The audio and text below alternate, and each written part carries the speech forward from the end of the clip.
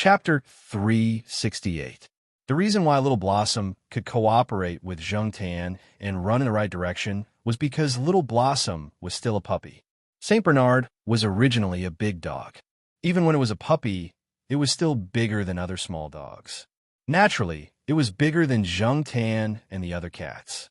However, Little Flower's personality meant that it was destined to be bullied by the 4 cats in the courtyard. From then on, Zheng Tan began to train Little Blossom. However, other people thought that it was just a game between cats and dogs. No one thought that Zheng Tan was training a dog. Therefore, now, Zheng Tan only needed to gently pull the collar on Little Blossom's neck, and Little Blossom would run in the direction of the pull. If he pulled the collar back, Little Blossom would stop. After a few years, they had a tacit understanding. The passers-by saw this pair and thought it was quite interesting. However, the blood on Little Blossom's body made many people flinch. Little Blossom led Zheng Tan all the way to the pet center. He didn't let the passers-by look at him. Not long after Zheng Tan and Little Blossom left, the situation at the entrance of the western courtyard stabilized. The road was completely cleared. It didn't look like an accident had just happened. A few guards were talking about what had just happened.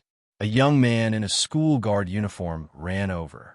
"Hey, Xiao Wang, what are you doing here? Although there was an accident here, we didn't inform you to come over. You can't leave your post without permission," one of the guards said with a frown when he saw the young guard. "No, Brother Liu. I received a call from Brother Zhang. He said that he sent Professor Li and the others to the affiliated hospital. Professor Li woke up in the car and asked us to take care of Little Blossom. He said that Little Blossom was also injured." "Brother Liu, who is Little Blossom?" The young guard looked around as he spoke. He had heard that there was an accident here and saw the school hospital's ambulance leave. However, they couldn't leave their post without permission. Therefore, he suppressed his curiosity and didn't come over. He didn't expect to receive a call not long after. The person who sent Professor Li and the others over thought that the matter here was not settled yet, so he did not call the security guards in the Western District compound. Instead, he called the young security guard who had been working a lot easier recently and asked him to take care of Xiao Hua. However, he did not know who Xiao Hua was, and the other party hung up without saying anything. After receiving a call from his colleague, the young guard immediately came over. However, he didn't know much about the people and things in the school. He had only heard of Professor Li's name on the phone. He didn't know Professor Li or Little Blossom. He thought Little Blossom was Professor Li's relative or something. When he came over, he wondered why Little Blossom didn't go to the hospital with the ambulance. When he came over, he looked around and didn't see any injured people. Little Blossom, an older guard, was stunned and looked around. Didn't I tie Xiao Hua to the side at that time? Why is it gone?" "Bolt?" The young guard was even more confused. "Is that Professor Li's big dog? Someone said they saw it just now." Someone said. They asked around and realized that the dog had disappeared when they weren't paying attention. "I've asked the guards in the East District. They said they haven't seen him return." A guard put down the phone and said, "Hurry up and look at the surveillance cameras. Even if it was a dog, they had to be responsible if they lost it. Moreover, this dog had saved people." Professor Li was still talking about it while lying in the ambulance. It seemed that the dog was very important to Professor Li. They gathered in the surveillance room and pulled up the footage captured by the cameras at the entrance. That one. I told you I tied it to the side." The older guard pointed to the footage and said. The footage showed the 3 of them pulling the dog out of the crowd and tying it to the side. Then, they stared intently at the dog on the screen. Then, from the footage captured by the camera, they saw a black cat, which was not much bigger than the dog, untie the dog's leash. The dog ran back and forth, and then the black cat jumped on the dog's back and rode the dog away.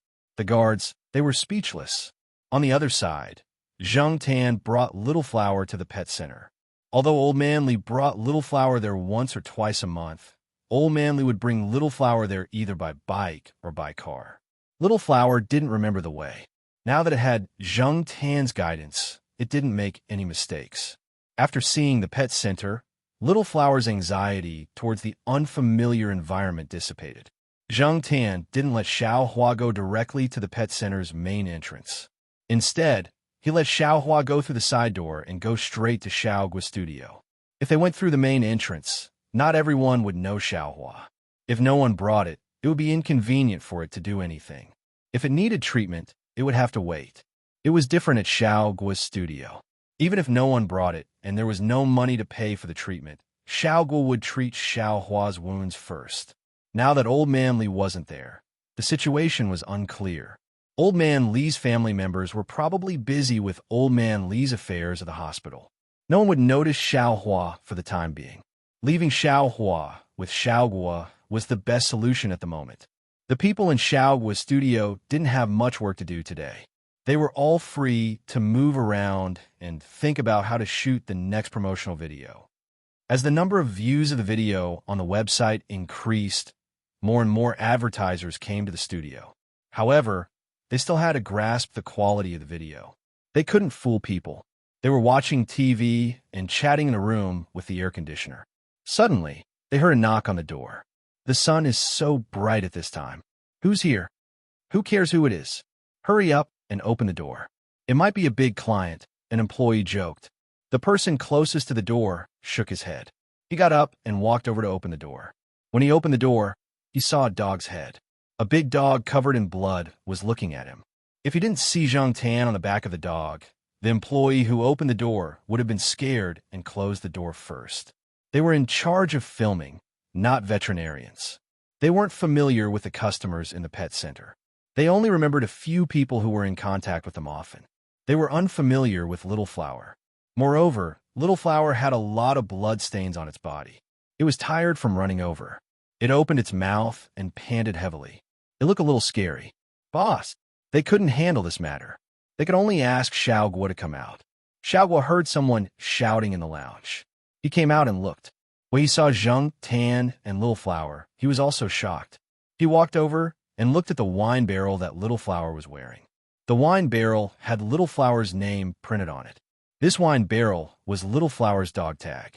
All the information was printed on it. This made Xiao Guo feel a little relieved. He was afraid that this black cat would kidnap the dog.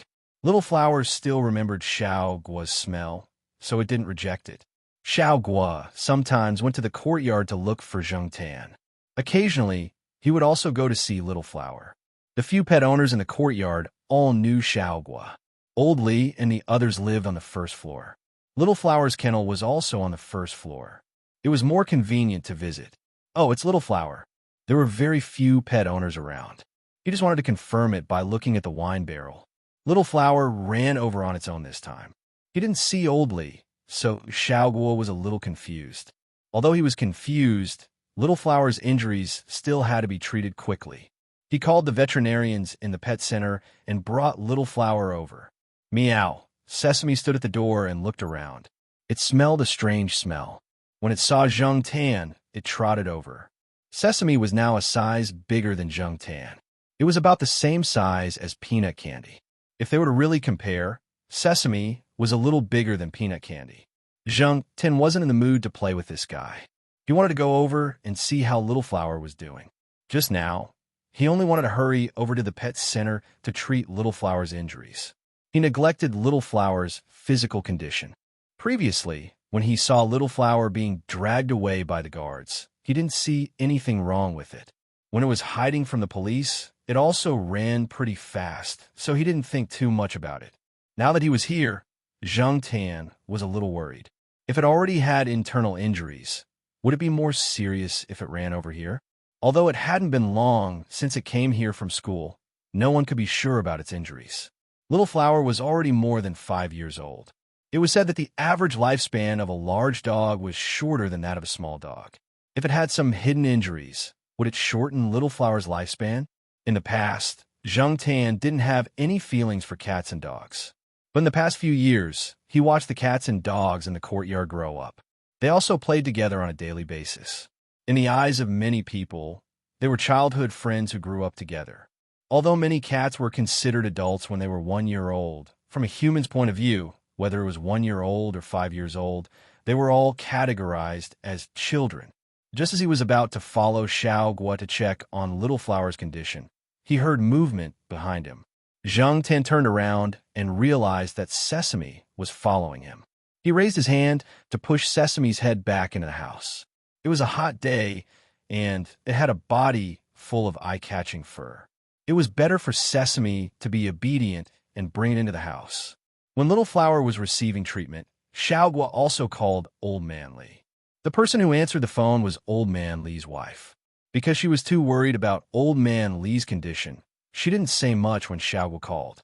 She only said that she wanted Xiaogua to help take care of Little Flower. Little Flower's examination results came out very quickly. There are no serious fractures, and there are no problems with the internal organs. Those injuries are easy to heal. According to the file, it's between 5 and 6 years old. It's still a St. Bernard in its prime. Professor Li usually takes good care of it. Little Blossom will have no problem living for another 5 or 6 years. A few days ago, someone brought a St. Bernard over. It's already 13 years old, and it's still living well. It's good that there are no major problems. Don't be stingy with the medicine.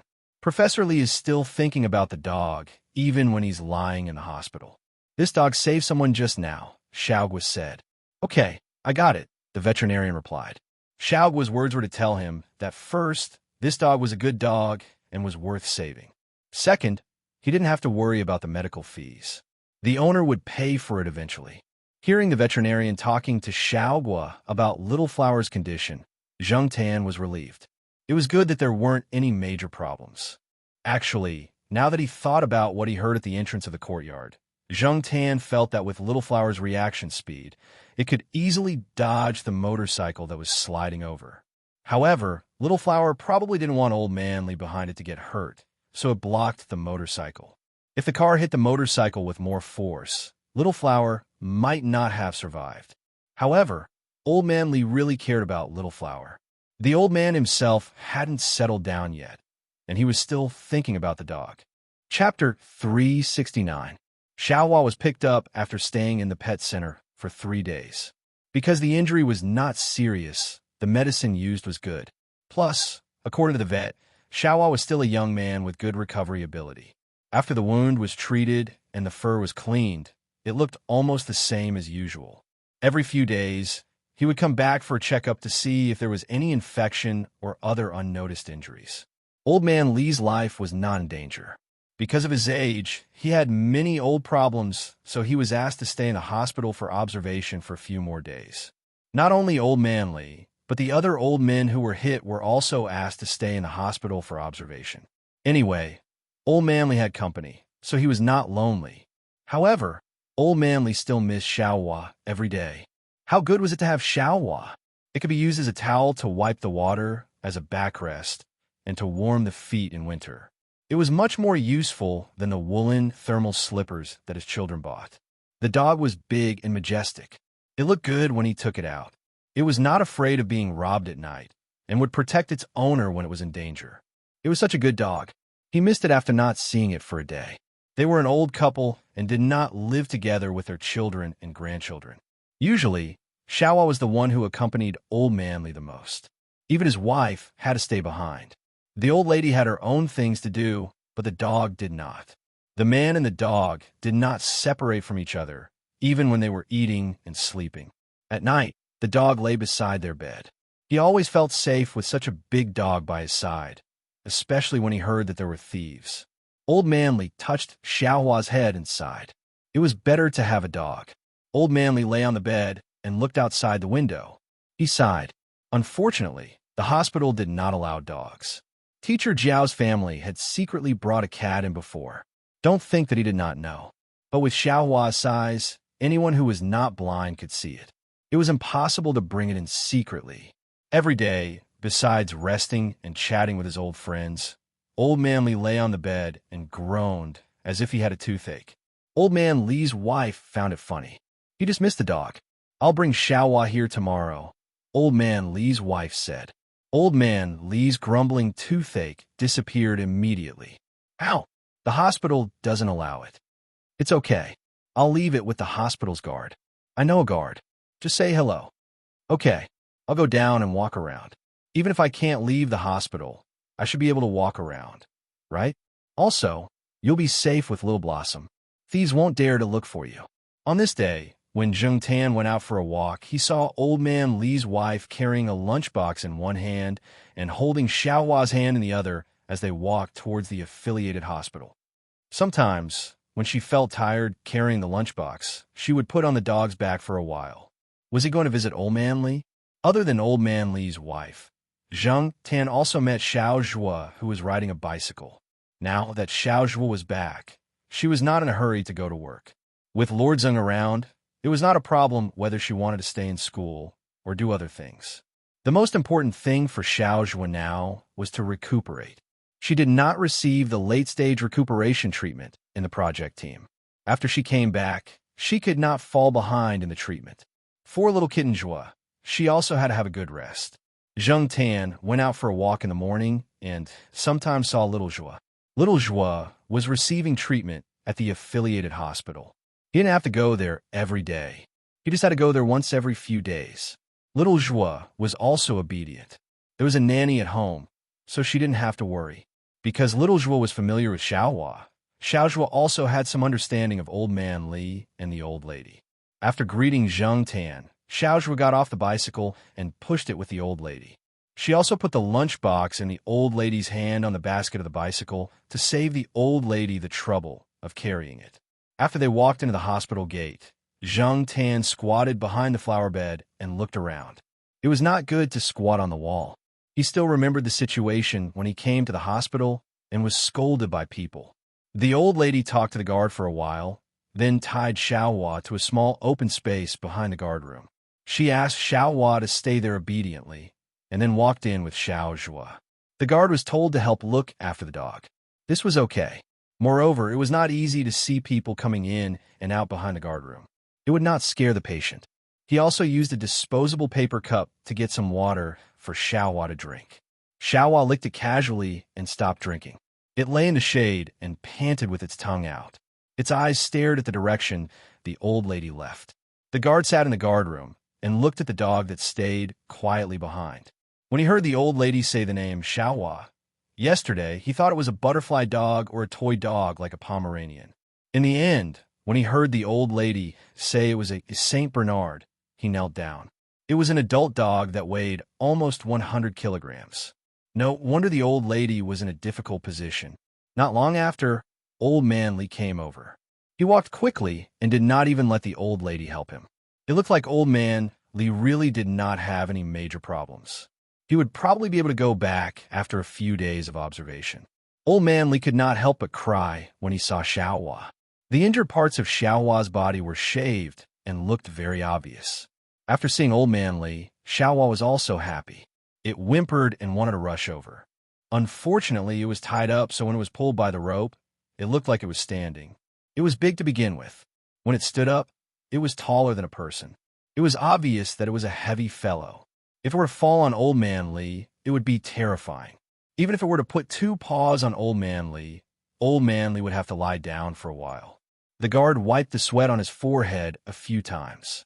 The old lady also knew that if Xiaohua pounced on her, it would be terrible. She quickly stopped Xiaohua's excitement. Xiaohua, sit down, sit down. The old lady quickly comforted Xiaohua. Hearing the order, Xiaohua sat down. However, it still whimpered at Old Man Li and wagged its tail vigorously. Old Man Li walked over quickly. He raised his hand and patted Xiaohua's head. Xiaohua, my Xiaohua, you've suffered. The guard in the guard room trembled. He felt a layer of goosebumps on his arms. When he looked over again, he saw Xiaohua licking Old Man Li's face until it was covered in saliva. Disgusting. This kind of big dog, especially with its mouth shape, was the most disgusting. After thinking about it, the guard decided not to look over there. Old Man Li cuddled with Xiaohua for a while. He thought of something and went to look for the guard. He remembered seeing a weight scale in the guard room before. Because there was something wrong with the height measurement on the scale, no one fixed it. It was left in the corner of the guard room. Sometimes, a few guards would weigh it to see if it had fattened up. He went over to take a look. As expected, the scale was still there. Although it's not convenient to measure the height, the weight is quite accurate, said the guard. Old Man Li stood on the scale and weighed it. Not bad. It was similar to the checkup in the hospital. He untied the rope and called Xiaohua over. It was so big that it was a little squeezy to stand on it. However, Since it was not its first time standing on a scale like this, Xiaohua did not need Old Man Li to say much. It stood properly. 95 kilograms. Your dog is really... The guard wanted to praise it. This dog was almost 10 kilograms heavier than a Saint Bernard owned by a friend of his. His friend often bragged about how big and strong his Saint Bernard was. Therefore, when he saw the scale, the young guard really wanted to praise it. In the end, before he could finish, Old Man Li's face was full of frustration. It's lost so much weight. As he said that, Old Man Li even went over to pat the dog's head. He said with heartache, "Xiaohua, my poor Xiaohua, you suffered." Zheng Tan and the guard. This time, it was not just the guard. Even Zheng Tan trembled a few times. Before the guard could say the word, "Okay," he swallowed it back. Old Man Li could not stay outside all the time. There was a routine checkup later, and he had to take medicine.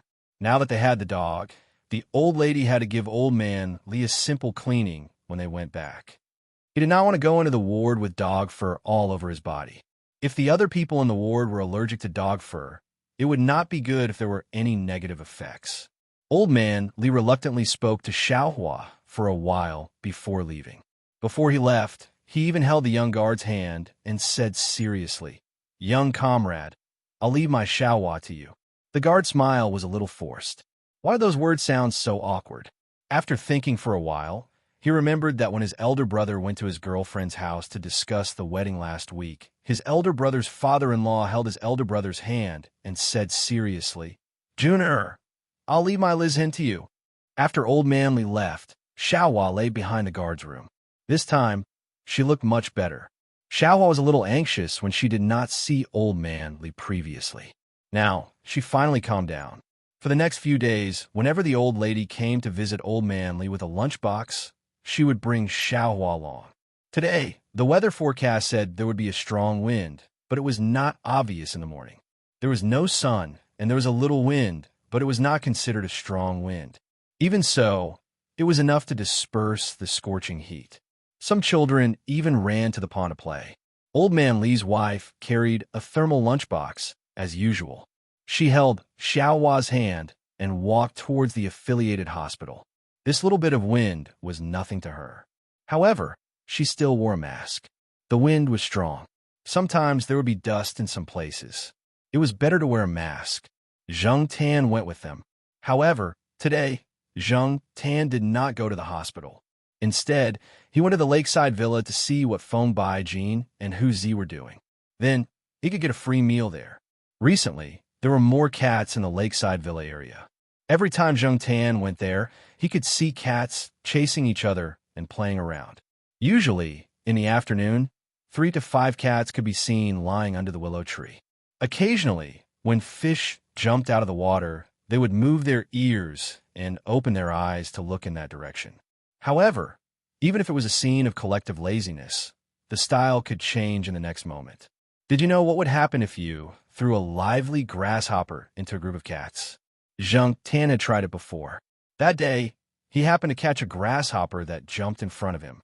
It was probably caught by a cat. One of its legs was broken, and there were traces of cat claws on its body. However, this grasshopper was still quite happy. It jumped boldly and directly in front of Zheng Tan. It even planned to jump over Zheng Tan and jump into the bushes. After Zheng Tan caught it, he threw it to the place where the cats were lying under the willow tree. Then, the cats that were lying there lazily a moment ago suddenly became alert. Their pupils dilated. Looking at the grasshopper that was being fought over by the 5 cats, Zheng Tan silently lit a candle in his heart. When Zheng Tan came over, Feng Baijin was playing a game. It was probably a new game that he had created. Zheng Tan had never seen that game before. Hu Zi was lying on Feng Baijin's lap. When Feng Baijin moved, it snorted twice, unhappily, indicating that it was disturbed and that Feng Baijin should not move. Chapter 370. After eating lunch at Feng Baijin's house, Zheng Tan planned to stay for a while and watch Hu Zi fight other cats in the neighborhood.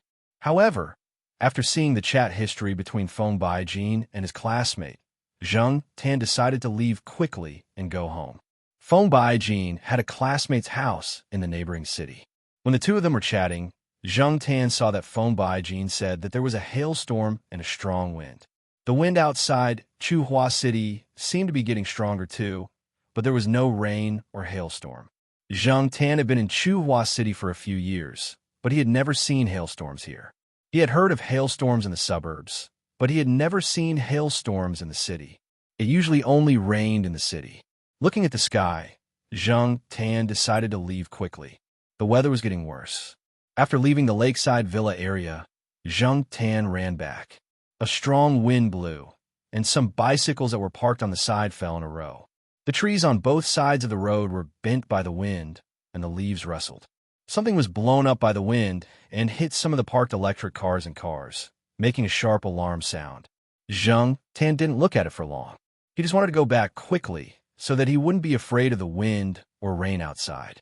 When he passed by the affiliated hospital, Zheng Tan thought of Xiaohua, who was tied up there. He jumped on the wall and looked inside. Xiaohua was still lying there. Its eyes were squinted because of the wind, and its fur was messy. The guard was helping a patient in and didn't care about Xiaohua. At this moment, another gust of wind blew. Kaka! A tree near the guard room was blown down. It broke from the trunk, and the broken part fell towards the guard room. Xiaohua saw it and stood up to avoid it, but because it was tied up, it couldn't break free. Luckily, Zheng Tan saw that the tree fell slightly to the side, so it wouldn't crush Xiaohua. However, Little Blossom didn't know that. It only saw the tree falling towards it. After it failed to break free, it tried to break free a few more times.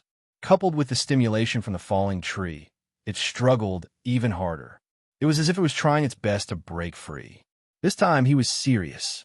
He was not fooling around with Old Man Lee like he usually did. Such a big dog really had a lot of strength when it got serious. Little Blossom's dog leash was tied to a steel pillar. The pillar was fixed in place, and Little Blossom could not pull it. The broken part was the hook between the dog leash and the collar. The hook was detached from the dog leash. Zheng Tan wanted to help Little Flower untie, but Little Flower had already broken the rope. After breaking free, Xiaohua's first reaction was to run in the direction where Old Man Lee and the old lady had left. However, there were many people there, and they were also on guard against Xiaohua, the big dog. After being chased away, Xiaohua ran out of the hospital.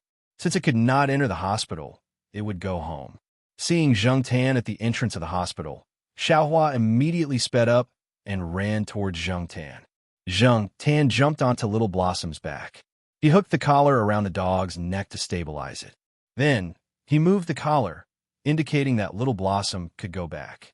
With Zheng Tan around, Little Blossom did not run around like before. Moreover, it had been brought here by the old lady for the past few days. It remembered the way. While running, Zheng Tan realized that it had started to rain. This was not a good sign. If it was raining, Zheng Tan would not mind. However, Little Blossom was still injured and had not fully recovered. It would not be good if it got wet. Now it was windy. It seemed that the storm was about to start. There was a traffic jam at the T-junction in front. There were many cars and people. The road ahead was so blocked that Little Blossom could not squeeze through. An old lady even chased Little Blossom away with an umbrella when she saw it. It could not go on like this. Summer rain would not give you much time to react. It might rain down in the next moment. He thought about the distance between here and the courtyard. Although it was not far, with Little Blossom's running speed, it would still take 5 minutes. He did not know if it could last for 5 minutes in this weather. If it started to rain immediately, even if it stayed outside for 2 seconds, it would be drenched. "Hey, over there!" Someone shouted in his direction. Zheng Tan did not think that it was him at first. The voice shouted a few more times. Then, it added a me at the end of the sentence. This was how people called cats in this area. Zheng Tan looked over. Not far away, at the entrance of a small grocery store, a middle-aged man stood there and looked in Zheng Tan's direction. When he saw Zheng Tan looking over, he waved his hand. Zheng Tan hesitated for 2 seconds. In the end, he decided to go over and take shelter from the rain. The rain was about to get heavier. He could not delay any longer. He had to be decisive. He pulled on the collar and signaled Little Blossom to go over. Little Blossom was a little confused. It looked at the grocery store and then turned to look at Zheng Tan. It still followed Zheng Tan's instructions and walked over. However, it was still vigilant. When it was 2 meters away from the grocery store, it stopped and looked at the person standing beside the cashier. "Come in." The person waved his hand again. Little Blossom did not move. Zheng Tan jumped down from the dog's back and walked into the store first. It sniffed and looked in a direction. On a tall shelf, a very clean white cat was squatting on it. It looked down at Zheng Tan, who was walking in. Its pupils contracted, and its eyes looked a little sharp. Zheng Tan ran out and pushed Little Blossom into the store. Little Blossom followed Zheng Tan's push and slowly moved into the store. However, it was still vigilant. After it went in, it sniffed the surroundings. Then, it squatted near the door and did not go inside. As long as it was not drenched in the rain, Little Blossom's wound would not be a problem for the time being. If it got infected, even if it was not a serious injury, it would worsen. After Little Blossom entered the store, Zheng Tan looked at the person leaning against the cashier. The shop owner looked to be in his 40s. His skin was a little dark. It was not clear if it was natural or because of the sun. He had a very mean-looking face. With a cigarette in his mouth, he looked in the direction of Zheng Tan and Little Blossom. Generally speaking, aunties and old ladies would tell their little grandsons to stay away from such people when they saw such people. It couldn't be helped. A person's face could leave a first impression on others. People who looked amiable would also feel close to them at first glance. However, people who looked fierce or harsh like this person in front of them were treated differently. However, for animals, a person's face had nothing to do with an impression. If you were kind to them, many animals would feel close to you. When Zheng Tan saw the cat on the shelf, he felt that this person was not a bad person. He and Little Blossom were only here temporarily to avoid the rain. They did not want to interfere with this person's interests, so it should be fine. Moving his ears, Zheng Tan heard a sound and looked toward the back of the store. A young man came out with a box of umbrellas. "Boss, these are all the umbrellas. I tore up all the previous prices. They were all 15 yuan per umbrella. F*CK. The man was talking when he saw the big dog squatting at the door. He almost threw the box of umbrellas to the ground. Boss, where did the dog come from?" The young man looked very scared. He did not go closer. Holding the box of umbrellas, he looked at the person next to the cashier. "I called it in to avoid the rain. What are you afraid of?" "I'm afraid of dogs. I was bitten by a dog when I was young. Since then, I have felt that animals like dogs are really scary. I don't understand why so many people like dogs." "Okay, put the umbrellas there. You can take a nap in the back," the owner said with a cigarette in his mouth. His words were not very clear, and there was an obvious dialect. If Zheng Tan was not familiar with dialects, he would not have understood. The young man understood. He was already used to this way of speaking. He quickly put down the box of umbrellas and slipped away. He did not forget to close the door to the back room, as if he was afraid that the big dog in front of the door would enter. The shop owner took out a pen and wrote something on a piece of white paper. Then, he took the paper and moved the box of umbrellas to the entrance of the shop. The paper was hung on a shelf above. It was written in black and white, and it was written in bold font, "Umbrellas and raincoats for sale. Special price of 20 yuan per umbrella." If Zheng Tan was not hallucinating, the young man said that the umbrellas were sold for 15 yuan when he moved the box over.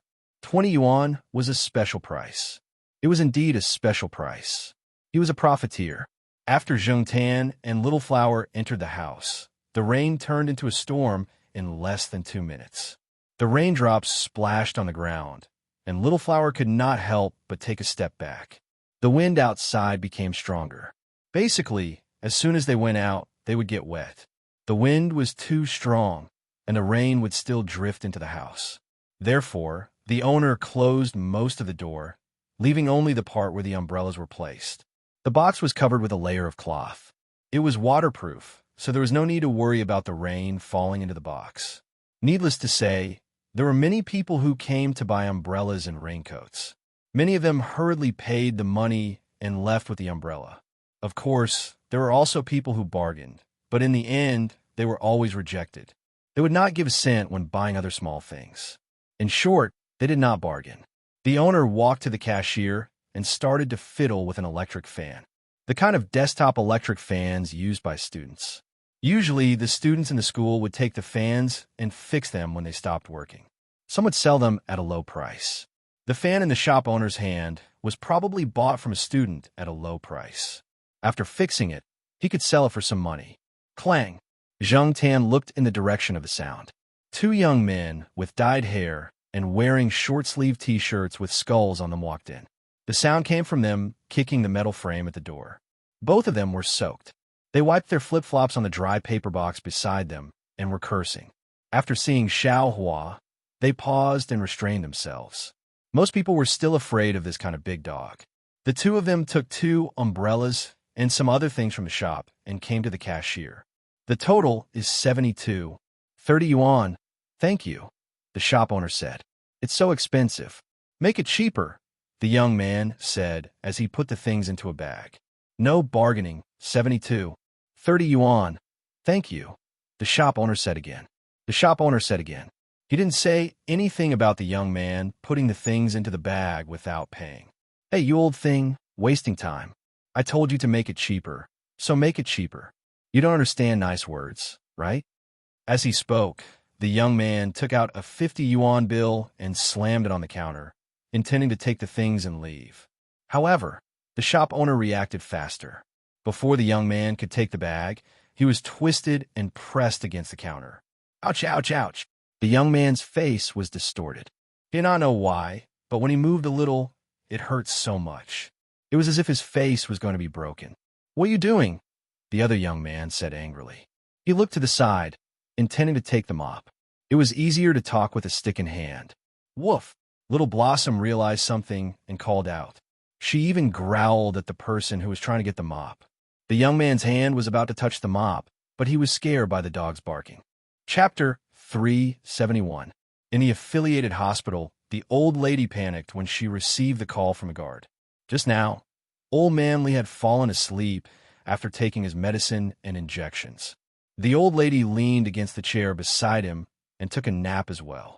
The other people in the ward who were awake were discussing the changes in the weather outside.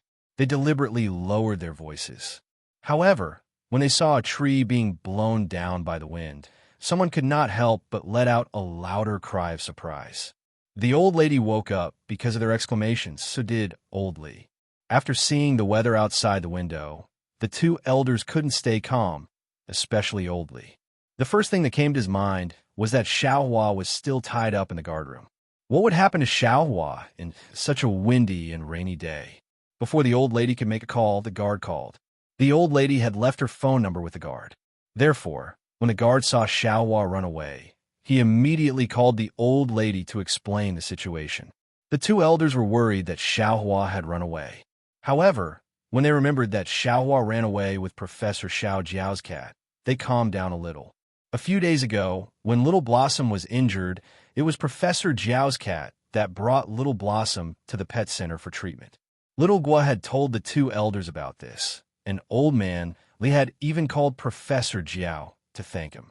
Old Li even told the old lady in private, Professor Xiao Jiao is a good person and a good cat. However, the weather outside wasn't good. Old Li couldn't rest in peace. He asked the old lady to pass him the phone. He directly called the Jiao Pa. The Jiao Pa, who was arranging teaching materials in the office, saw the caller ID and immediately picked up the call. Old Li was a retired professor from the Institute of Biological Sciences. Although Old Li studied plants and didn't have much to do with the Jiao Pa's research, the teachers in the institute still respected Old Li. Therefore, the Jiao Pa didn't think much and picked up the call. Hello, Professor Xiao Jiao. Did your cat go back? Old Li briefly told the Jiao Pa about what happened at the hospital. The Jiao Pa thought about it and said, I'm in the office now. I'll call and ask. Sorry to trouble you, Professor Xiao Jiao. If you have any news, please call me back. After hanging up, the Jiao Pa called home. Generally speaking, when Zheng Tan was at home, he would press the answer button when he saw the familiar number on the landline.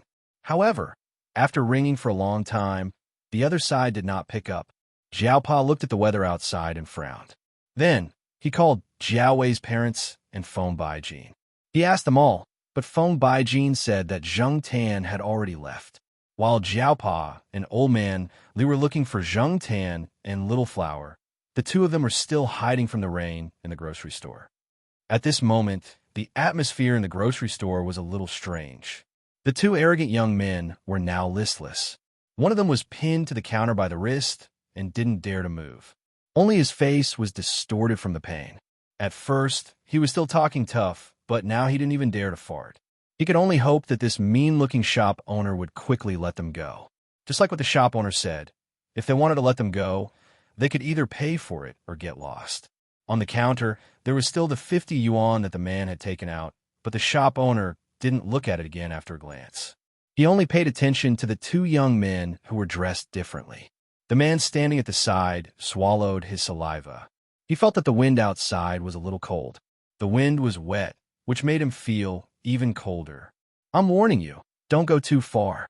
The young man standing at the side raised his hand and pointed at the shop owner. However, it was obvious that his fingers were trembling. Little Flower sneezed from the rain that had splashed onto his nose. The man was so scared that he trembled again. He couldn't outsell the Samoyed when he was smiling, and he couldn't outsell Brother Ba when he pretended to be pitiful. There weren't many facial expressions on Flowery's face. For people who didn't know this type of dog, the most intimidating thing was its size. The two young men wondered if the big dog behind them was showing its impatience. When they thought about it, they became even more scared. The shop owner didn't say anything.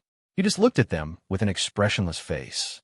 Then, the young man standing at the side gritted his teeth, took out 20 yuan from his pocket, and put it on the counter.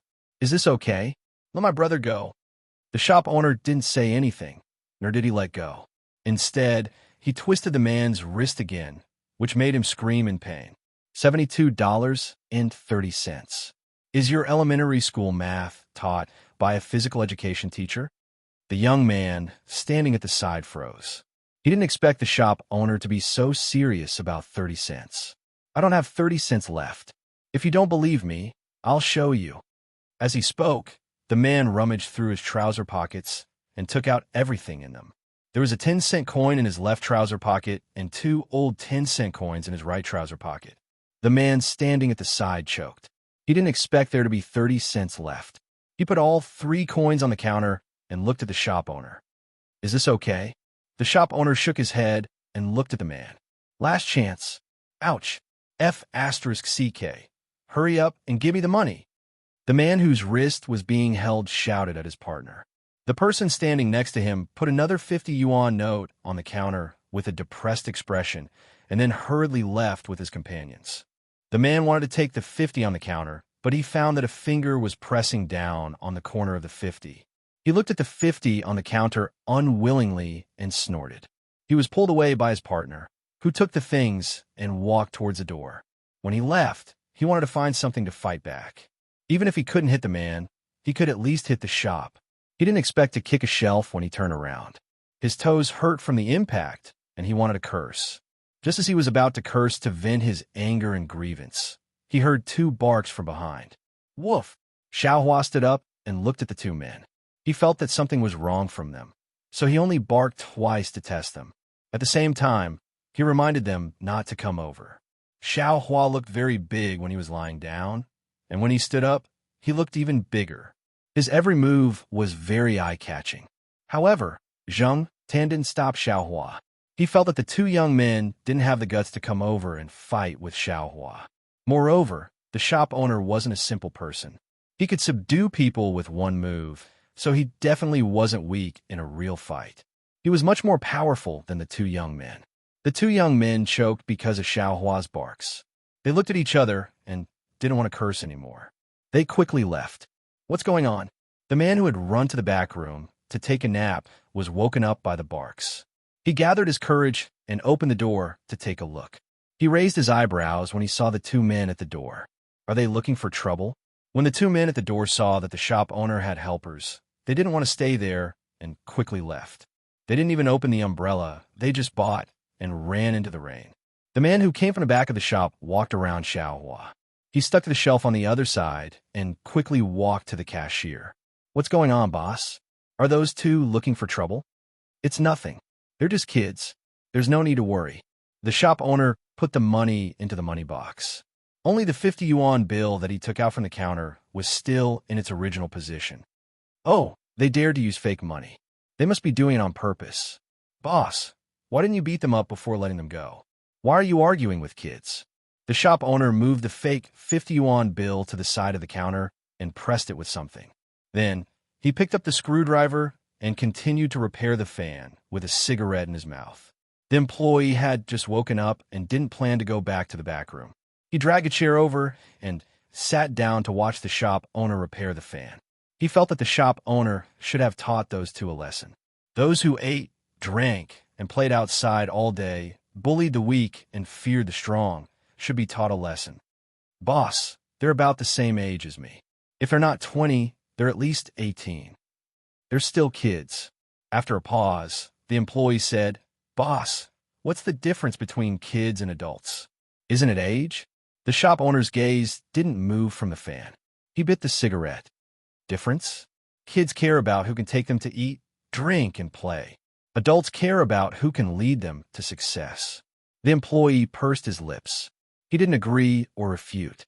He looked at the box at the door and said, Boss, didn't anyone say anything about your behavior of raising the price in the rain? What's there to say? The bus fare increases during the holidays. What's wrong with raising the umbrella fare when it's raining? I've learned from you what it means to take advantage of a burning house. No, the shop owner shook the screwdriver in his hand. I'm just letting you know more vividly what it means to be a businessman without evil intentions. Perhaps for many people, all businessmen without evil intentions was a derogatory term. However, for many businessmen, such as the shop owner himself, that wasn't necessarily the case. Zheng Tan squatted next to Xiao Hua and listened to the conversation between the shop owner and the employee. He felt that the shop owner was quite interesting. Hey, boss, aren't you afraid that the cat and dog will stay here? The employee asked. He wasn't afraid that Zheng Tan and Xiao Hua would hear him at all. In his opinion, even cats and dogs that had been with people for a few years wouldn't be able to understand complicated words. The shop owner didn't say anything. Zheng Tan also pretended that he didn't hear anything. On the shelf, the white cat changed its position. It was still staring at Zheng Tan and Xiao Hua from above. Even when the shop owner called it over, it didn't move. After staying in the grocery store for about an hour, the rain gradually became lighter. After another 10 minutes, it finally stopped. However, there were still a few drops of rain falling from the sky. The sky was much brighter now, but the wind was still blowing. Looking at the sky in the distance, there was probably still a storm brewing. Taking advantage of this time, he quickly went back. As soon as Zheng Tan left the grocery store, Xiao Hua stood up and followed him out. After walking for a while, Zheng Tan turned back to look at the grocery store. Because the rain had stopped, the door was opened again. The situation at the cashier counter could be seen clearly from outside. The shop owner was testing the electric fan that he had just fixed. The white cat jumped down from the shelf and onto the cashier counter. The white cat looked at the shop owner with its sharp eyes. Then, it quickly used its paw to remove the cigarette in the shop owner's mouth. The shop owner hadn't stopped smoking for more than an hour. He liked to work with a cigarette in his mouth.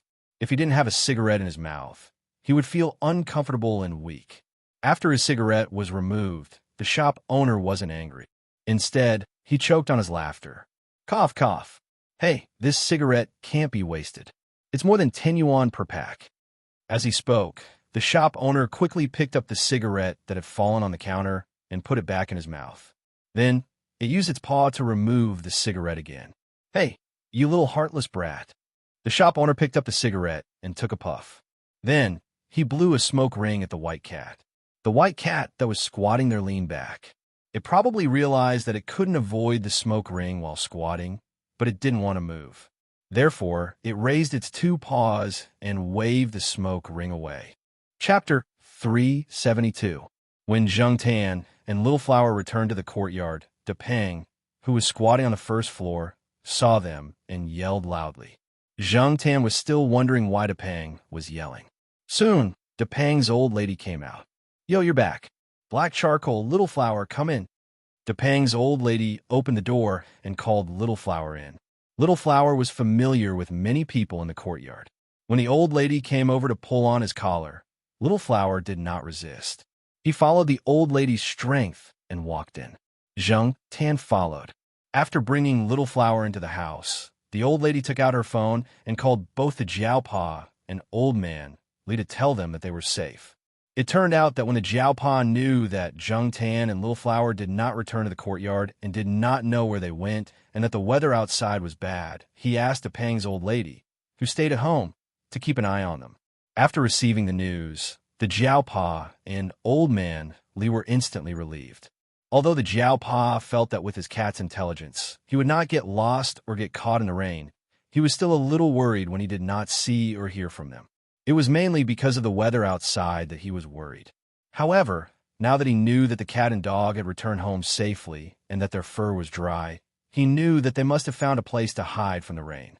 If someone helped them, the Jiaopa planned to go over and thank them. After all, in that kind of weather, not everyone would take in a cat and a dog temporarily. Forget about the cat, but Little Flower's big dog was too big. Since he took it in and didn't have any bad intentions, he really should go and thank him. In the past, there were many cases of people cheating dogs and selling dog meat. A large dog like Bernard Shaw was actually a meat dog in many people's eyes. A meat dog was a dog that was raised to be eaten. The Jiaopa had seen in the newspaper that people raised or bought such large dogs at a low price. It was no wonder that Old Man Li was so anxious in the hospital. Little Flower was too kind and easily taken advantage of. If he was really sold to be eaten, where would Old Man Li go to cry? 2 days later, on a sunny weekend, Zhang Tan took Jiaopa to the grocery store. When the shop owner saw Zhang Tan, he was quite surprised. He didn't expect that the cat would bring its owner to his door just because he helped it. The Jiaopa bought some fruits and went over to express his gratitude. After chatting for a while, he left. Jiaopa received a call from a student. Something had happened in the laboratory, so Jiaopa could only bid farewell in a hurry. After the Jiaopa left, the shop assistant walked over and picked a red grape from the fruit bag and put it in his mouth. "Boss, I didn't expect to get a bag of fruit just by helping a cat. These fruits aren't cheap. They're worth at least a few $dozen. This is a good deal." Sometimes, helping someone with all of one's heart might not be exchanged for sincerity. Sometimes, it would just be a thank you. In this day and age, a thank you is worthless. He didn't expect that this time. He had only let a cat and a dog in to take shelter from the rain, and they had come to thank him and even brought gifts. This family valued the cat quite a lot. The shop owner also tasted a few red grapes and said, "That's why I said that if you think you can help, then help. It doesn't matter if it's a human or a cat. Cast your net wide. As long as there's a big fish, you learn a lot." Just by listening to the first part of the sentence, the shop assistant thought that his boss's character had improved. He didn't expect the latter part of the sentence to reveal his true nature. However, the shop assistant still nodded. The boss's words didn't sound good, but made sense. It was a different interpretation of the phrase, "Good people will be rewarded." It was a straightforward value. However, the shop assistant and the boss didn't expect that they would get more than this. After the Jiaopa came over to express his gratitude, he told Old Li what he knew. Obviously, Old Li had the same thought as the Jiaopa. He knew that the grocery store owner had helped them, so he bought gifts to thank him as soon as he was discharged from the hospital. In other people's eyes, it wasn't that big of a deal. Wasn't it just helping a dog? Did they have to go over to thank him? However, just like Zhang Tan's position in the Jiao family, Xiaohua's position in Old Li's heart wasn't small either. At that time, Xiaohua was still injured. If he got drenched in the rain, he would be even more injured. Therefore, Old Li took the gifts and brought Xiaohua to the grocery store. He held the shop owner's hand and thanked him solemnly. "Comrade, thank you for taking care of my Xiaohua." The shop assistant stood at the side and trembled. He felt that this old man was even more exaggerated than the university professor who came last time. What was the gift next to him? Other than fruits, there was a box of American ginseng. It looked quite high-end. The shop assistant didn't know that many people went to visit Old Li when he was in the hospital. Every person who went to visit him brought a lot of gifts. There were so many things like ginseng that Old Li and his wife couldn't finish them all. This time, they happened to come across this matter, so they brought a box over. After Old Li left, the shop assistant sighed to the shop owner again. He casually cast the net and caught 2 fish. "Boss, do you think there will be more big fish?" The shop owner snorted. "You should be content." The shop assistant didn't really think that there would be more developments. He just said it casually. Then he happily carried the fruits to the back to wash them. He even generously picked a grape and put it in front of the white cat that was squatting on the shelf. The white cat slapped it away with its paw. After another 2 days, the people from the grocery store came again. After Xiao Guo found out about this from the Jiaopa, he wanted to use this matter to film a short film and publicize it. If people saw cats and dogs in trouble in the future, they would be able to help out. After getting the shop owner's approval, Xiao Guo brought the people from the working group over. "Is my outfit okay? It's my first time being interviewed, so I'm a little nervous." The shop assistant specially wore clothes that showed off his good temperament and stood in front of the shop owner. "It's passable," the shop owner said. Compared to the shop assistant's nervousness and excitement, the shop owner looked no different from usual. This time, the shop owner didn't want to show too much of his face. The shop owner said that he wanted to show an honest and sincere feeling. The shop owner's face was really not convincing. He didn't want to show his face, so he let the shop assistant do it. However, there were some things that the shop owner had to explain. The shop owner briefly told Xiao Guo what happened that day. When Xiao Guo asked about the white cat on the shelf, the shop owner told him the truth. Of course, he didn't mention the increase in the price of umbrellas in the heavy rain and the 2 gangsters on the way.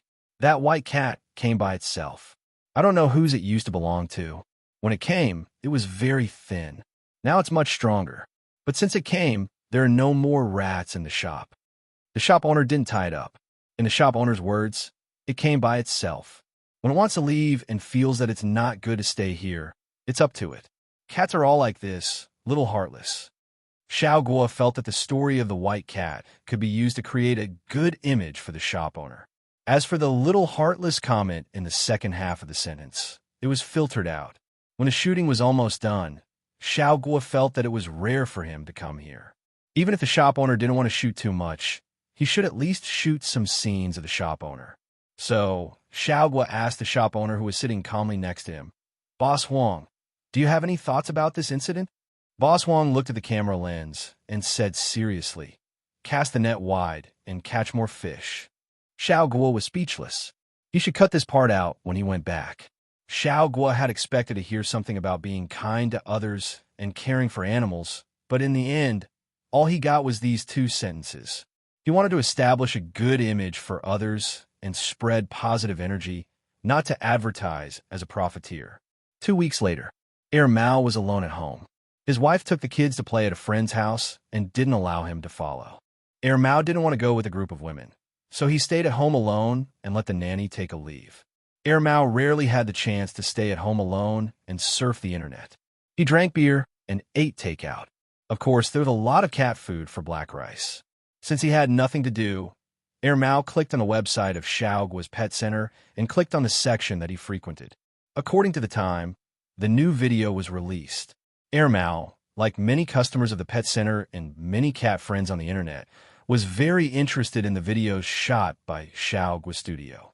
Sometimes he would watch the commercials. The crude commercials made by cats and dogs could entertain him for a long time and always make him feel relaxed. In addition to the commercials, there were also some short films about life, which always made him smile. Especially when he saw those who had tough stuff at home, he couldn't help but gloat. In the last episode, it was about Xiao Hua bravely saving his owner and honorably getting injured. What about this episode? Mao clicked on the latest video. It wasn't about commercials, but about what happened during the storm a few days ago. The main character was still Xiao Hua. Because it was a dog from the courtyard, Mao had paid attention to it and even visited Old Li in the hospital. In this episode, it was Xiao Hua again. What did this dog do this time? Recently, this big dog had been appearing on the screen a lot. In the new video, after Mao saw a scene, he was stunned. He put down the beer, moved the progress bar forward a little, and then pressed pause on a certain scene. Staring at the somewhat mean face on the screen, Mao picked up the phone and called Xiao Guo. "Hello, Mr. Guo, are you free now? I have something to ask you." Xiao Guo was originally distributing work with the people in the work group, but after receiving Mao's call, He put down what he was doing and walked into the lounge. Yes, I'm free. What do you want to ask? Since Xiao Guo knew about Mao's background, he decided to suck up to him. Other than the matter about black rice, Xiao Guo wouldn't refuse Mao's rare call. How could he let go of such a good opportunity to get closer to Mao? Mao asked Xiao Guo about the video they had just shot, as well as the owner of the grocery store. The owner? His surname is Huang, but I don't know his full name. He didn't mention it either. He didn't want to show his face too much during the shoot, so it was basically shot by the staff. Although he didn't know why Mao wanted to ask about the store owner, Xiao Guo still told Mao what he knew. His surname is Huang. Okay, I got it. I won't bother you anymore. Mr. Guo, you can continue with your work. After hanging up, Mao turned off the computer and went out. In the grocery store, the staff had been in a good mood because of the interview. After the video was released, he went to read the comments from the netizens. His performance that day was good, and the netizens commented that he was young and handsome. This made the staff proud for a few days, and he still hadn't completely let it go.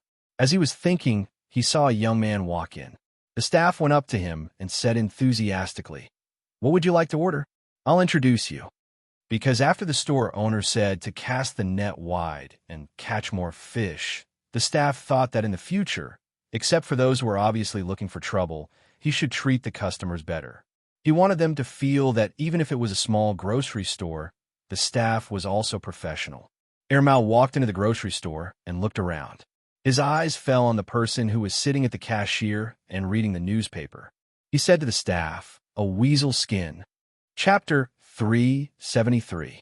The shop assistant looked at his boss and then at the customer who seemed to be looking for trouble but did not look like one. After a few more glances, the shop assistant was sure that the customer knew his boss. Since they knew each other, the shop assistant had nothing to do with it. His boss would handle the rest. Therefore, the shop assistant picked up a rag and started wiping the shelves.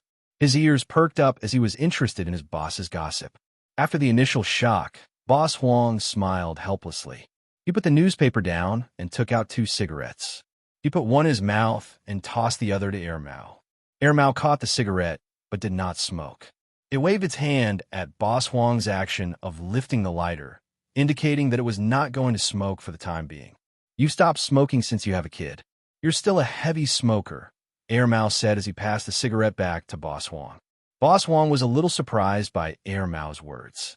He did not expect the naughty and mischievous person to have a kid so soon. In his impression, Mao would only settle down in his 30s, and before that, he would run around and play. "There's a chair over there. Drag it over and have a seat. Don't be shy," Boss Huang said as he put the cigarette back carefully. Mao did not hold back. It dragged a chair over and sat with its legs crossed. It even took a peach from the fruit bowl on the other side of the counter to munch on it. "It's been a few years since we last met. I didn't expect you to become like this," Boss Huang said.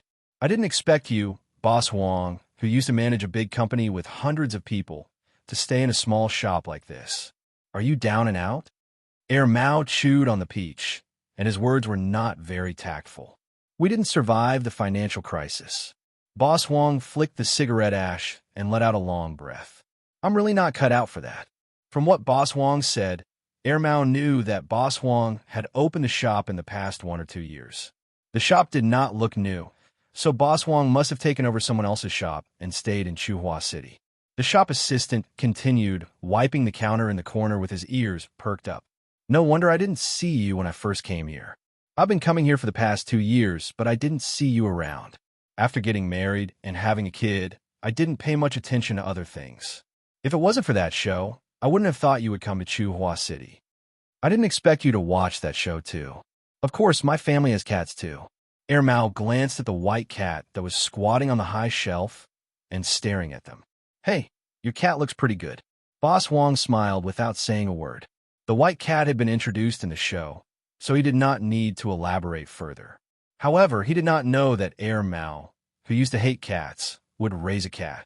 Boss Huang also did not expect Mao to find him in the pet show. It seemed that he was not the only one who had changed in the past 2 years. Mao had also changed a lot. In the past, this kid always wore strange clothes and dyed his hair. He looked like a hooligan or a street swindler. Now, he looked like a decent person. After all, he was a father. Mao did not ask too much about Boss Huang's old company. Even though they had not seen each other for a few years, they chatted like old friends. Mao asked why Boss Huang was kind enough to take in Xiao Hua, and Boss Huang told him about it. This time, he did not explain it in an official manner like he did with Xiao Hua and the others. Instead, he told him the truth. I heard that the online show has a lot of viewers, and it costs a lot to advertise it. My little shop benefited a lot from the free advertisement. Many people who watch the show have been coming over recently. Oh, Mao nodded. I was wondering where Xiao Hua got his courage from. So it's black coal. TSK. It wasn't in the video. Black coal? That black cat. Boss Huang recalled and smiled. Back then, the cat was riding on the dog's back. If it wasn't for the cat, the big dog wouldn't have come in. Don't underestimate black coal. It's quite the troublemaker. Mao mentioned something about Zhang Tan. The two of them chatted until dinner time. Mao then stood up and left. Boss Huang wanted Mao to stay for dinner, but Mao declined. I still need to prepare cat food when I get back. I'll buy some side dishes tomorrow. Let's have a drink. Sure. Boss Huang did not reject Mao's offer. After all, it was not like Mao lacked money. After Mao left, the shop assistant threw the rag away and ran to the cashier counter. Boss, who's that? An old friend?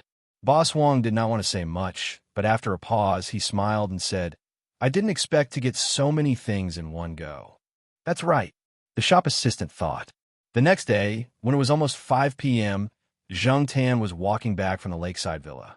Unexpectedly, he bumped into Mao, who was carrying a bag of roast duck and a bag of cooked food. Black Coal, where are you going? Why don't you come with me to the grocery store where you took shelter from the rain? You can get to know someone while you're there. I'll call Professor Jiao later, said Mao. Zhang Tan thought about it and decided that it was a good idea. Since Mao would call him, he did not have to worry about being scolded. Besides, Mao mentioned the grocery store, which piqued Zhang Tan's interest, so he went with Mao. During the summer day, especially at noon, there were not many people shopping at the grocery store. Usually, there would be more people at night when the sun went down. When Zhang Tan and Mao arrived, the sun was still up, so it was still warm. There were not many people in the grocery store. The shop assistant was sitting at the side, playing with his phone while Boss Huang was still reading the newspaper at the counter. As soon as the shop assistant saw Zhang Tan, his eyes lit up. Zhang Tan could not help but stop in his tracks. He did not know why the shop assistant looked at him as if he was some RMB. Boss Huang asked the shop assistant to bring out a folding table. He cooked 2 side dishes and brought a few bottles of beer. The 3 of them and the cat made do with the food. When he saw Zhang Tan eating the same food as them, Boss Huang was curious. Is it okay for the cat to eat like this? It's fine. Mao was not worried at all. After distributing the food to Zhang Tan, it added a few pieces of roast duck, a few slices of beef, and some side dishes to the counter. Zhang Tan's table was on the counter. Zhang Tan did not mind. He ate a lot for lunch and slept for the whole afternoon without moving much, so he was not hungry. He came over to see what kind of expert Boss Huang was. From what Zhang Tan knew, anyone who was close to Mao was not an ordinary person.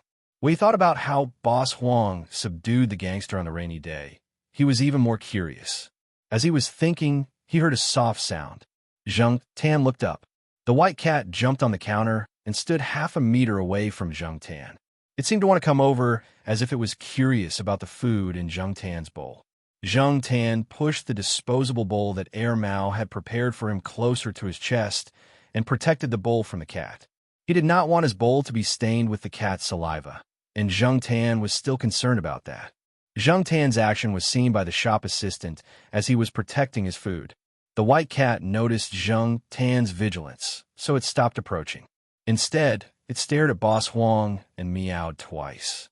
Boss Huang picked up some duck meat without sauce and put it beside the white cat's feet. The white cat sniffed it and ate it reluctantly, causing the shop assistant to pout. You were more obedient when you first came here. Now you know how to put on airs. You're not cute at all. Boss Huang picked up another piece of duck meat and tapped the white cat's head with the other end of the chopstick. You little heartless thing. Not mine. My black rice is very obedient. It doesn't throw a tantrum, Mao said proudly. Zheng Tan scoffed in his heart and doubted Mao's words. He wanted to listen to more gossip and find out what was so special about Boss Wong, but to his surprise, Mao did not lead the conversation in that direction at all. They only talked about the usual trivial things. Zheng Tan was so bored that he wanted to take a nap. He regretted coming here. Instead of listening to the boring gossip, he might as well go back and have some good food. After dinner, the sun had set. Some customers had just come to the shop, so the shop assistant went to deal with them. Boss Wong did not have to show up, so Mao and Boss Wong had been drinking and chatting in front of the folding table. However, they had moved the table further inside the shop so that it would not disturb the customers. Zheng Tan was taking a nap on the counter. He was too lazy to move, even when the shop assistant was picking up the items at the counter. All of a sudden, Zheng Tan's ears twitched, and he looked outside the shop. There was a car and a van outside. The two men who came out of the van were the ones who came to the shop to cause trouble when it rained the other day. When the customers saw the "I'm here to cause trouble" look on their faces, they stopped buying and quickly left. However, they did not go far. They watched from a distance and discussed whether they should call the police if a fight broke out later. Some people nearby saw the situation and joined the discussion. However, most of them were just there to watch the show. Small merchants like them did not want to provoke the gangsters. Mao and Boss Wong saw the men as well, but they did not look worried at all. Mao even sized up the newcomers with interest. He then stood up and said, "I'll go out first. You take your time." When Mao walked to the counter, he called Zheng Tan out with him. Zheng Tan glanced at Mao. He jumped down from the counter and walked out of the shop with Mao. Mao was still in the mood to buy a melon from a vendor who was pulling a wooden cart. He then leaned against the cart and watched the situation in the shop. Zheng Tan did not go far. When he saw that Mao did not intend to leave, he jumped onto a small three-wheeled vehicle in front of the car and watched the shop. Inside the shop assistant was anxious. He wanted to call the police when he saw that the men were not friendly, but he was stopped by his boss. Boss Wong saw that the shop assistant looked like he was about to face a great enemy, but did not run away, so he asked him to stay aside for a while. The shop assistant was actually very dissatisfied with Mao. Mao and his boss were like brothers when they were eating just now, but now that there was trouble, Mao turned around and ran away. Among the 9 men who came, the leader was called Brother Yu. He had a dragon tattoo on his arm, and the word Azure Dragon was beside it, as if he was afraid that people would not know that it was the Azure Dragon. Brother Yu walked up to Boss Wong with his underlings. He raised his chin and asked him, "Yes, Brother Yu, that's him," said the young man whose hand was twisted by Boss Wong. Boss Wong was not in a hurry. He took out a pack of cigarettes and tapped on the cigarette box with his finger. A cigarette popped up and was caught between 2 fingers. The cigarette twirled between his fingers before it stopped. Boss Wong handed the cigarette to Brother Yu and said, "Give it a try." "Hey, who wants your lousy?" Before the lackey could finish his sentence, Brother Yu had already taken the cigarette from Boss Wong's lighter. He even lit the cigarette and took a puff of it. "How is it? Not bad, right?" Boss Wong lit one for himself. "I heard that there's a KTV on the street. It's pretty good." "Yeah, the girls are very hot." Brother Yu nodded and agreed. The lackey did not know what Brother Yu meant. He thought that Brother Yu had his own plans, so he did not say anything. Usually, when Brother Yu was talking, he would not let them interrupt. "This is the right time to go there," Boss Wong said. "Indeed," Brother Yu replied while smoking. The 2 lackeys who had been taken advantage of by Boss Wong before were a little anxious. The atmosphere was different from what they had imagined. The more they looked at them, the more they felt like they were old friends chatting. Didn't Brother Yu say that he did not know this person? Zheng Tan also found it strange. Moreover, when Boss Wong took out the cigarette, Zheng Tan had a very strange feeling. He could not tell what it was, but he just felt strange. Boss Wong chatted for a while more before he said, "All right, I won't keep you from having fun. Farewell. I won't see you out." Brother Yu turned around and left with the cigarette in his mouth. Brother Yu? The lackeys behind him did not understand what their boss meant. They could only follow him and leave. Seeing this, the people who had wanted to watch the show were disappointed. The onlookers also dispersed. All bark and no bite. There was nothing to see. Zhang Tan was standing very close to the car. The rear window of the car was not closed after the brother Yu entered the car. Therefore, Zhang Tan could clearly hear the conversation inside. "Brother Yu, what should we do now?" asked one of the men sitting in the driver's seat. "Of course we're going to the KTV on the street. Do you even need to ask?" Brother Yu said with a tone that said, "You are all idiots." Hearing such an answer, the man choked.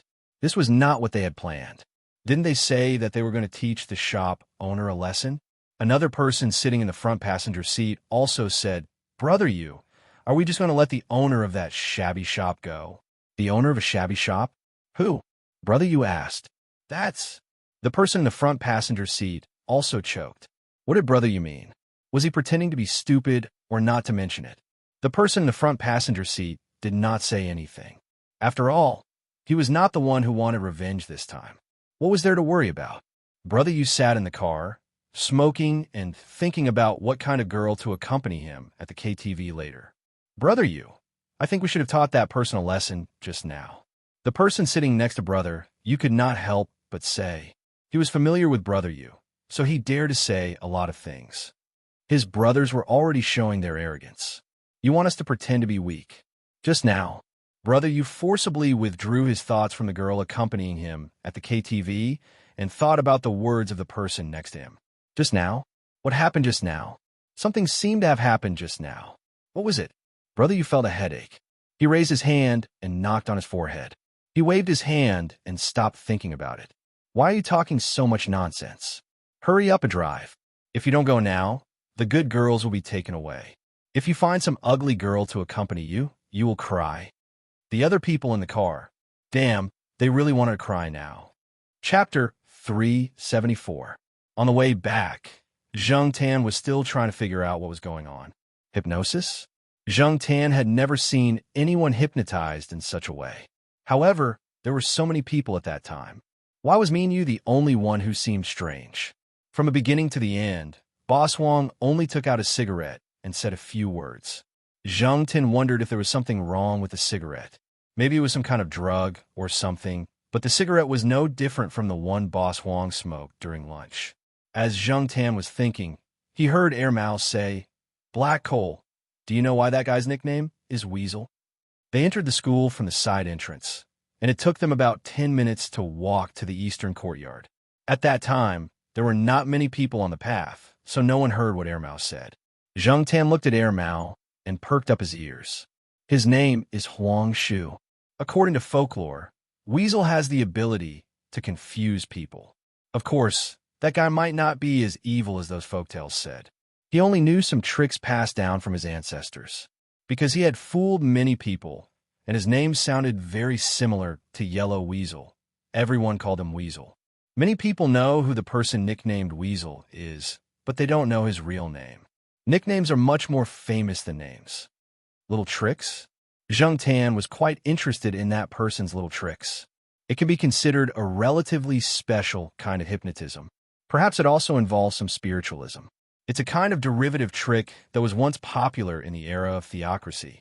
Using your cat dad's scientific explanation, it should belong to the category of neuroscience.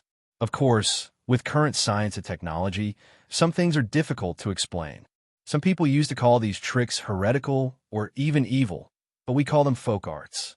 Every kind of skill that has been passed down for hundreds and thousands of years has its own reason and value. But don't be afraid. Usually, he wouldn't use that kind of trick, especially on people. He rarely used it when he was doing business back then. Of course, tonight's situation is an exception. Also, I told him not to use that kind of trick on you. While Air Mao was talking about Boss Wong, Zhang Tan was thinking, even if Boss Wong is a hypnotist, he might be able to hypnotize humans, but can he hypnotize cats, dogs, and even rats? If he had that kind of ability, why would he stay in a small grocery store? However, Zhang Tan had seen a lot of people with weird tempers. Just like Air Mao, who didn't live in a high-end elevator house or buy a villa, but chose to rent an apartment in a courtyard in the Eastern District and lived in a small place of about 70 square meters. Everyone had their own ideas. Zhang Tan couldn't figure out the thoughts of those weirdos with his own way of thinking. Being able to see Boss Wong's special side made Zhang Tan's afternoon trip worthwhile. The The next day, Zheng Tan went to the grocery store again. Initially, Zheng Tan wanted to observe Boss Huang's little tricks more, but he was more curious than afraid about the hypnotic tricks that Mao mentioned. When the shop assistant saw Zheng Tan again, he even greeted him with a smile. The shop assistant was still a little dizzy after what had happened last night. He didn't know why those people had come in such a rage and left after saying a few words to the boss. He had asked the boss about it, but the boss had only replied, probably because they were bored and had nothing better to do. The shop assistant couldn't sleep in the middle of the night and kept thinking about what happened last night. He suddenly realized that Mao might have expected something like that, so he went out to watch calmly. It seemed like Boss Huang had a lot of secrets. Young people were always curious, but Boss Huang had no intention of telling him anything. When Zheng Tan arrived, there was no one in the store. The shop assistant was playing poker with Boss Huang out of boredom. It was the simplest kind of poker game. Whoever drew the most points would win in 5 rounds, and the loser would be responsible for cleaning the store for the day. Zheng Tan jumped up and took a look. On the paper that recorded the results, the shop assistant had lost from the beginning to the end. Every time, it was a best-of-5 format.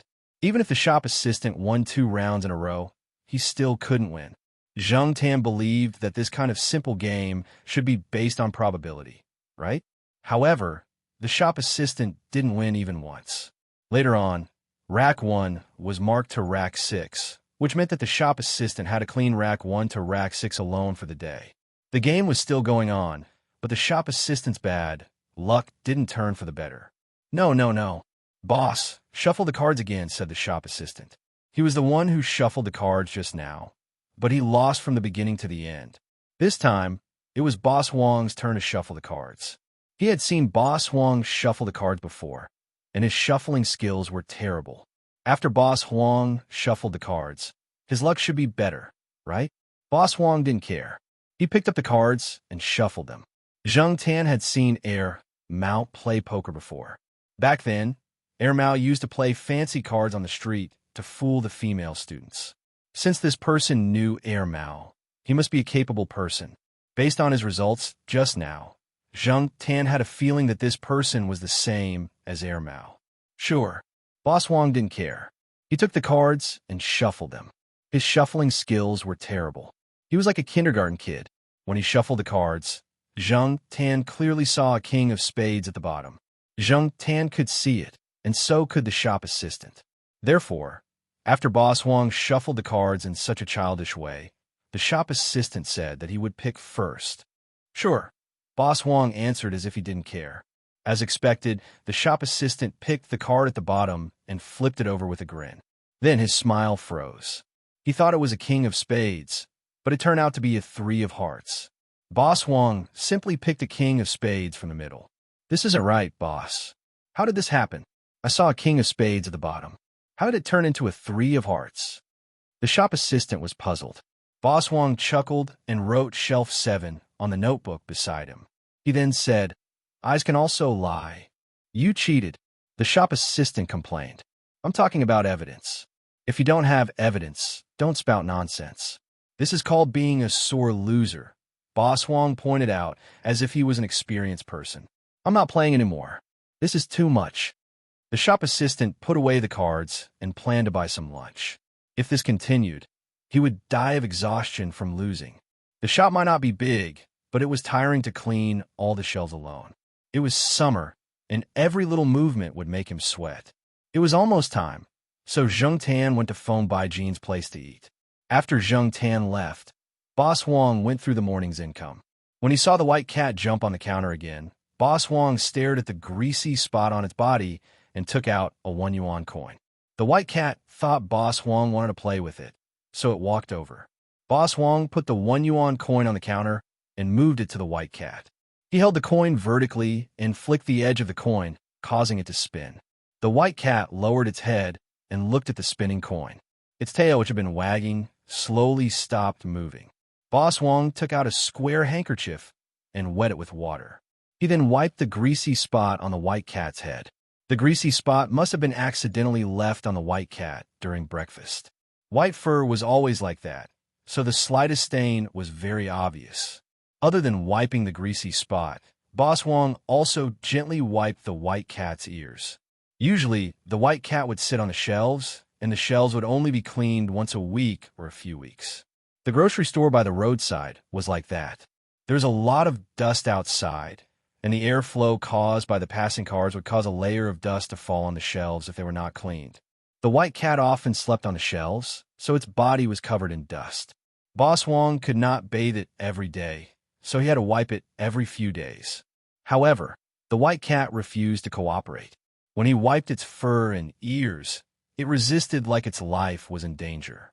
Therefore, Boss Wong often resorted to other methods, such as the current situation. After wiping the cat's ears, Boss Wong casually flipped the white cat's fur. He saw the cat carrying a fat rat in its mouth, so he wondered if it was infected with fleas. Cats had to be stroked, and flipping their fur would make them feel uncomfortable. Many cats would resist, including the white cat, but it did not move at all, allowing Boss Wong to do whatever he wanted. After flipping the cat's fur and finding no fleas, Boss Wong was relieved. He did not plan to bathe the cat or buy flea medicine. Putting the towel down, Boss Wong raised his finger and flicked the white cat's nose. The white cat shuddered as if it was awakened. It looked at Boss Wong and the coin beside its paw. It raised its paw and played with the coin as if it had no idea what had just happened. Looking at the white cat playing with the coin nonchalantly, Boss Wong thought of the black cat that came in the morning. Was the black cat a male or a female? Mao didn't say anything about it, did it? Boss Wong pondered. The white cat in his shop was a female, and the black cat kept coming over. If it was a male, did it have its eyes on the white cat in his shop? He was not sure. The black cat walked with its tail hanging down, so Boss Wong was not sure if it was a male or a female. Boss Wong thought that if he saw the black cat again, he would have to see if it was a male or a female. Even though Mount told him not to play any tricks on the cat, he just wanted to see if it was a male or a female. It would not hurt the cat anyway. Boss Wong picked up the coin that was almost pushed out of the counter by the white cat. He fiddled with the coin in his hand and stopped reading the newspaper. After lunch, he kept an eye on the outside of his shop to see if the black cat would come again. Zheng Tan had lunch at Feng Baijian's shop. He watched Feng Baijian play a new game before he jumped on a willow tree by the lake to take a nap before he went back to his shop. Initially, Zheng Tan did not plan to enter the grocery store. He was just passing by, but Boss Wong, who had been keeping an eye on the outside, suddenly called out to Zheng Tan. Cole, come here. Boss Wong waved at him. Zheng Tan was speechless. Did this guy learn this from Mao? But it was even worse than Mao. Even the word black was omitted. Zheng Tan had no idea what Boss Wong wanted, but he still walked over. Boss Wong tapped on the counter. Come on, Cole. Let's play a game. Boss Wong then took out a hemp rope and dangled it beside the counter. He played with it a little, since he usually used it to tease the cat. Zheng Tan looked at Boss Wong as if he was looking at an idiot. He did not touch the hemp rope. Instead, he jumped on top of the counter to see what Boss Wong wanted. When Zheng Tan jumped on top of the counter, Boss Wong did not care why Zheng Tan did not play with the hemp rope. He took out the coin from earlier and flicked it like how he did with the white cat. When the black cat in front of him looked at the coin without moving its tail, Boss Wong thought it was enough. He wanted to grab Zheng Tan's tail to see if it was a male or a female. However, the moment his hand touched the tail, his eyelids twitched. He suddenly realized that something was wrong. A black figure flashed in front of him, and he only managed to raise his hand to block it. However, he failed to block Zheng Tan's kick. Boss Wong almost fell off his chair after the kick to his face. He did not care about the pain on his face, as he was shocked. It's ineffective. Chapter 375. After Zheng Tan kicked Boss Wong, he stood at the counter and looked at the man who almost fell off his chair. Although Mao had told Boss Wong not to use such tricks on Zheng Tan had always been wary of people with special abilities like Boss Wong. He was not familiar with Boss Wong. The first time they met was because of the weather. Boss Wong had let them in to take shelter from the rain, and Zheng Tan had thanked him for that. However, ever since he found out that Boss Wong was close to Mao, he knew that Boss Wong was not an honest person. Otherwise, Boss Wong would not have been able to hang out with Mao. There was a saying that birds of a feather flock together. Therefore, even though Zheng Tan knew that Boss Wong did not have any malicious intentions, he was still vigilant to prevent pranks from happening. He did not expect it to happen now. When Boss Wong took out the coin, Zheng Tan had a strange feeling. It was the same feeling he had when Boss Huang played with you that night, so Zheng Tan was on guard. Boss Huang thought that Zheng Tan lowered his head and did not move because Zheng Tan was observing the coin to see if it was different from a normal coin. As for Zheng Tan's tail, it was because he was not a real cat. Other than moving his tail when he was thinking about something or when he was excited, his habits were different from other cats. Since Boss Huang treated Zheng Tan like a normal cat, he was not very cautious around Zheng Tan. On top of that, he had misjudged the strength of Zheng Tan's kick and even tried to grab the cat's tail like a naughty child. He had a death wish, and because of that, he was kicked. Zheng Tan looked at the shocked Boss Huang. He raised his hand and stepped on the coin that was lying flat on the counter. He then flicked it with all his might. The coin flew out and hit the wall behind the counter with a crisp ding. It then rebounded and fell on Boss Huang's head, sliding down his hair. Boss Huang caught the coin. After all, he was a person with experience, so he quickly calmed down. Other than the shock from earlier, he was now more curious. Why did it not work? He was very familiar with the tricks he used on small animals, such as cats and dogs. He had never encountered such a situation before. Boss Huang was kicked in the face earlier. Fortunately, he dodged in time and blocked some of the force with his hand, so his nose was not hit. Otherwise, he would be bleeding right now. It seemed that this cat was quite strong. No wonder Mao said not to provoke it. Boss Huang got up and walked to a shelf where there were mirrors of different sizes. He picked one up and looked at it to check the injuries on his face. Since it was not a big problem, he did not bother about it anymore. The minor injuries on his face would heal in no time. Zheng Tan had been paying attention to Boss Huang's movements. From the moment the man walked to the shelf, picked up the mirror, walked to the side to get the cup, and poured the tea leaves into the cup, Zheng Tan had a strange feeling at least 3 times. The first time, Boss Huang even turned around to look at Zheng Tan for a few seconds. The second time, he only glanced at Zheng Tan twice. The third time, he did not look at him, but he did pay attention to Zheng Tan from the corner of his eyes. After that, Zheng Tan did not feel it anymore. Seeing that it was almost time, he left the grocery store and went home. After dinner, Mao went to the grocery store to chat with Boss Huang. Boss Huang told him about Zheng Tan's incident that day. Didn't I tell you not to provoke that cat for no reason? Mao frowned. I just thought of it on the spur of the moment. I didn't plan to do anything to it. I just wanted to see if it was a male or a female, but I didn't expect to get kicked. Boss Huang sighed. Speaking of which, that cat is really weird. Mao knew what was going on in Boss Huang's mind. Boss Huang had inherited some folk skills from his ancestors, and he had never failed to use them. Today, however, Zheng Tan had given him a hard time. Boss Huang's senses were very sharp. Wherever his target's attention was, he would strike from there. It was impossible to guard against it.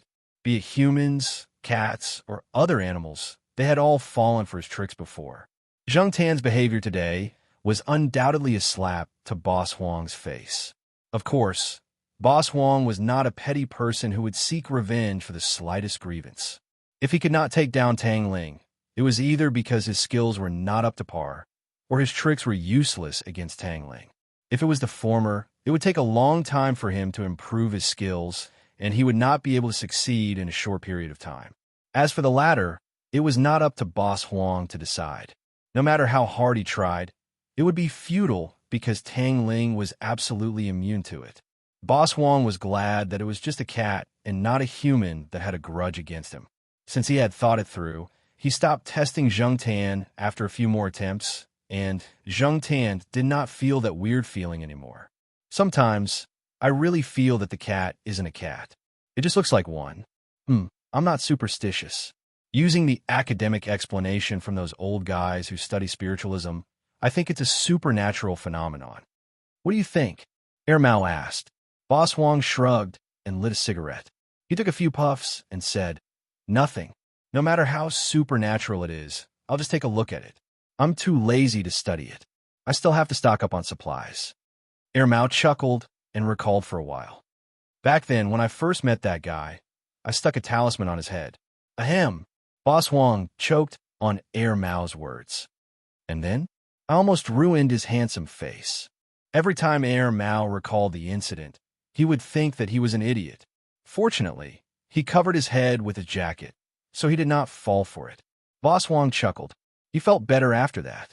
For the next few days, Zhang Tan did not go to Air Mao's shop. He only bumped into Air Mao when he was strolling around the campus and listened to it talk. Air Mao said that Boss Wong's tricks did not work on Zhang Tan. Although Zhang Tan believed it, he could not help but wonder why Boss Wong's tricks worked on other animals, but not him. Air Mao and the others did not fall for the trick because they had their own capabilities. As for Zhang Tan, he knew himself very well.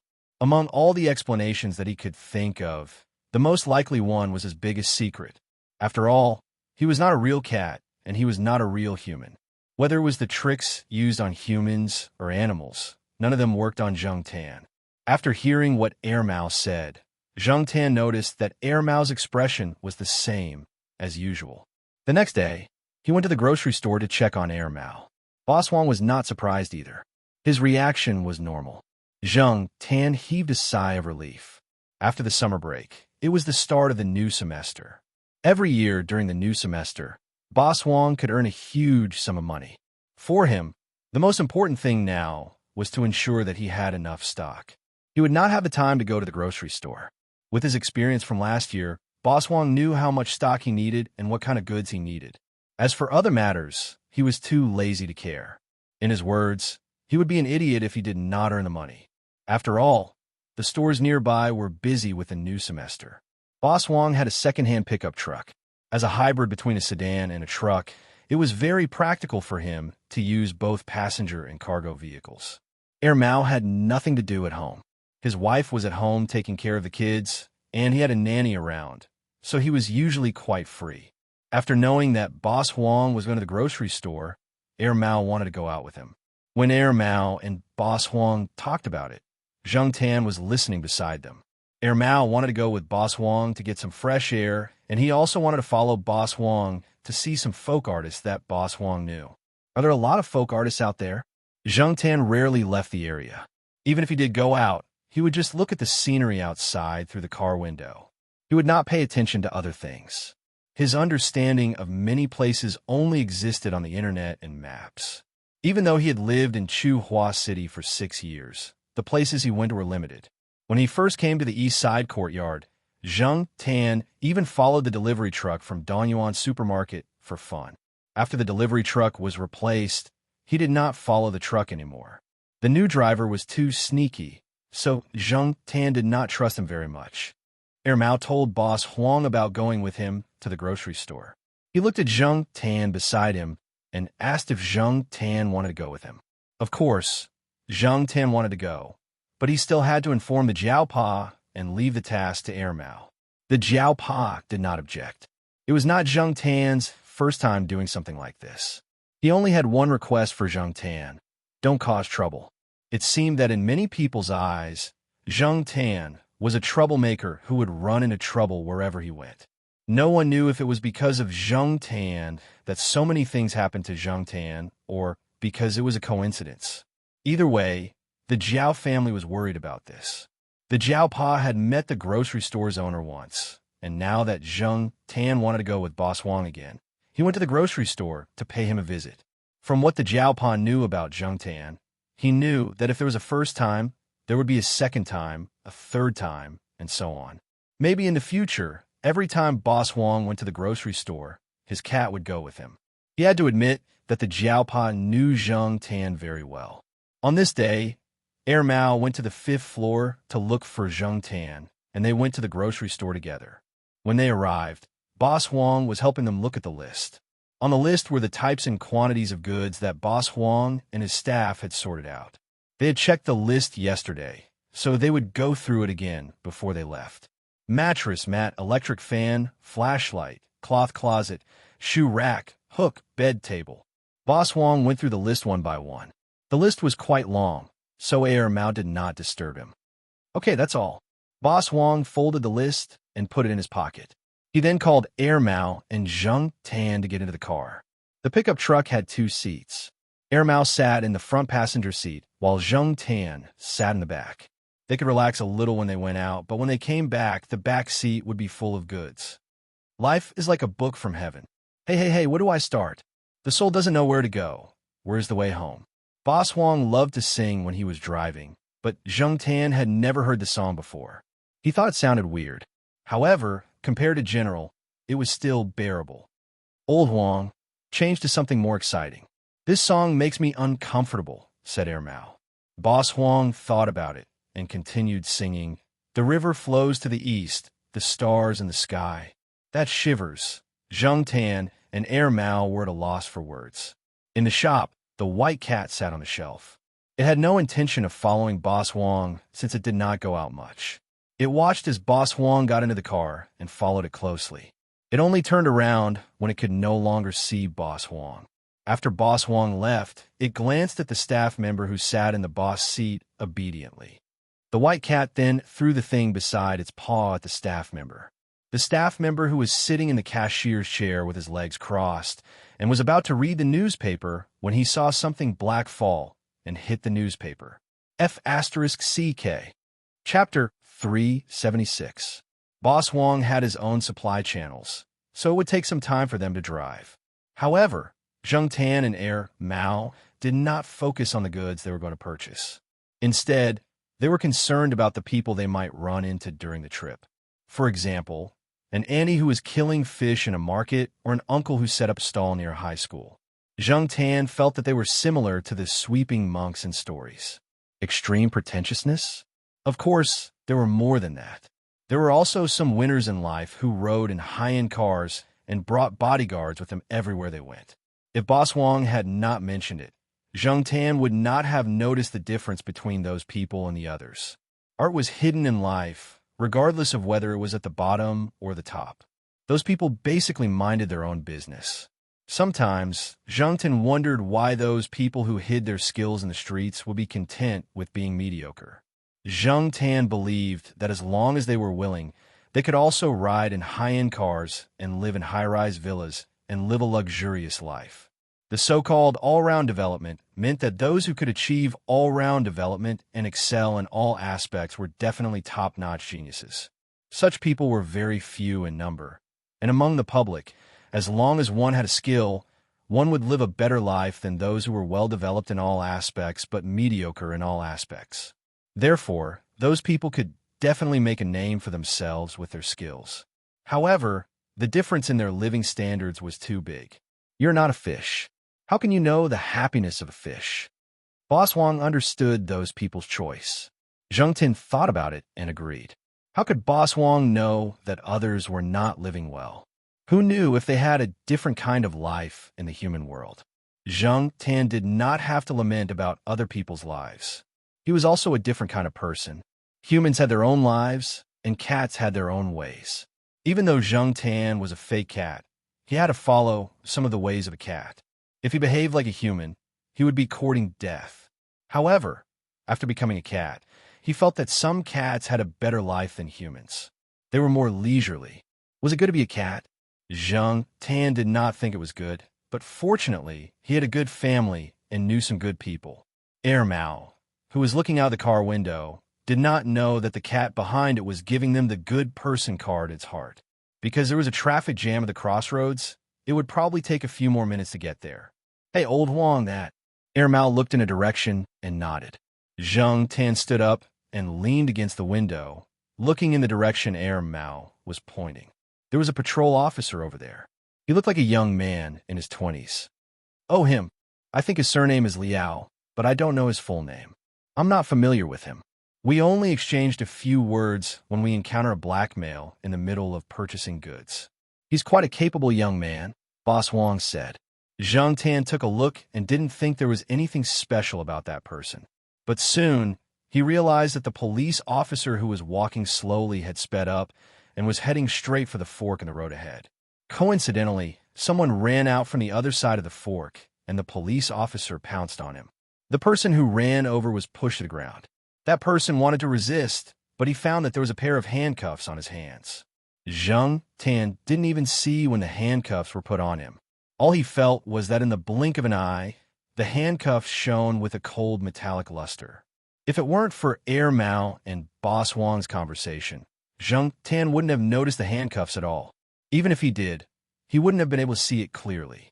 When the police officer lifted the person up, two other officers ran over from the other side of the road, panting heavily. They were also police officers. When they saw the situation, they smiled and chatted with the police officer. Judging from their expressions, they should be with the police officer. A police cruiser approached the roadside, and the three officers escorted the suspect into the cruiser. The police officer was the last to enter the cruiser. Before he got into the cruiser, he glanced at Zhang Tan and the others. After the police officer left, the crowd was still discussing the incident, but it was only temporary. When Zhang Tan and the others finally drove through the crossroads, the surroundings returned to normal. The passers-by didn't know that there was a short confrontation between the police and the robbers at the fork in the road. If you run into any trouble in this area in the future, you can look for him. He might not be very enthusiastic, but he has a good heart, said Boss Wang. A capable person might not have a good heart. Zhang Tan knew that. Even those in uniform might not have a good heart, but since Boss Wang said so, Zhang Tan believed that the young officer should be a good person. What did Boss Wang say just now? His surname is Liao? Zhang Tan memorized the name in his heart. He did not know if he would need the officer's help or not, but since the officer was capable enough to catch Boss Wang and Air Mao's attention, he must not be an ordinary person. Therefore, Tang Ling memorized the name.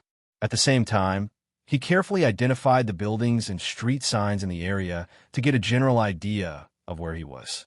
Boss Wang had only been in Chuhua City for a year or two, so he was not familiar with many places and people.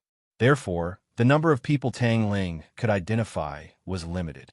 If Tang Ling was in the city he used to live in, he could name a bunch of people, including those he was close to and those he hated. Even so, Zhang Tan was shocked. In his opinion, the number of people Boss Wang mentioned was more than enough. He never knew that there were such people in the city that he had lived in for 5 to 6 years. However, no matter how many people there were, it did not matter.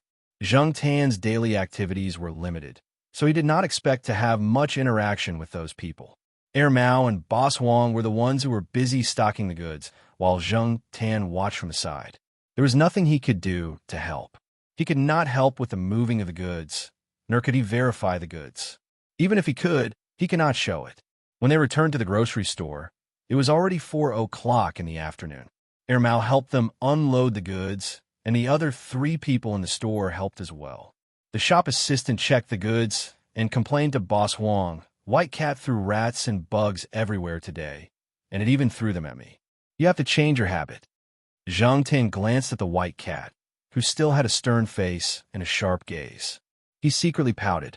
Every cat more or less had a bad taste in them. Initially, Boss Wang planned to unload the goods and organize them before looking for a restaurant to have a meal together. He also included Zhang Tan, but Zhang Tan did not want to stay there. He had been in the truck for a long time today, and he did not even move when they were moving the goods. His daily activities were limited. Even when it was raining, he still had to walk around the house or visit people in the building. Other than that, when they returned home after unloading the goods, the back seat of the pickup truck was filled with a lot of stuff, and Zhang Tan's space of movement was even smaller. Even stretching was difficult for him. Zhang Tan's obsessive-compulsive disorder made him feel uncomfortable if he did not exercise to a certain extent. Therefore, Zhang Tan wanted to walk around more, so he went straight home. It was still early, and there was no one at home, so Zhang Tan wandered around the campus. School was about to start, and there were a lot of new young faces in the campus.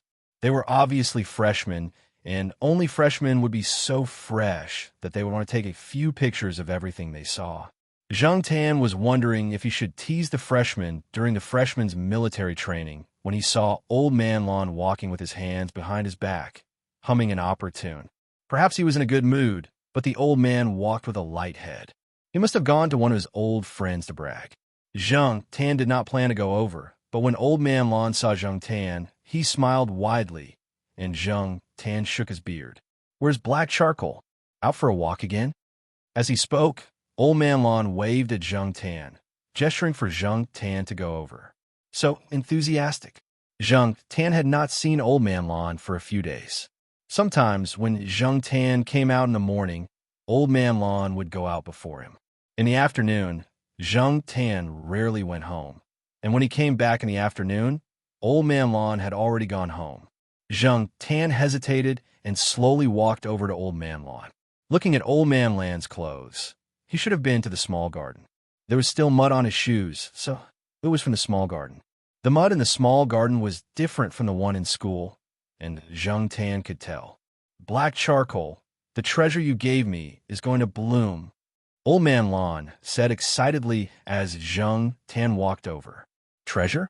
Zheng Tan tried hard to recall when he had given the old man any treasure, but the person who spoke was Old Man Lon. To Old Man Lon, the treasure was naturally the orchids. After thinking for a few seconds, Zheng Tan remembered that he had given Old Man Lon 2 orchids 3 years ago. It was only the beginning of September, and the orchids were going to bloom. Zheng Tan remembered that when he went to Chida's house to find the orchids, it was after the National Day holiday. Of course, the blooming period might not have been that time. Zheng Tan did not know much about it, but seeing Old Man Lon so happy and knowing that the orchids are going to bloom, it was not a waste for him to bring them back from so far away. If Old Man Lon did not mention it today, Zheng Tan would have forgotten about the orchids he brought back 3 years ago. Old Man Lon was still talking about the orchids he raised. Zheng Tan did not care about them anymore, but since Old Man Lon mentioned it, Zheng Tan recalled the situation when he first found the orchids, and his curiosity was piqued. He did not know if the orchids raised by Old Man Lon were the same as the orchids Zheng Tan found in the mountains. If the orchids were no different from the usual iron bone, then it would be boring. However, to make Old Man Lon so excited, it must be different from a usual iron bone. Back then, Zheng Tan could stare at the orchids in a daze, and he did not know if he would do the same now. Zheng Tan followed Old Man Lon to the small garden. Zheng Tan looked at the 5 flower buds, and according to Old Man Lon, they would bloom in 2 or 3 days. Zheng Tan sniffed the scent. It was familiar, and the scent was similar to when he first encountered the orchids in the mountains, so it should be right. Old Man Lon was afraid that Zheng Tan would eat the flowers like the sheriff, so he wanted to say something, but when he saw Zheng Tan backing away, he did not say anything. After all, Zheng Tan did not have a record of wasting flowers like the sheriff, and the flowers were brought back by Zheng Tan, so Old Man Lan's attitude towards Zheng Tan was much better. If it was the sheriff who appeared here, Old Man Lon would have chased him away. Old Man Lon protected the flowers well.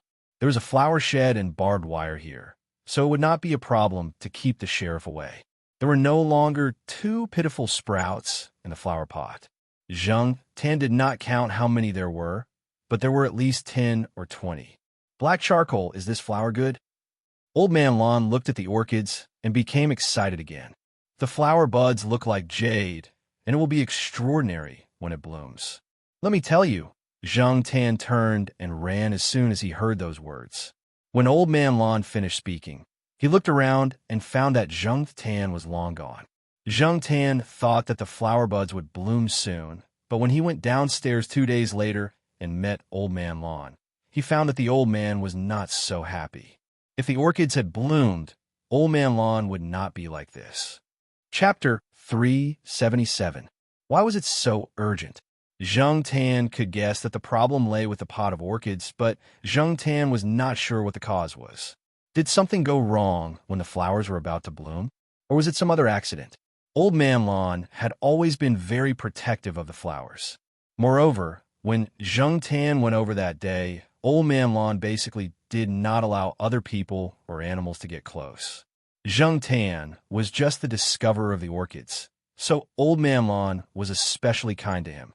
If it was not because of other people or things, could it be the problem with the orchids themselves? Zheng Tan knew that although the orchids looked very similar to ordinary Adamantahart orchids, it was difficult to tell them apart just by looking at the leaves. Even Old Man Lon, who had been studying them for decades, did not notice anything wrong when he first saw them. It was only after careful study that he realized the difference. In order to find out the reason, Zhang Tan squatted in front of Old Man Land's door.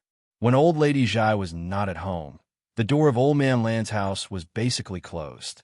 While Zhang Tan was squatting in front of the door, Air Mao, who went out to throw the rubbish, looked at Zhang Tan inexplicably.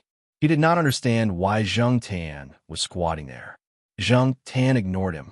Finally, at around 10 o'clock, Old Lady Zhai came back from outside. After opening the door, Zhang Tan followed her in. Old Lady Zhai went into the kitchen to cook. She was not worried that Zhang Tan would cause trouble in the house. For the past few years, Zhang Tan had never caused trouble here, so Old Lady Zhai was not worried. Old Lady Zhai came out with a small plate of fish balls. She saw Zhang Tan looking for Old Man Lan from room to room. She knew that he was looking for Old Man Lan. Old Lady Zhai smiled and said, "He went to the library. Recently, because the pot of orchids has not bloomed, he has become anxious. Sigh. When it comes to flowers, he is so stubborn." The flowers had not bloomed? Old Man Lan had said that the flower would bloom in 2 to 3 days. Zhang Tan had seen it that day as well. The flower bud did look like it was about to bloom, but for some reason, when it was about to bloom, there was no follow-up reaction. The old lady nagged at Zhang Tan as she washed the vegetables. What she meant was that even Old Man Lan himself didn't know the reason why the flowers hadn't blossomed. He had looked up a lot of information, but it was all to no avail.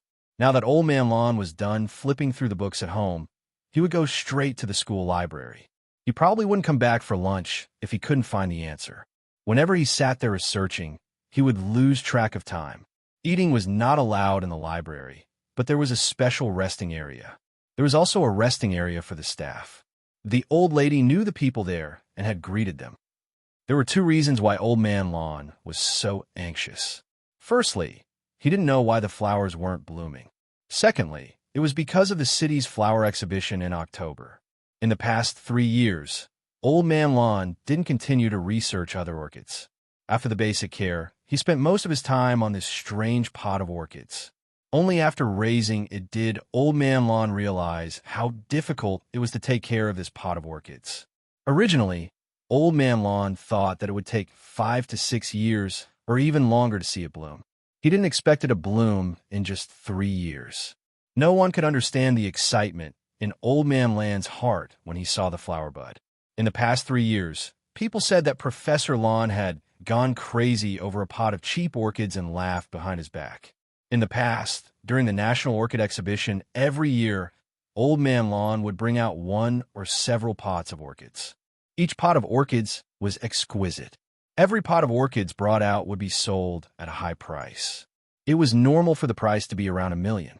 Many people in the orchid industry knew Old Man Lan's name.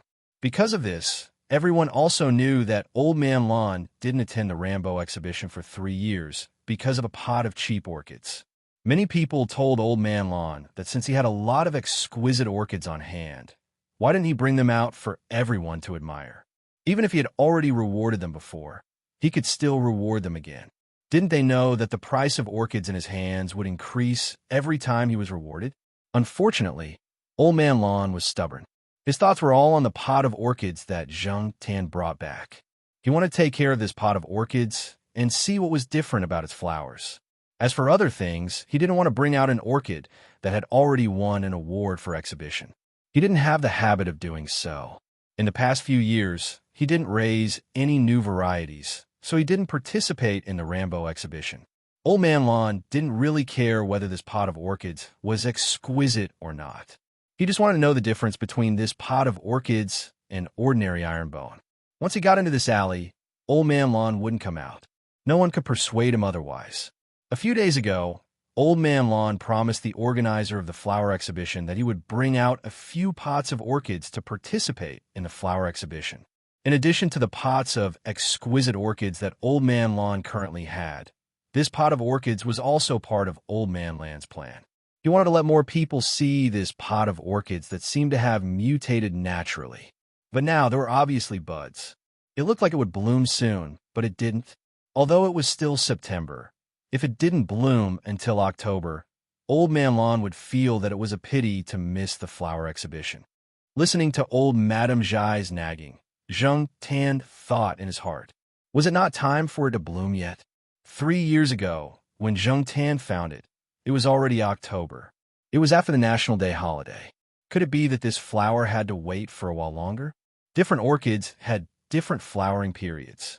When there were many varieties, the flowering period was also very different. Even the Jianlan Sushin had different flowering periods. Old Man Lan walked back and forth between his home, the small flower garden, and the library every day. He took photos every day and made a detailed record. He didn't find the answer, so he recorded it first and looked for the answer when the time came. At the same time, Old Man Lan also looked for like-minded people in the school who had studied orchids to come over and help. Unfortunately, they didn't have a solution and didn't dare to try it easily. The only thing that made Old Man Lan feel better was that those who saw the pot of orchids buds would praise it endlessly. After all, the point of view of the expert's appreciation was different from Zheng Tan's point of view. Therefore, for a period of time, every time Zheng Tan passed by the small flower garden and jumped over the wall to look inside, he would find that the pot of orchids was placed in the place where several old men were gathered. Sometimes they would quarrel for a long time because of a few opinions. They thought the same as Old Man Lan. They felt that this pot of orchids was probably a naturally mutated variety of iron bone and was worth studying. However, the problem of not blooming now was that everyone had their own reasons and opinions. Some orchids needed a longer time from bud to flower, 1 or 2 months, or even half a year. However, now that the pot of orchids buds had grown to such a state, anyone who looked at it looked like it would soon bloom, but it had been frozen here. In short, no matter what the reason is, as long as the flower bud is healthy and normal, it's a good phenomenon, said an old man. They couldn't find a solution, but the orchids were still healthy now. It was just that the bud didn't bloom. It was better than having a disease. If that was the case, there's really no way. It was rare for everyone to be so hopeful this time. Under everyone's anticipation, September quietly passed, and the freshmen's military training also ended. The weather was no longer as hot as before, and there was already a hint of autumn. However, the weather in Chuhua City was always unpredictable. One day, they could wear a short-sleeve vest, and the next day, they could wear a double-layer jacket. Who knew? Many of the freshmen who couldn't adapt to the weather might even catch a cold. The change in weather didn't cause any ripples in the hearts of the old men. Old Man Lan was no longer as anxious as before. He felt that perhaps this was the will of the heavens. Looking at the date of the flower show, the pot of orchids buds remained in the same state as a month ago. Old Man Lan thought that this flower probably had no fate with the flower show. Over the past month, Old Man Lan had asked many of his friends in the circle for help, but they were still helpless. However, it was precisely because of this that everyone in the circle of orchids knew that Professor Lan, a big shot in the circle, was raising a pot of very unusual ferrous bone. The leaves of this flower looked very similar to ordinary ferrous bones, but the bud was like jade. It should be an extraordinary product. It was just that the bud had remained in the same state for a month, and it hadn't bloomed until now. Now, no one laughed at Old Man Lan for using 3 years of effort to take care of this pot of orchids that were rumored to be quite cheap. Instead, they were looking forward to when it would bloom so that everyone could see it. On this day, when Zheng Tan went downstairs, he found that the door of Old Man Lan's house was ajar. The old lady was cleaning inside. Zheng Tan squeezed through the door and entered. After seeing Zheng Tan, Old Lady Zhai had someone to nag again. She started nagging at Zheng Tan. It was nothing more than the orchids. Only this could make Old Man Lan so stubborn, and the old lady nagged. That pot of orchids has bloomed. They are all squatting in the small flower bed. They don't even have time to eat, the old lady said. She was helpless about Old Man Lan forgetting to eat every time it involved orchids. However, Old Man Lan was not the only one who forgot to eat this time. Zheng Tan came to the small flower bed. When he climbed in, he found the place where the pot of orchids was placed. There were already 7 old men with white or silver hair squatting in front of the pot of orchids. The 7 old men were all squatting in front of the pot of orchids. They seemed to be in a daze. Were they playing the role of the 7 dwarfs? Zheng Tan cursed in his heart. In addition to these 7 old men, There was also a cat squatting beside them. It was unknown when the sheriff came. As there were 7 old men here, the iron wire door outside was not closed. The sheriff, who loved to nibble on flowers, came in when the 7 old men were not paying attention. The 7 old men only cared about looking at the flowers. They did not notice that there was a dangerous person squatting beside them. What was even more strange was that the sheriff, who had an inexplicable obsession with nibbling on flowers, only squatted by the side obediently and did not take a bite. The 7 old men and the cat squatted there just like that. No one knew how long they had been squatting there. Zhang Tan felt pain in their legs. He was afraid that these old men would fall down after squatting for too long. With that thought in mind, Zhang Tan walked over. Zhang Tan knew from the smell that this was the same flower he saw in the mountains years ago. The 5 flower buds had all bloomed. It was the same flower as the one in Zhang Tan's memory. It gave off a jade-like feeling. If he did not know that this was a real flower, he would probably think that it was carved out of jade. Back then, Zhang Tan was stunned by the flowers. Now, these 7 old men and the sheriff were probably stunned by the flowers. Zhang Tan thought that although these flowers were very good, compared to the ones he saw in the mountains, there was still a gap. The fact that Zhang Tan was not stunned right now was the best proof. Of course, it could also be that Zhang Tan had developed an immunity to this. It was not a good idea to stay like this. Zhang Tan squatted by the side and looked at the 7 old men and the cat staring at the flowers. He yawned loudly and even let out a long ah sound. Finally, someone came back to their senses. The sheriff also came back to his senses. "Hey, quick, it's the sheriff!" One of the old men shouted. The old men did not continue looking at the flowers. They guarded the sheriff as if he was a thief. They only let out a sigh of relief when the sheriff was chased out. The sheriff was a love-struck fool. Everyone knew this. The old men slowly stood up and massaged their legs. Fortunately, they did not fall down. Their legs were just a little sore from squatting for too long. Looking at the time, everyone realized that they had unknowingly stared at the flowers for so long. Old Man Lon also began to chase them away. He treasured this pot of flowers. 3 years were not in vain. 3 years were not in vain. Old Man Lon was so excited that his eyes turned red. "Old Man Lon, are you selling this flower?" "Name a price. I'll buy it," one of the old men said.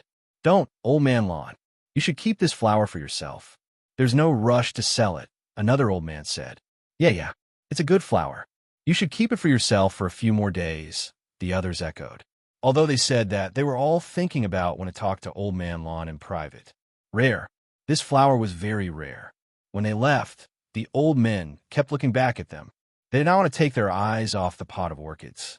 "Hey, Old Man Lon, this flower of yours should be a natural mutation. I've never seen anything like it. Have you given it a name yet?" One of the people chased out by Old Man Lon asked. Old Man Lon paused in his action of chasing people away. He grunted and glanced at Zhang Tan when no one was looking. Zhang Tan. Chapter 378. No matter what kind of flower it was, people always liked to give it a unique name. It would make it sound deep and tasteful, fresh and artistic, or cool and crazy. For example, White Crown Lotus Cauldron, Old Cloud, Flying Phoenix, Tang Dynasty Golden Age, Damarui Jade Art, and so on. Once a name was given, it would instantly make people feel that it was high-end and classy. As the person who discovered this pot of naturally mutated orchid in the eyes of his friends, Old Man Lon would naturally name it according to the rules of the martial arts world. However, when Old Man Lon received the orchid from the Jiao family 3 years ago, he had discussed it with Jiao Pa. At that time, the Jiao family didn't care much about this pot of orchid and didn't know how to grow flowers. The Jiao family said that it was a gift to Old Man Lon, but Old Man Lon didn't really accept it. At that time, he just wormed his way into the pot and kept it for himself. The Jiao family had already forgotten about it. However, it was different now. Even insiders could tell that this pot of orchids was not cheap, and there were indeed many natural variants. However, this kind of variety that could make people stunned, immersed in it, and feel refreshed when smelling it. It was a variety that left people with a lingering fragrance in their nostrils for days on end. If they really wanted to appraise it, it would probably reach a new high. Some people had already set it at 10 million yuan in their hearts. The price was something that others were passionate about. What Old Man Lon was thinking about now was the naming of the orchid. Who discovered the flower? Black Charcoal. Who was Black Charcoal? The cat of the Jiao family. Looking back, the naming should also be done by the Jiao family. Even though Old Man Lon reflexively thought of many names when the flower bloomed, logically speaking, it was indeed difficult for him to decide. Therefore, after Old Man Lon carefully arranged the anti-theft and anti-cat nets in the flower bed, he paced back home with this problem in mind. Zheng Tan had already left when the old men left. He could tell that Old Man Lon was thinking about something. He kept glancing at Zheng Tan, and it made Zheng Tan's hair stand on end, so he decided to sneak away. That night, after dinner, the Jiao didn't go to the biochemistry department to work overtime. Old Man Lon made a call to make sure the Jiao family was at home before he went upstairs. It was rare for Old Man Lon to come over, so Jiao Ma made tea and brought fruits for him. There's no need to trouble yourself. I just ate and drank my fill. I'm just here to say a few words. I'll leave once I'm done. Old Man Lon gestured to Jiao Ma to stop washing the fruits. He didn't say anything else and went straight to the point. Old Man Lon told Jiao Ma, and Old Man Lon about the orchids. He also told them about the evaluation of this pot of orchids by those in the industry. He also told them about the estimated price of this pot of orchids. This was the most important thing. After all, to many people who were not passionate about flowers and plants were just wads of RMB. Many disputes were caused by this, so Old Man Lon had to make it clear. The Jiao family was shocked when they heard that it could reach tens of millions. Why is it so expensive? Jiao Ma murmured. She couldn't understand. Wasn't it just a pot of orchids? Why did it have to be estimated at hundreds of thousands and millions? Now, it was even estimated at tens of millions. This made Jiao Ma's heart pound. It wasn't that she was greedy for money. She was just shocked by this news. She had heard that Old Man Lon had sold a few orchids that were worth millions. She had also heard that some rare orchids that had won special awards were worth tens of millions. Most people wouldn't even see that much money in their lifetime. However, those were only rumors. It was something that people of Old Man Land status would come into contact with. The Jiao family had never thought that it would happen to them. A pot of orchids is worth tens of millions. Jiao Ma sighed softly. Old Man Lon raised his eyelids and said faintly, "According to my experience, it's not worth tens of millions per pot of orchids. Usually, it's based on how much a seedling costs. There's more than one seedling in this pot of orchids." Jiao Ma couldn't help but hold her breath. Her first thought was that her cat could earn more money than the two of them. It could easily become a nouveau riche if it brought back two seedlings. It was much better than Jiao Pa, who worked so hard to do scientific research. Who found this pot of orchids? Who brought it back from thousands of miles away? All three of them knew. Jiao Pa could tell that Old Man Lon was reluctant to part with this pot of orchids. It wasn't because of the value of this pot of orchids. It was because this pot of orchids was more valuable than money. Since this pot of orchids was so valuable, even if the Jiao family gave it to him, Old Man Lon wouldn't be so thick-skinned as to accept it. This old man had a stubborn temper. After thinking for a while, Jiao Pa said, "Professor Lon, can I trouble you to take care of this pot of orchids? You know that no one in my family knows about orchids. If we bring it back, it might be ruined in a few days." Old Man Lon understood this as well. Old Man Lon was more than happy to have him stay with him for a while longer. If it was ruined, he would cry until he fainted in the flower bed. "Okay, I'll take care of it for you. When you want it back, just let me know.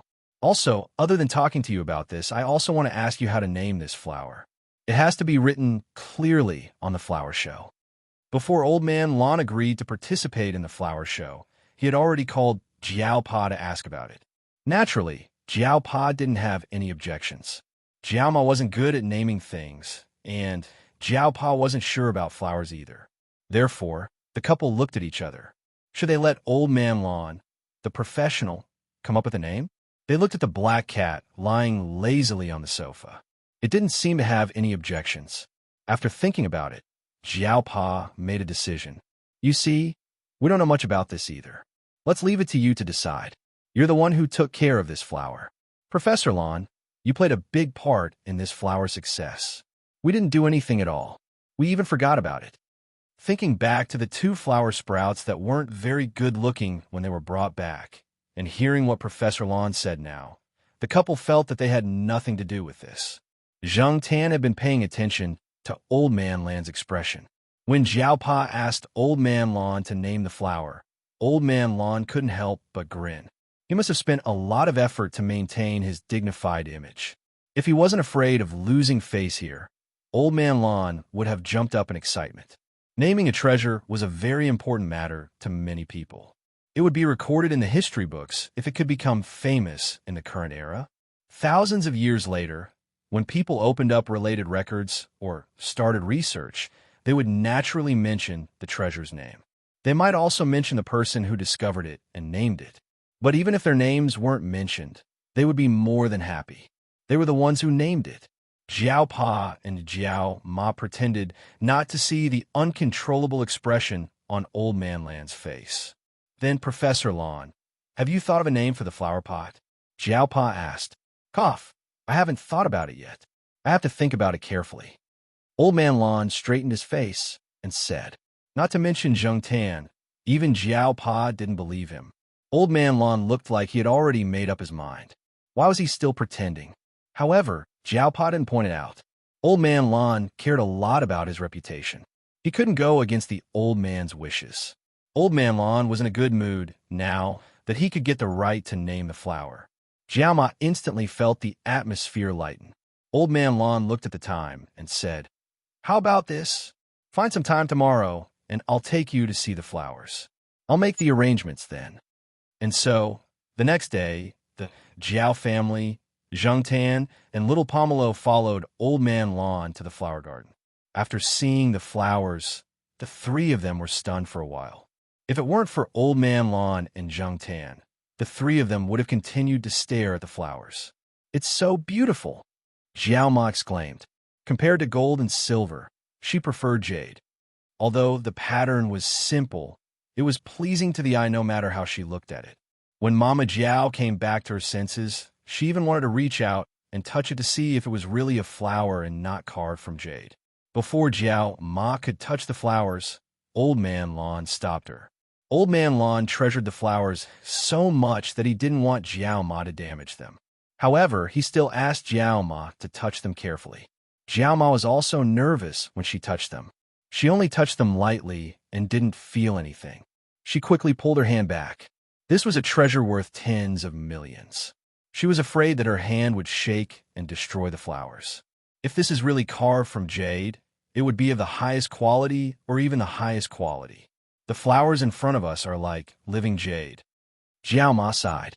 No wonder Professor Lan was so confident in his estimate. Zheng Tan had always felt that the orchids were evil. However, nature was good at creating miracles. Since it was a natural mutation, Zheng Tan didn't think too much about it. Of course, for many people, orchids had always been a symbol of positivity. To Zheng Tan, it was evil. To Old Man Lan, it was like a fairy. Like jade, like a fairy, like a god. After seeing the flowers, Jiao Pa was even more determined. He left the flowers with Old Man Lan. As for when he would ask for them back, Jiao Pa didn't say. Moreover, Father Jiao asked Old Man Lan to include his own name in the introduction of the exhibitor or information about the owner of the flower when he participated in the exhibition or other exchange meetings. Old Man Lan felt that the Jiao family was at a disadvantage. He got serious and prepared an agreement for Jiao Pa to sign.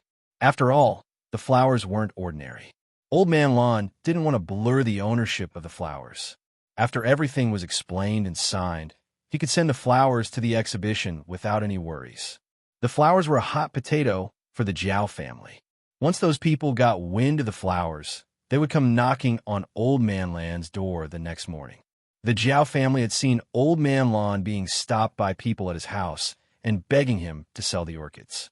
Jiao Pa didn't want to sell the orchids, and Old Man Lan didn't disagree. The flowers weren't famous yet, so the price would be lower. But in terms of price, it wasn't worth it. Old Man Lawn felt that it was beneath him to negotiate the price of the flowers. To Old Man Lawn, the flowers were priceless. Many flowers are so expensive because they are hyped up. Maybe in a few years, they will fall into the ranks of ordinary flowers. Some people become rich overnight by hyping up orchids, while others go bankrupt. Old Man Lawn said, "But this flower is different. It doesn't even need to be hypnotized. Even after a few years, people will still be fascinated by it." The next day, Old Man Lawn came to visit the Jiao family again. He even brought an ink painting that he had drawn himself.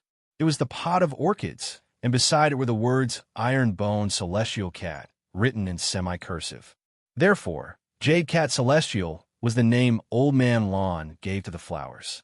When the time came, no matter if it was exhibited or brought to the exchange meeting, the name Jade Cat Fairy would be marked in the inscription name column of the flower's information.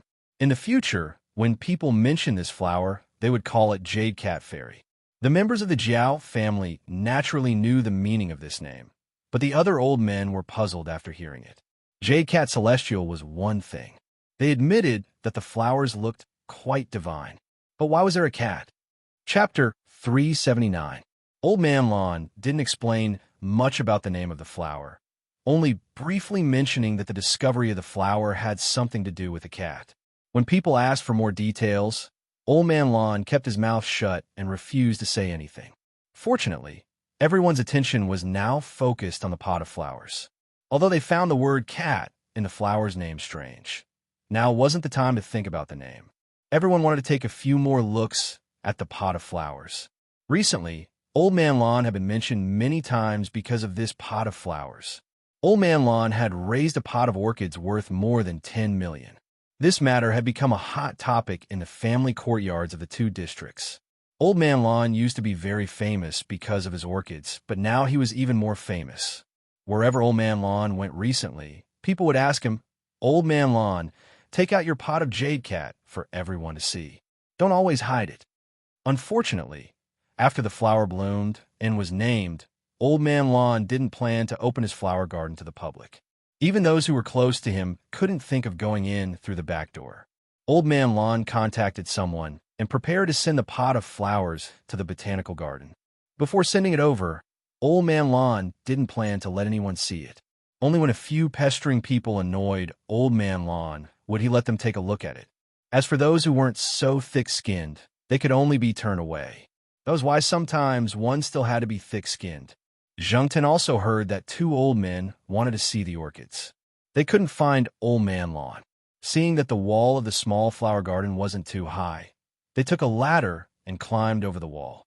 In the end, as they were old, their movements weren't very nimble, and their reactions weren't very fast. They almost fell and injured themselves. Old Man Lawn laughed at this matter for a long time. No matter what, after 3 years of silence, Old Man Land's reputation had risen this time. This flower show lasted for a very long time, from 2 days before the 11th to around the 20th. Because this year was the 60th anniversary of the founding of the country, the provincial and city leaders decided to hold a big flower show to celebrate. The flower show was divided into several sub-venues and one main venue. The purpose was to let the citizens living in each district go to the nearest park or square to see the flower show. Old Man Lawn and a few professionals set their sights on the main venue of the botanical garden. There would be more famous and precious flowers on display. Many of the flowers in the main hall and the branch halls were collected from the public. However, many of the finale flowers were provided by Old Man Lawn and the others who were acquainted with flowers in the circle. They didn't bring all the famous flowers they had to the botanical garden. They would leave 1 or 2 pots at the other branch halls so that they could display the famous flowers there for the public to see. Of course, there were also special security personnel in charge of the venue, so there was no need to worry about damage. However, the old men would still bring their favorites to the main venue of the botanical garden. It was a trump card flower species that could be used to boost their own reputation and slap the other party's face. There were professional displays and protective windows, as well as more professional talents and connoisseurs. Although this was not an exposition, in a sense, it was already regarded by some as a small exchange meeting. What was the purpose of the exchange meeting? Exchanging experiences in raising flowers? Yes, of course. And then, just like a class reunion, there was no lack of showing off and showing off. It was just that while others were showing off their carriages, they were showing off their plants and flowers. The old men felt quite good about themselves. This was also an art, a high-level spiritual enjoyment, not a vulgar exchange of money. Every time Zheng Tan heard the old men in the courtyard talk about these things proudly, he would despise them in his heart. A bunch of old urchins. Although they acted like masters in front of college students and young teachers, they were actually old children in private. They would still compare themselves with each other, argue with each other, and do things that made people not know whether to laugh or cry, such as the incident of climbing over the wall in the past 2 days. In the morning, Zheng Tan went out with the Jiaopa. While he walked around the small flower garden, he happened to see Old Man Lan coming out of the small flower garden like a thief. When he came out, he looked around to see if there was anyone he knew. When he saw that there was no one, he quickly locked the courtyard door and went home. It was so early in the morning, but Old Man Lan had already finished arranging the flowers inside. He didn't know when he woke up, but he probably came out around 5 in the morning. This was obviously to prevent others from finding him. When he saw Zheng Tan, Old Man Lan's face was full of wrinkles again. Black charcoal. The flower exhibition will continue for a week, but tomorrow we old men have agreed to bring the flowers over. When the time comes, you can go with your cat father and the others. Old Man Lan and the others would definitely not keep their precious treasures on the stage. One day of interaction was enough. Why would they need a week? Other than the full house during the golden week of the National Day, the botanical garden was much more relaxed now. There would not be any disturbances, so they were relieved. Old Man Lan's words just now also revealed 2 things. First, the old men's precious treasures would be on display tomorrow. Second, the little Jiao that Old Man Lan mentioned was the Jiao Pa. Since he said so, it meant that the Jiao Pa and the others would all go. Tomorrow was a Saturday, and the Jiao Yuan and little Pomelo would be there, so the whole family could go. Third, according to the rules, pets were not allowed in the botanical garden. However, on normal days, there were few people, so the people at the botanical garden would turn a blind eye to it. However, it was currently during the flower exhibition, so it was difficult for pets to go in. Since Old Man Lan was willing to let Zheng Tan go with them, he must have taken care of the people at the botanical garden. Perhaps he had already given the required documents to the Jiao Pa. Zheng Tan was naturally very happy to be able to go with the Jiao family to the botanical garden to watch the flower exhibition. He could go on a long trip with his family and be in touch with nature. What a good time to relax. He enjoyed another privilege. Zheng Tan also knew that Old Man Lan had told the Jiao Pa and the others that if they wanted to sell this pot of flowers, his suggestion was to hold it for the time being. They were not in a hurry to sell it, so they were not afraid of the collapse of Lan City. Every year, there were some orchids, exchange meetings, and expositions. They were all attended by famous people in the circle. Some were from the country, and some were from abroad.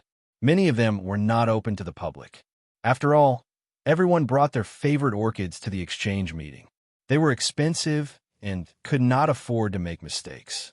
If they brought the orchids to the exhibition, as long as the orchids became more famous, more people would want to buy them. The price would naturally increase, and it might even increase by a few times. The Jiao Pa did not seem to have any intention of selling it. This made Old Man Lan feel relieved. Naturally, his mood became better, because this meant that the orchids would be in his hands for a few more years. After Old Man Lan left, Zheng Tan did not plan to climb over the small flower bed to look at the flowers. He was actually not that interested in them. Besides, since Old Man Lan had been to the small flower bed before, he must have done a good job of protecting it. He would not be able to see the pot of flowers, even if he went in. Just as he was about to leave, Zheng Tan's ears twitched. He looked over.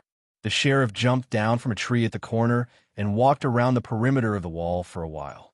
He glanced at Zheng Tan. Seeing that Zheng Tan had no intention of jumping in, he moved on his own and climbed over the wall. Like those people who were thinking about orchids, the sheriff had been thinking about the pot of orchids ever since he saw it. However, Old Man Lan was already experienced in guarding against it. He did not let the sheriff see the pot of flowers again. Even if the sheriff came over every day to guard it, he still did not have a chance. Did the sheriff not understand Old Man Land's warning? Not necessarily. As someone who had known the sheriff for 6 years, Zhang Tan knew that there was nothing wrong with the sheriff's IQ. Cats who had been in contact with humans for a long time could also understand some words. Don't think that they didn't understand. They just didn't want to do it and were playing dumb. The sheriff repeatedly stepped on the line because it knew that Old Man Lawn couldn't do anything about it. It also wanted to see the flowers and nibble on them, so it just pretended that it didn't understand. No matter what people said, it just shook its ears and threw away the words it heard. Zhang Tan jumped onto the wall and looked around. Sure enough, the sheriff could only wander around outside the catnet. It couldn't go into the flower shed either. It could only nibble on the unprotected trees and small wildflowers around it. With the sheriff messing around, Zhang Tan jumped onto a tree and looked up at the sky. Although it had rained during the national day and the temperature had dropped a little, now that the sky was clear, the temperature had risen a little. It should be a sunny day tomorrow. Old Man Lawn and the others wouldn't go if it wasn't a sunny day. If they wanted to arrange something, they would have already understood all the weather and geographical conditions. Just as Zhang Tan expected, the next day was indeed a sunny day. Moreover, the sky was blue and clear, unlike the usual gray sky. For people and one cat from the Jiao family drove to the botanical garden. On the way, the Jiao Yuan kept asking about the pot of orchids. He had just come back from school last night. He only knew that he was going to the botanical garden to watch the flower show on Saturday. Little Pomelo had told him about the pot of orchids. When Zhang Tan came back with the orchids, the Jiao Yuan also knew about it. There was no need to hide it. Besides, he had heard some gossip in the courtyard. He just didn't connect it to his family. The botanical garden wasn't far from Tsinghua University. It only took about 20 minutes to drive there. If it wasn't for the traffic jam, it would probably only take 10 minutes. Lan Tianju was going with her grandfather, Old Man Lan. Xiong Xiong's mother and Xiong Xiong would go later. Su In's family and Litmus's family would go together. The Jiao family was the earliest to arrive. The parking lot was still some distance away from the entrance of the botanical garden. Because it was still during the flower show, there were more people than usual. As the main venue, the botanical garden naturally had more people driving there. It was impossible to let everyone drive there. There weren't that many parking spots near the entrance of the botanical garden. Of course, people with special license plates could still go in. For example, Old Man Lan and the others had special plates. They were old acquaintances with the people in the botanical garden. Although Old Man Lan had given the Jiaopa a pass to let Zhang Tan in, Zhang Tan still had to squat in the backpack to not be too conspicuous. A person had to keep a low profile. It was the same for a cat. It was impossible to let little Pomelo and Jiao Ma carry the backpack.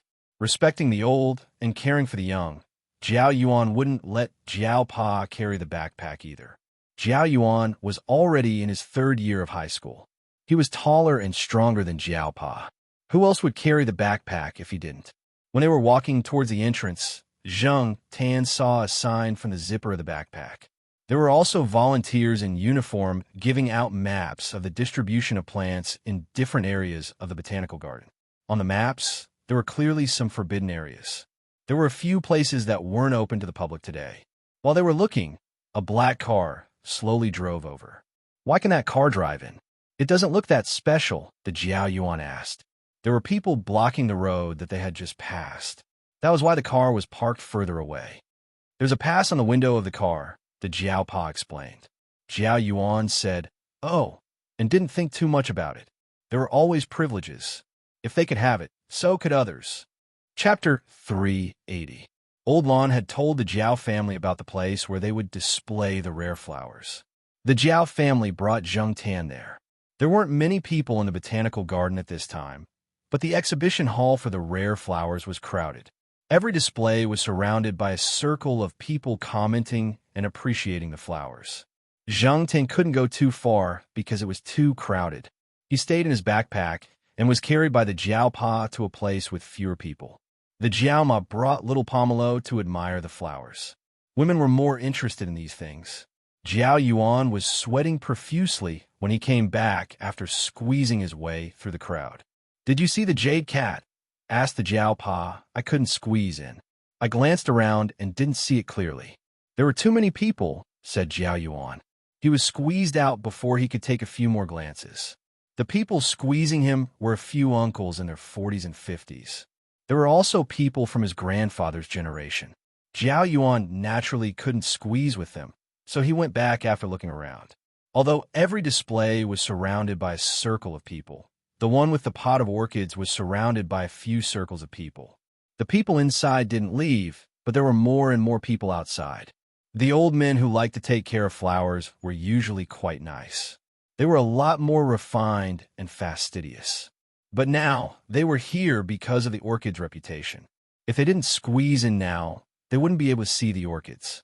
Hearing the comments from the people inside made their hearts itch.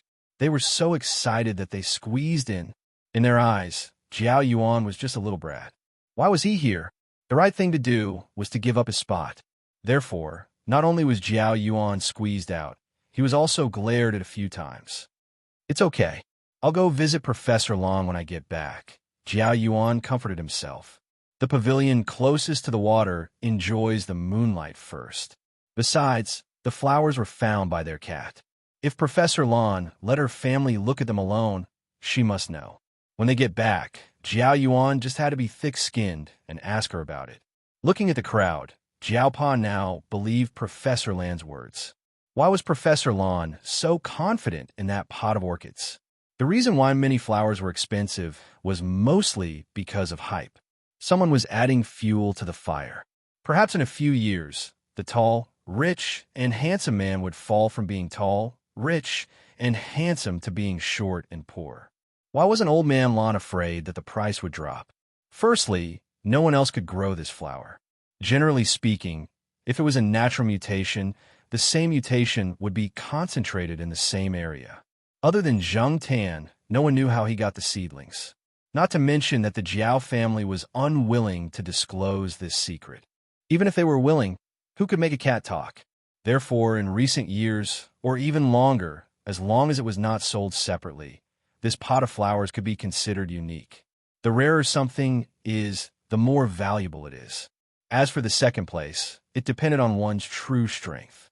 How could a flower that could attract so many laymen to stop and look at it and mesmerize Lan Yu be afraid of a drop in price? After Jiao Ma and Little Pomelo came out, the Jiao family followed Zheng Tan to other places. After all, the space in the exhibition hall was limited. It was too difficult to squeeze in. They were not cultured people, so it was better to walk around the other parts of the botanical garden. The botanical garden was so big, there was plenty to see. To the public, this place was just a good place to have fun and look at the flowers and scenery. It was like a place of entertainment. But in reality, that was not the case. Out of the 300 employees in the botanical garden, more than 100 of them were involved in scientific research. There were also postdoctoral training centers. Other than that, there were also several key laboratories and testing centers. It could be said that the major universities and research centers in Chuhua City that research plants and Chinese medicine were mostly connected to the botanical garden. Old Man Lan and the others were frequent visitors to the botanical garden, so they had frequent interactions with each other. In the past few days, when news of Old Man Lan's naturally mutated orchids had spread, a few people from the botanical garden had visited the garden. It was during that time that Old Man Lan took the opportunity to ask for Zheng Tan's special certificate. There were many scenic spots in the botanical garden. Some of the more detailed tourists could not finish looking at all of them in a day. However, most of the tourists went to the places that they were interested in. For example, Jiao Pa was interested in the herb garden and bamboo garden. Jiao Ma was interested in the exotic flowers and herbs of other regions. As for Jiao Yuan and Little Pomelo, they preferred to visit the kiwi garden and other orchards. Along the way, Zheng Tan saw some tourists picking loquats from the loquat trees scattered around the periphery. There were too many people in these places. After walking for half a day, Jiao Pa and the rest came to a place to rest. There, they met some people from the courtyard. Xiong Xiong and Suan were there. Xiong Xiong was eating a kiwi. The adults chatted while the children chatted. Zheng Tan was bored. He spent the whole morning in his backpack. It seemed like the Jiaopa and the rest were planning to rest for 1 or 2 hours before leaving. After eating the dry food he brought, Su-In's father took out his poker cards and wanted to play a few rounds. Zheng Tan wanted to walk around. The Jiaopa agreed. He also reminded Zheng Tan not to forget the time and not to get lost. Zheng Tan didn't think that he would get lost. There were road signs at intervals. Along the way, Zheng Tan had a rough map in his mind. Originally, little Pomelo wanted to follow, but Zheng Tan thought that if little Pomelo followed, Jiao Ma would definitely be worried and would follow. There would probably be other women following as well. Zheng Tan didn't feel comfortable walking around, so he walked alone. If Zheng Tan wanted to take a stroll here, he would definitely find a more secluded place with fewer people. Thus, Zheng Tan decided to walk to higher ground. He remembered that there was a road that led to higher ground. There didn't seem to be anyone there. Zheng Tan walked over and saw a sign that said, Rock Plant Area. Next to the sign was a sign with the word forbidden. There was also a notice saying that the area was under renovation and that tourists were not allowed to enter today. The renovation didn't affect Zheng Tan. Since there weren't many people there, Zheng Tan decided to go in and take a look. The rock plant area wasn't as colorful as other scenic spots. At least, Zheng Tan felt that it was boring and uninteresting. There was nothing to see. Walking along the narrow walkway beside the stream, Zheng Tan's ears twitched. There was a vague human voice, but it was still some distance away, so Zheng Tan wasn't worried. Zheng Tan came from the small walkway. When he reached the end of the walkway and saw a much wider road, he saw a black car. It was the car with the special pass that Zheng Tan and the others saw when they came here. Zheng Tan didn't want to go there. Before he came, Jiao Ma told him not to cause trouble. Zheng Tan didn't want to cause trouble. Many times, he didn't even know why trouble always came to him. He was innocent. Turning, Zheng Tan planned to leave along another rocky walkway. As he walked, Zheng Tan paused. He raised his head and sniffed the air. He turned his head and looked around. The surroundings were very quiet. If he didn't listen carefully, he wouldn't hear any human voices. A few birds came over. They were pecking at some green grape-sized fruits on a tree that Zheng Tan didn't know what it was called. Because there were birds pecking at it, many fruits fell from the tree and fell to the ground with a thud. The fruits were hard and rolled a little further after falling. Zheng Tan looked at the fruits under the tree. There were a lot of them. However, no one ate the fruits and they didn't need to take root or germinate. No one would care. It was no wonder that the birds dared to peck at them. Looking around, there were all kinds of grass and plants that he didn't recognize. There was nothing else. However, Zheng Tan knew that he wasn't the only one here. Besides the birds on the tree, there was another lurker. Zheng Tan didn't disturb the birds. He just quietly squatted by the side. He knew that the lurker had discovered him. However, the other party's target was the birds. Zheng Tan waited and watched. The wind blew, and the leaves rustled. Suddenly, a figure jumped from behind a pile of rocks. Using the rocks, it jumped again. A series of movements were completed in the blink of an eye. The birds that were pecking at the fruits were frightened. They stopped pecking and immediately flew up. However, there was an interceptor in the air. A bird that was pecking at the fruit on the branch was bitten by the interceptor as soon as it flew up. The other party's target was the bird. The action was too fast, silent, and the bite was fierce. Zheng Tan didn't know what this bird was called. It had gray feathers and was about the same size as the gray magpies in school. For the catcher that bit it, the bird size was actually nothing. Zheng Tan looked at the big cat that jumped out from behind the rocks. He didn't expect to meet the Monseigneur here. Yes, the big cat that was biting a bird was the Monseigneur. Just now, Zheng Tan smelled the scent and realized it, so he didn't run away. The Monseigneur wouldn't attack him.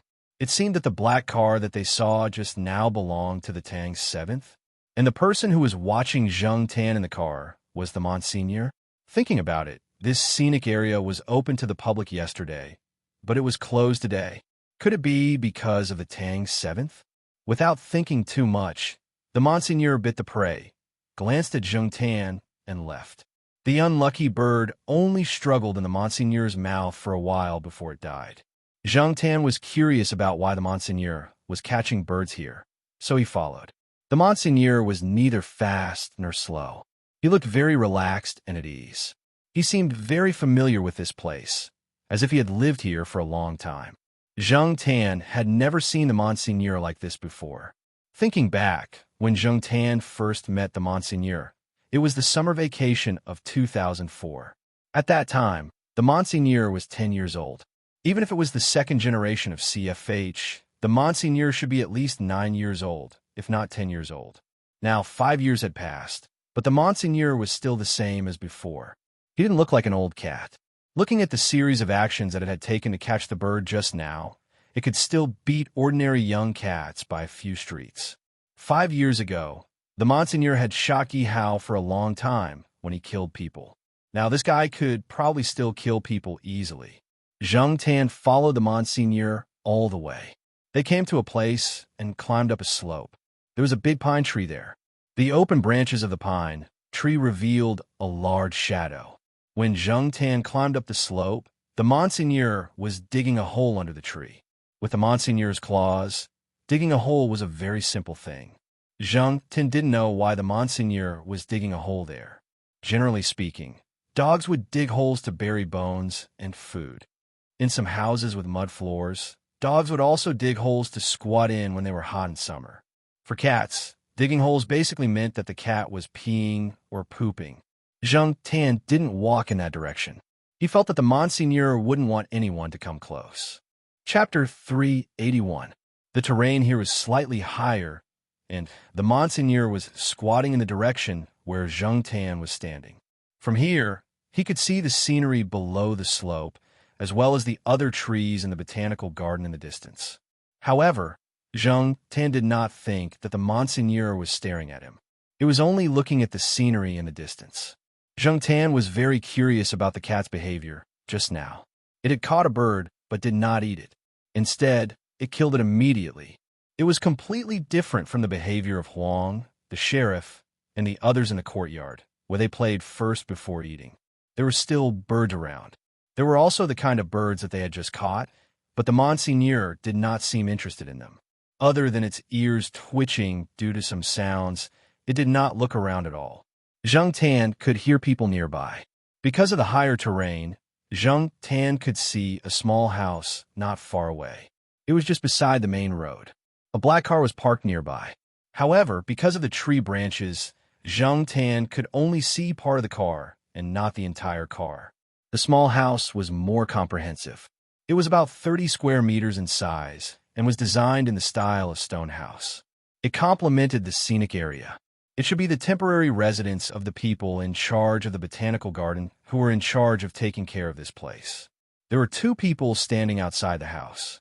They looked quite ordinary, but Zheng Tan knew that it was just a facade. They were in charge of protecting Master Tang the Seventh. Zheng Tan had seen one of them before. It seemed that Master Tang the Seventh was in that house. Looking at the cat that was still lying there in the same position as before, Zheng Tan decided to go to the small house to take a look. Perhaps he could find the answer there. Zheng Tan originally thought that his actions were quite secretive, but just as he was about to jump in through the window to eavesdrop, he felt a gaze on him. He turned his head and saw that the person who had been guarding the door was now standing not far away, looking at Zheng Tan. This was the person that Zheng Tan had seen before, but he did not know if he recognized him. The other party was only vigilant and did not have any malicious intent. This made Zheng Tan feel a little relieved. It cannot be helped. In Zheng Tan's mind, Yi Hao, Master Tang the Seventh, and the others had long been listed as part of the underworld. Zheng Tan did not dare to provoke the people around Master Tang the Seventh. They would not tolerate Zheng Tan like Leopard and the others around Yi Hao. But Zheng Tan wanted to hear more gossip. He heard the voice of Master Tang the Seventh and another person. They were not talking about anything confidential, and they were talking about the Monseigneur. If it was a trade secret, Zheng Tan wouldn't look at it. Curiosity killed the cat. The man stared at Zheng Tan for a few seconds before returning to the door. Behind the house, Zheng Tan walked to the corner of the house and stuck his head out to take a look. Seeing that the person didn't do anything, he went back to the window at the back of the house and jumped up. The window was not closed. It was horizontally drawn and screened to prevent flying insects from entering. Zhang Tan did not plan to pull open the screen. He just wanted to see who was inside and listen to what they were talking about. Unexpectedly, Master Tang the Seventh had already seen Zhang Tan at the window. Black charcoal. Master Tang the Seventh looked at the window and said, "I knew I would meet you. Come in quickly. Why are you sticking your head out the window? Are you a thief?" In fact, Master Tang the Seventh had just received a report from his subordinates that there was a black cat behind the house. When he heard this, he immediately thought of the Jiao family members he had seen when he entered the botanical garden.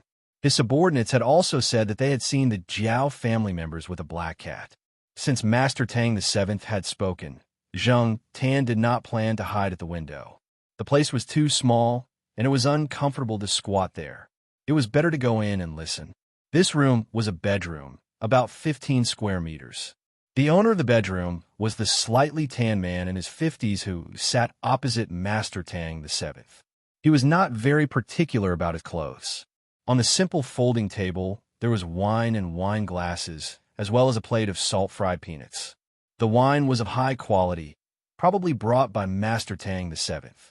The man was drinking almost all the wine. There was only a cup of tea in front of Master Tang the Seventh. This place looked very simple, and the man looked like an ordinary employee of the botanical garden. If he had not seen the thick Chinese and English books on the bookshelves, Zhang Tan would have made a wrong judgment based on his first impression. The man drank a little too much. His slightly tanned face had turned black and red. "Whose cat is this? It's well taken care of." As he spoke, the man reached out to Zhang Tan, but Zhang Tan avoided him. Master Tang the Seventh had only said that it belonged to a friend. The man did not question why he brought the cat in. He drank a mouthful of wine, picked up a few peanuts with his chopsticks, and continued to talk to Master Tang the Seventh. "At this time, Ami should have caught some birds. I'll go take a look after you guys leave." "Heh, including today's catch, there are probably 49 birds under the pine tree. If those fellows know, they'll definitely explode with anger." Zhang Tan did not know who those fellows were, but from the man's words, he guessed that they were those who advocated for the protection of birds. No one knew how many mice, birds, and insects a cat could kill in its lifetime. Felines were killers. Even a seemingly good-natured and lazy pet cat that slept at home had a desire to kill. It's still okay now. It only comes here once a year to kill, and it kills one every time. When the old master was still alive, it would run out to catch birds whenever he neglected it. After catching them, it would not eat them. It would just put them in a conspicuous place for the old master to see, as if it was venting its anger. The old master was so angry that he could only use a stick to hit a stone because he could not bear to hit the cat. At that time, some people would talk a lot when they were drunk. Even if they had said things that others had heard so many times that their ears had grown calluses, they would still talk excitedly. This also allowed Zhang Tan to learn more about the Monseigneur. After hearing this man's words, Zhang Tan matched the Monseigneur with the Ami mentioned by the man. It turned out that the Monseigneur had lived here before he left. Back then, Zhang Tan had also suspected that the Monseigneur had hidden in the botanical garden and avoided the strict investigation of CFH for the first 2 years. Now, no one cared about CFH anymore. They could not even wait to cover up their embarrassment. So who would still mention it? But he did not expect that not only was it hiding here, it even had people covering for it. At that time, Zhang Tan felt that the Monseigneur could understand a lot of human language. If it had not interacted with people for a long time, it would not have understood so much. If it had really grown up in the wild, it would not have been willing to follow Master Tang the Seventh and the others. The man who was speaking was a researcher of rock plants. Just like his father, the old man he spoke of had passed away in 2003 in October. During this period of time, this man had brought his family to visit the old man at the cemetery a few days ago. Back then, the old man had lived here.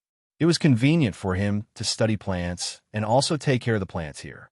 The Monseigneur had been discovered by the old man. To be exact, the old man had discovered a pregnant female cat. However, the female cat's health was very poor. Not long after giving birth to the Monseigneur, she had passed away. In the olden days, it was said that after a cat died, it would be hung on a tree. However, The old man did not do that. Instead, he put it in a box and buried it under the old pine tree on the slope. Originally, the old man had only thought of raising a kitten to catch mice. At that time, he happened to find traces of mice gnawing on books in the house.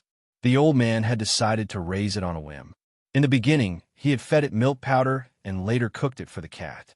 At that time, the management here was not strict. No one said that raising a cat was forbidden. The old man did not have much experience and did not know what a cat could and could not eat. He just bought milk powder and made do with it.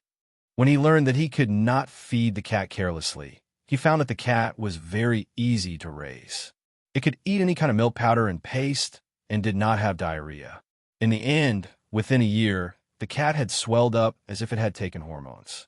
It was much bigger than the average cat and also much bigger than the female cat. The old man even suspected that the Monseigneur was a cross between a domestic cat and a larger feline. He even went to the botanical garden to look around, but did not find any traces of activity of larger felines. In order to avoid some trouble, the old man hid the Monseigneur very well. When there were people, he would let the Monseigneur hide in the room or in the forest. The Monseigneur was also very smart. The old man and the cat had always cooperated very well. Like other cats, the Monseigneur did a lot of stupid things at that time. Sometimes it would throw a tantrum.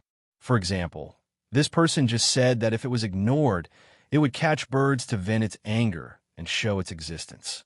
The old man also buried those poor birds under the pine tree, saying that they were for the Monseigneur's mother to eat. Later, the Monseigneur did not let the old man do it and buried the birds himself. Usually, it liked to lie down and sleep there. No one would disturb it, and it had a wide field of vision. Sometimes, it would sleep for half a day. The domineering Monseigneur also had its youth. Without a doubt, the Monseigneur was lucky. Its birth was originally a very low probability event, and the old man who adopted it and the people here were only interested in plants. They did not care much about animals. At most, they cared about them from an ecological perspective. When the old man passed away, there was no one in the small house for a while. The Monseigneur was only familiar with the old man.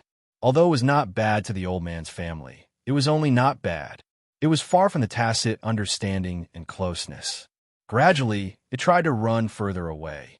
Among the cats in Chuhua City, this guy's fighting ability was enough to be called the king. At that time, the botanical garden was probably included in the Monseigneur's territory. It probably did a lot of patrolling. Chuhua University was not too far from here, and the surrounding area was also within its range of activity. Otherwise, how could Li Yuanba have met the Monseigneur who gave birth to the funny peanut candy? Although the Monseigneur had left the botanical garden and was now following Yi Hao and Master Tang VII, it would still come back at this time every year to catch a bird and bury it there. Then it would quietly lie under the pine tree. Really, this cat is very good. It doesn't hurt people. My grandchildren were very young at that time, and they often used it as a pillow. My wife often says that although this cat is big and occasionally naughty, its temperament is still gentle. The man sighed. Master Tang VII, who had been silent all this time, laughed. Not to mention Master Tang VII. Even Zheng Tan would not equate Lord Ju's words with the word gentle after seeing how Lord Ju slaughtered people. Ami is very affectionate. It comes back at this time every year to pay respects to the old man. The man sighed again. It's good to be affectionate, Master Tang VII said. This was also the reason why Master Tang VII was willing to keep the Monseigneur by his side. If it was really the heartless type, Master Tang VII would be worried. Like the Monseigneur, if you treated it well, it would remember and treat you well. It would not bite you at a critical moment. When Master Tang VII and the others began to talk about the medicinal plants they had invested in, Zheng Tan did not continue to listen. He jumped out of the window and even helped to close the screen window. When he came back to the slope, Zheng Tan found two children about 7 or 8 years old. The little girl wearing a small floral dress was dawdling with the Monseigneur. Ami, let's go play together. Don't be lazy and sleep. After saying that several times, it was useless. The little girl grabbed the Monseigneur's 2 front paws and dragged it outside with great effort. The Monseigneur let her drag it. It lay on its side and watched. Because the little girl was not strong enough, her face was red. She did not drag it for long. The Monseigneur was still quite heavy. Children of this age did not have much strength. After that, the little boy joined in. They each held a paw and dragged the Monseigneur out from under the tree. The Monseigneur was not angry. It let the two work hard. It did not hurt when it was dragged on the grass. The tip of its tail slowly moved up and down. It seemed to find it quite interesting. These two were probably the grandchildren of the person in the house. Otherwise, the Monseigneur would not be so good-natured as to let them play around. Someone called for the two children at the bottom of the slope. After dawdling for a while, the two children reluctantly left. But before they left, the little girl plucked a small white flower and stuck it in the Monseigneur's ear. The Monseigneur had long hair, and the hair there was not sparse. The flower's stem was stuck in the hair and did not fall out. Chapter 382. Zhang Tan did not expect to bump into Lord Ju here when she came to the botanical garden because of the orchids. She even found out about this guy's past. This could be considered one of the rewards of today's visit to the botanical garden. Zhang Tan did not continue to stay there. He did not want to lie down in a daze like the Monseigneur. After roughly calculating the time, Zhang Tan went to a few more places before returning to the place where the Jiao family was resting.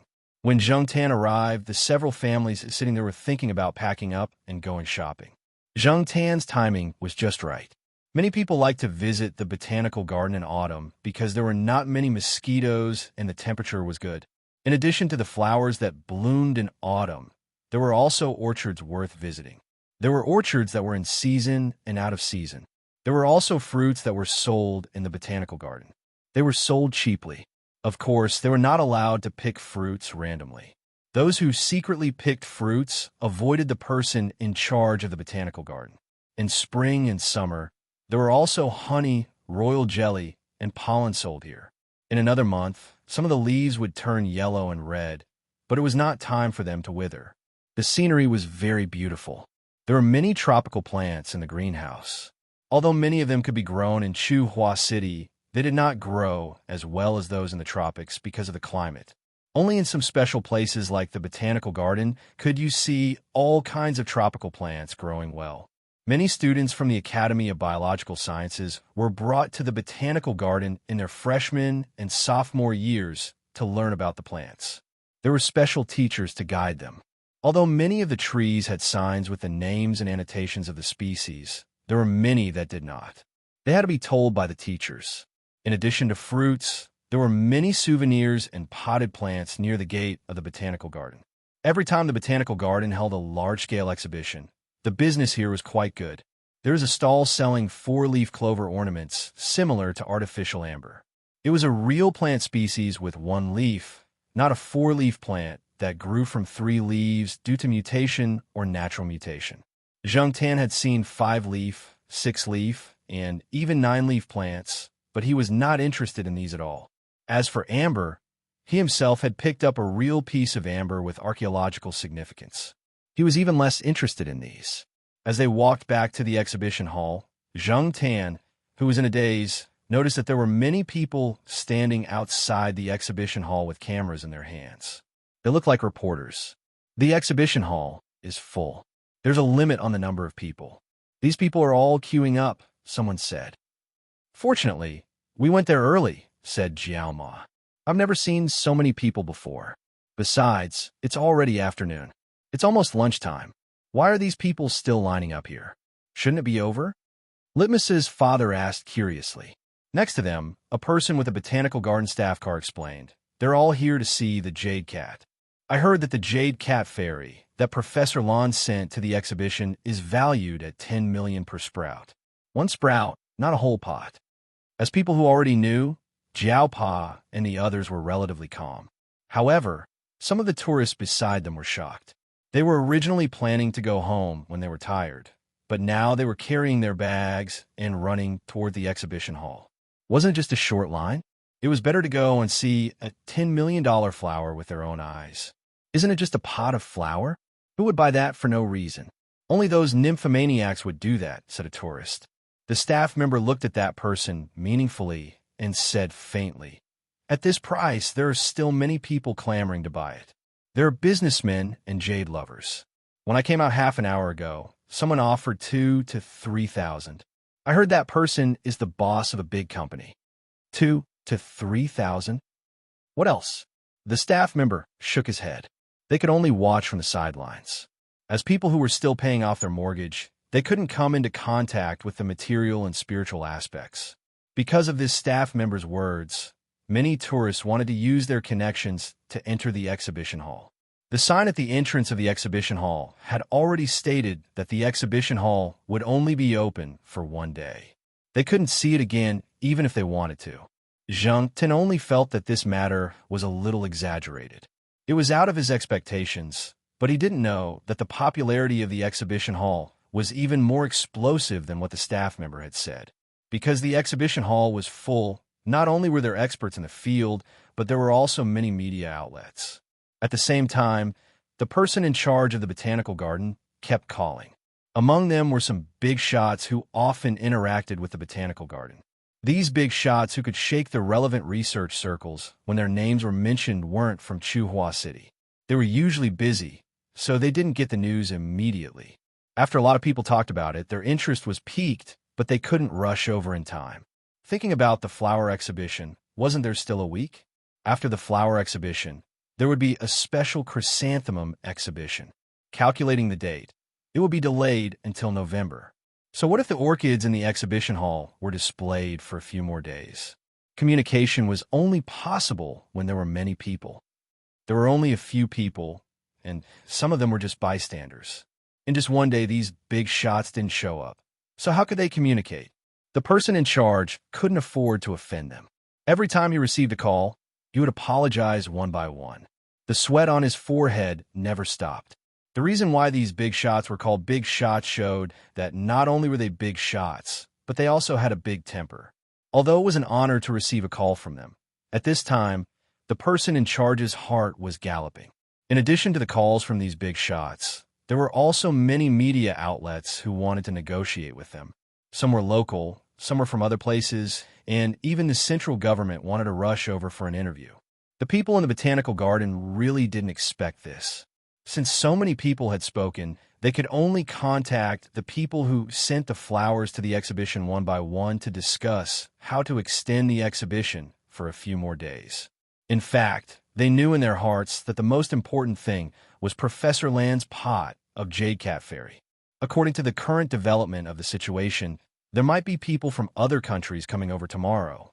At that time, it wouldn't be up to them, small shots, to decide. They had to invite a few experts to come out and support them. After being persuaded, Old Man Lon left the flowers there. He also stayed at the botanical garden to take care of the orchids. The people in the botanical garden also sent people over to pick up Old Lady Zhai. They knew that if Professor Lon was alone, they wouldn't be able to control his temper. Old Lady Zhai had to step in. After Zheng Tan and the others returned, they saw a large number of articles on the morning, evening, and metropolitan newspapers the next day. There were also photos on the color pages. One was a photo of the orchids, and the other was a sign placed beside the flower pot. The name of the species, the name of the inscription, the sender, and the serial number were mentioned. Zheng Tan felt that it was indeed a good idea to let Old Man Lon take the lead. Otherwise, if people saw that the sender was a member of the Jiao family on the sign, there would be a lot of people coming to stop them. Then, they wouldn't be able to have peace. It was better to let the experienced Old Man Lon take the lead. Zheng Tan said happily. After being silent for 3 years, Old Man Lon finally let out a sigh of relief. Yesterday, when Zheng Tan and the others left the botanical garden, Old Man Lon took the time to meet with the Jiaopa and said a few words. Although he mostly complained about those old guys who didn't play by the rules, Zheng Tan could see that Old Man Lon was still proud of himself.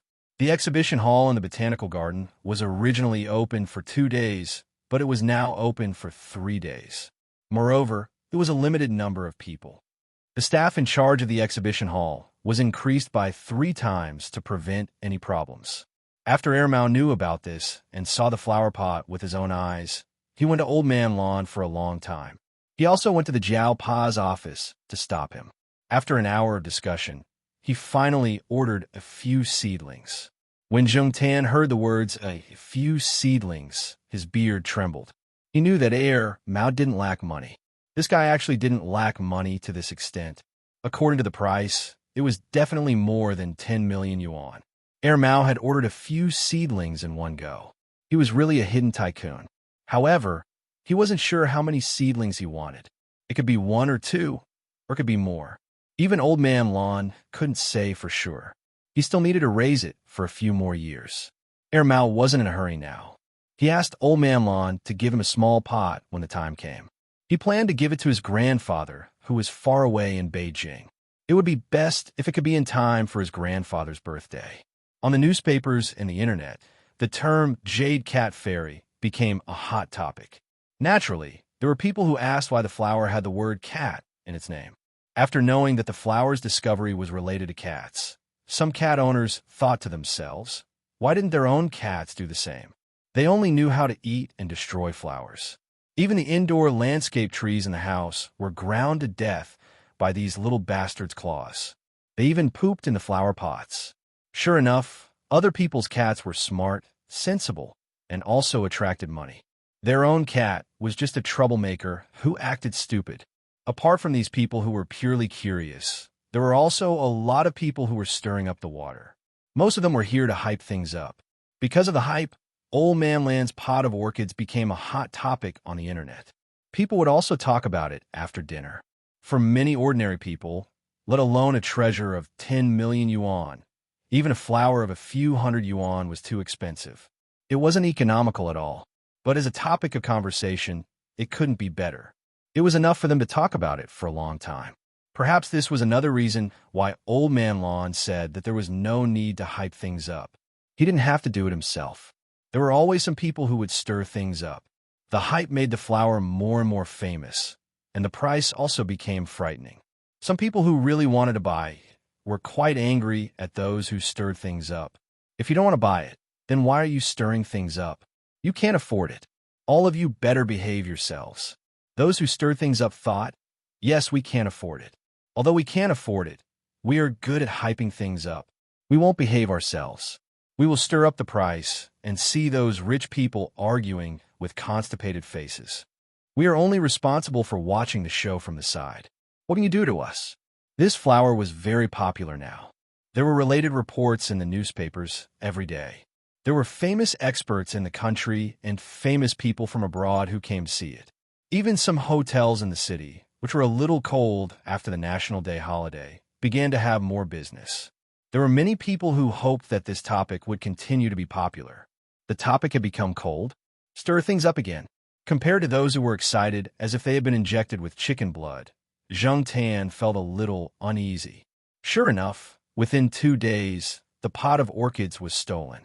Old Man Lon was almost hospitalized because of this incident. When he heard the news, Old Man Lan's vision turned black. If old Madame Zhai hadn't supported him in time, he would have fallen to the ground. It was understandable that people would steal antiques and other things that were placed in the exhibition hall. But someone would also steal a pot of flowers?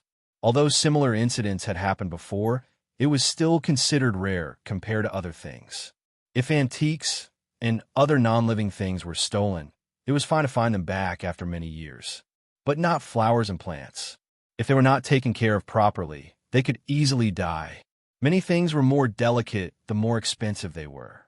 Some people felt that it was a pity, and some people were gloating. In short, the words that were a little tired due to the lack of new topics were once again set off a storm in the country and even the world.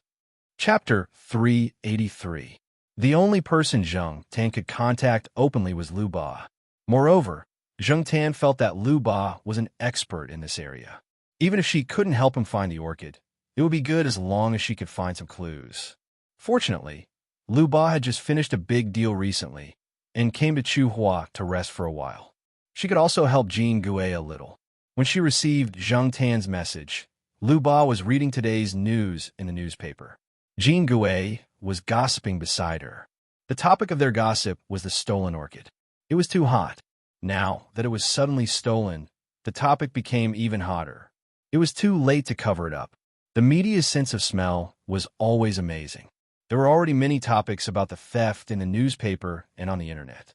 Liu Ba was originally interested in the pot of orchids. Previously, she was not in Chuhua City because she had some work to do. Now that she came back, she missed the best time to look at the flowers. She was a little regretful at first. After the orchid was stolen, she was thinking about whether she should investigate it herself and take advantage of the thief. After receiving Zheng Tan's message, Liu Ba couldn't help but laugh out loud. She wasn't gloating. First, she didn't expect that the orchid was related to Zheng Tan. From the information she learned before, she only knew that the flower was related to cats. Now, it seemed that it was really a cat fairy. Second, Liu Ba was thinking of doing it herself. Unexpectedly, she received a message. After replying to the message, Liu Ba got up and left. Since she had decided to intervene, it was better to do it as soon as possible. After a long time, not to mention whether they could find it or not, the flower might be gone. Zheng Tan was surprised when he saw the reply. Liu Ba didn't say what benefits she wanted. She only said that she was interested in this matter. After turning off the phone, Zheng Tan put the phone in his vest and brought it home. Under special circumstances, he had to keep track of the progress. He couldn't run out of the tiled house every time. Anyway, there was no one at home during the day. These 2 days, Old Man Lon was not in a good state. He was more anxious than the Jiao family about the stolen orchid.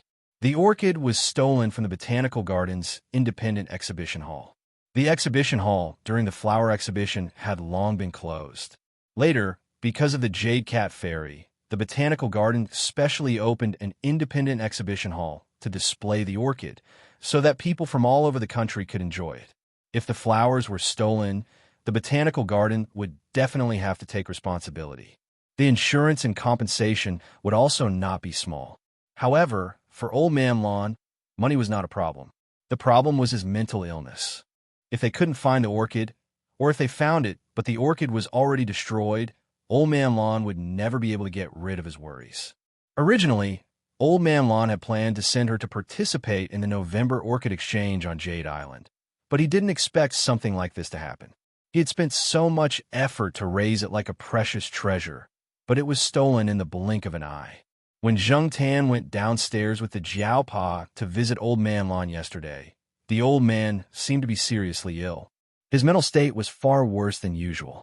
Originally, the Jiao Pa wanted to comfort him and tell him that they weren't that obsessed with the pot of orchids, but it was useless. At that time, Old Man Lon was too agitated.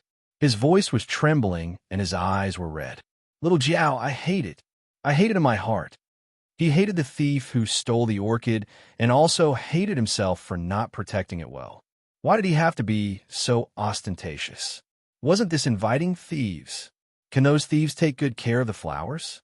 They can sell 100,000 yuan worth of flowers for a few thousand yuan. The fate of this pot of flowers. Sigh. Old Man Lon said as he wiped the corners of his eyes with trembling hands. The independent exhibition hall over there has been very well protected. There hasn't been any incidents over the years. Normal people don't have the ability to steal it, and those who have the ability to do so are definitely not normal people. Their vision isn't too small. I think they value that pot of orchids very much and will take good care of it after they get it, the Jiao Pa said. He knew that flowers were the most important to Old Man Lon. As long as the flowers were taken good care of, as long as the flowers weren't ruined, everything else was secondary. After leaving Old Man Lan's place, the Jiao Pa called Yi Hao and asked them to help find out more information. Zheng Tan also went to look for the blind old man, Elder Kuan. Although Elder Kuan only occupied one area and didn't interfere with things outside of his territory, it was good to know if there were any problems in his territory. As for how Zheng Tan told Elder Kuan, he didn't know. However, he flipped through Elder Kuan's newspaper and found the page about the orchid theft. He put it in front of Elder Kuan, and someone would naturally tell Elder Kuan. With Elder Kuan's intelligence, he wouldn't be unable to understand Zheng Tan's intentions. Mao and the others were also helping to search for the orchid. The orchid was stolen at night, and the Botanical Garden surveillance cameras didn't provide much help. Someone had tampered with it. As for now, no one knew if the stolen orchid was transported out of Chuhua City or if it was still in the city. They could only try their best to investigate. The police couldn't tell Zhang Tan the progress of the case. Even if Old Man Lon was the nominal owner of the orchid, Zhang Tan believed that the police wouldn't tell him much. Instead, they would tell some white lies to appease Old Man Lon. Elder Kuan gave them a license plate number, and I didn't say much else. The orchid wasn't in his territory, and the other party was very secretive. It wouldn't be easy to find much in a short time. Yi Hao mentioned a few suspicious people. They were only suspicious, but not sure. Moreover, Yi Hao and Elder Kuan said that someone bought the orchid at a high price on the black market.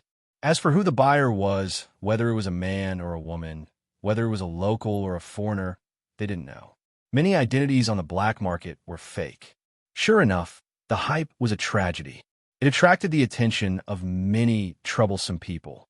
No wonder Zhang Tan felt that something was going to happen those few days. Zhang Tan sent the license plate number given by Elder Kuan and the few suspicious people mentioned by Yi Hao to Liu Ba. How to investigate? Liu Ba was an expert. The day after Zhang Tan sent the message, Liu Ba said that she was going to find someone and asked Zhang Tan if he wanted to go with her. Zhang Tan thought about it carefully and decided to go to find out more about the situation. After making an appointment, Liu Ba drove the Volkswagen to the side gate of the school near the eastern courtyard and picked up Zhang Tan.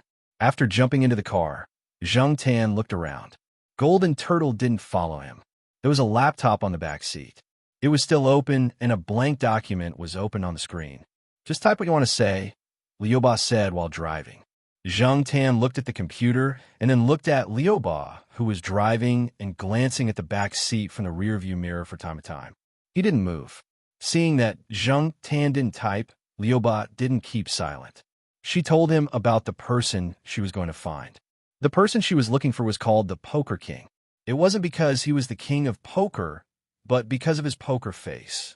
The Poker King loved gambling. However, according to Liu Ba, the Poker King didn't play in casinos like those gamblers.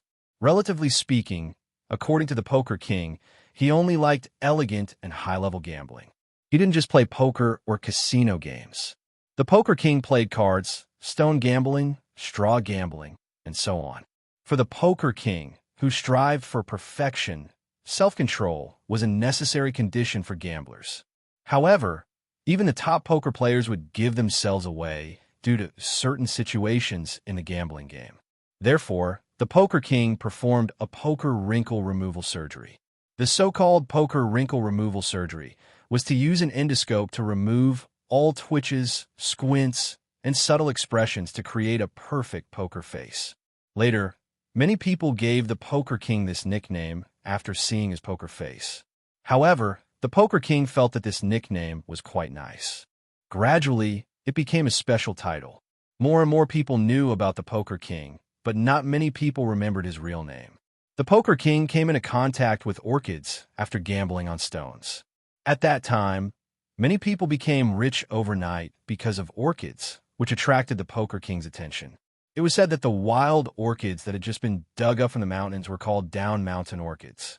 Generally speaking, the down mountain orchids and the real orchids were quite different in terms of appearance. Hence, they weren't worth much. However, this kind of orchid had a certain degree of variation. After a few years of cultivation, it could become mature grass and become worth tens of thousands of yuan. Because the price of the down mountain orchids was cheap, some people bought them in large quantities, hoping that there would be one or two best plants in the pile of weeds. This segment was called straw gambling. At that time, there were many lankers who made a lot of money from straw gambling. Since it was gambling, it meant risks. The Poker King was lucky and made a lot of money at that time. According to the information that Liu Ba learned, the Poker King made hundreds of millions of yuan from straw gambling. However, now that Lan City was in turmoil, the Poker King didn't pay much attention to it. Although he didn't pay much attention to it, the Poker King was still very clear about the news in the Lanker circle. Whether it was on the surface or in the black market, it was worth consulting. Liu Ba had helped the Poker King once by chance. Later, they met again. The relationship between the two wasn't very good, but it wasn't too bad either. The place where they met was a small tea house. The tea house was relatively remote. With the classic decoration style, it looked a little classy. After the waiter at the door saw the note that Lu Ba handed out, he took Lu Ba upstairs. The third floor was a special VIP room. Zhang Tan looked at the name of each room outside. Most of them were named after plants, and they were all only one word, such as plum, orchid, bamboo, chrysanthemum, and so on. The waiter took them to the orchid room. There was already someone sitting inside. A middle-aged man in his 40s or 50s was sitting at a wooden table, drinking tea with a cup in his hand. When Lu Ba entered the room, he just turned his head slightly and glanced at them without much expression. He looked quite unfathomable. Sure enough, he has a poker face. Zhang Tan thought to himself. There were 3 people standing behind the middle-aged man. They should be bodyguards or something like that. There was some evil spirit on them, but they didn't have any malice now. They were just vigilant and stuck to their duties. The poker king raised his hand and pointed at the seat opposite him, motioning for Lu Ba to sit. His eyes stayed on Zhang Tan, who followed Lu Ba in for 2 seconds, but he didn't say anything. There was only one chair in the seat opposite him. Lu Ba moved a small stool from the side of the private room and asked Zhang Tan to sit on it. "Are you talking about this cat?" The poker king glanced at Zhang Tan and said to Lu Ba, "I don't think there's anything special about it. Keep a low profile. Keep a low profile. This is a secret weapon. How can it be called a secret weapon if it's too high profile? A cat's nose is much more sensitive than a human's. Don't you think so?" Lu Ba's words were more casual. It was unknown whether it was intentional or because of her relationship with the poker king. The poker king nodded slightly. It was unknown whether he was nodding at the first half of Lu Ba's words or acknowledging the latter half of her words. He didn't continue to talk about this topic. Instead, he said, "I've seen that pot of orchid. It's so beautiful." Perhaps it was because he had long been used to keeping a straight face. Coupled with the fact that he had undergone a poker face wrinkle removal surgery, he didn't have much of an expression on his face even when he was sighing and praising. Coupled with his tone, he looked very strange. Zhang Tan felt that the poker king's subordinates were really pitiful. They had to look at the same poker face all day long. Gradually, they were assimilated and became poker faces. Looking at these poker faces, his appetite suddenly decreased. Chapter 384. Poker King knew some people who had made their fortune in gambling. Now, several of them were worth hundreds of millions of yuan. They kept in touch with Poker King and talked about the news in the gambling circle from time to time. There were many topics about orchids, and the Jade Cat Fairy was also a hot topic. Poker King told Lu Ba some useful news that he heard. He also told Lu Ba that 2 experts in orchid breeding had suddenly disappeared recently. According to Poker King, the 2 people had either met with an accident or had something important that made them unwilling to contact the outside world. Thinking about the theft of the orchids, Poker King guessed that the 2 people had probably been asked to leave. After all, it was not easy to raise orchids well, let alone the Jade Cat Fairy, an orchid with a new high price. In addition to the 2 experts in orchid breeding, Poker King also mentioned the name of a person nicknamed Mole, who happened to be one of the suspicious people on the list given by Yi Hao. After seeing the name, Lu Ba frowned. This person, now several people are looking for him. Is he still in Chuhua City? He probably won't be here tomorrow, so you have to hurry. That guy is very slippery and runs away very fast. If you can't catch him this time, it will be difficult to catch him next time, Poker King said. I have looked for this person before, but I couldn't find him. Hearing Lu Ba's words, Poker King raised his hand, and a person behind him handed him a folder. Poker King opened the folder and took out a piece of paper from it. To be exact, it was a partial picture cut from a map. Zhang Tan could see Lu Ba taking the piece of paper for Poker King. He also wanted to know where it was, but he had to be serious and steady so that he could store his secret weapon. Just like what Liu Ba had said before, the Poker King liked to put on an act. Therefore, when he looked at people and things, he also had this intention. If you pretended to be profound, he would think more highly of you and put in more effort to do things. If you were too casual and showed everything on your face, the Poker King would probably think of fooling you. It was rare for him to have a secret weapon for such a long time. Zhang Tan suppressed his curiosity and continued to squat there solemnly, staring straight ahead. Zhang Tan felt that Poker King had just glanced at him, and his heart tightened. Sure enough, Poker King didn't even let go of Cat. Fortunately, he continued to pretend. After the discussion and tea in the private room, Liu Ba left with Zheng Tan. After leaving the tea house and returning to the car, Zheng Tan finally saw the piece of paper. It was indeed cut from the map of the city. Zheng Tan had studied the map carefully some time ago. The Weasel boss had passed by there when he was stocking up. After finding some information, Liu Ba planned to go back and check the information carefully. Zheng Tan also had to go home to show his face. Otherwise, Jiao Pa would call everywhere to look for the cat. When he went home, Zheng Tan sent a message to Liu Ba. He remembered that when he was stocking up with the Weasel boss in the grocery store, there was a fight between the police and the robbers. The young policeman surnamed Liao had left a deep impression on Zheng Tan. Moreover, Boss Wang and Air Mao both said that he was a good person. Therefore, Zheng Tan thought that if Liu Ba couldn't handle alone, could he ask the policeman for help? At that time, the policeman caught the robbers very quickly. Didn't Poker King say that if he couldn't catch the robbers in one go, the mole would have to run away? Although Zheng Tan didn't know much about policeman Liao, in order to find the orchid as soon as possible, he still trusted the Weasel boss and Air Mao. As for Liu Ba, he could always get in touch with her. After receiving Zheng Tan's message and suggestion, Liu Ba checked on policeman Liao. She found something interesting and thought that it was no wonder that the cat recommended him. Zheng Tan didn't know how Liu Ba contacted policeman Liao. Liu Ba only said that they would catch the mole at night. Liu Ba made a deal with policeman Liao. Policeman Liao liked to catch thieves. The thieves didn't necessarily mean those who stole small things, but also those who committed serious crimes. However, there were always people who blocked his way. Therefore, policeman Liao asked Liu Ba to take some blackmail information about those who blocked his way. With these blackmail information, policeman Liao felt that those people would hesitate when he caught thieves in the future. Liu Ba also joked with Zheng Tan that policeman Liao was quite interesting. He dared to take the blackmail information of his boss. He didn't care about promotion and only liked to catch thieves. In policeman Liao's own words, he was a cat who liked to catch mice. Promotion and money were not very attractive to him. Since Liu Ba said that they would catch thieves at night, they would probably go home later. Zheng Tan thought that Liu Ba would call Jiao Pa when the time came. At 10:30 p.m. At the entrance of a commercial street near the Second Ring Road, a police car was parked by the roadside. There were two people sitting in the car. One of them was policeman Liao. The person in the driver's seat was also in a police uniform, like policeman Liao. Just now, someone in this community called the police and said that something was stolen from their house. The person who called the police was a female student from a famous school nearby. Her voice was quite pleasant. Liao, believe it or not, that girl must be a beautiful girl. Don't say that I'm long-winded. At your age, you should find a partner. If you meet a good one, you should seize the opportunity. I know a guy who got together with the girl who called the police in a theft case. Now, they're talking about marriage. But, crack.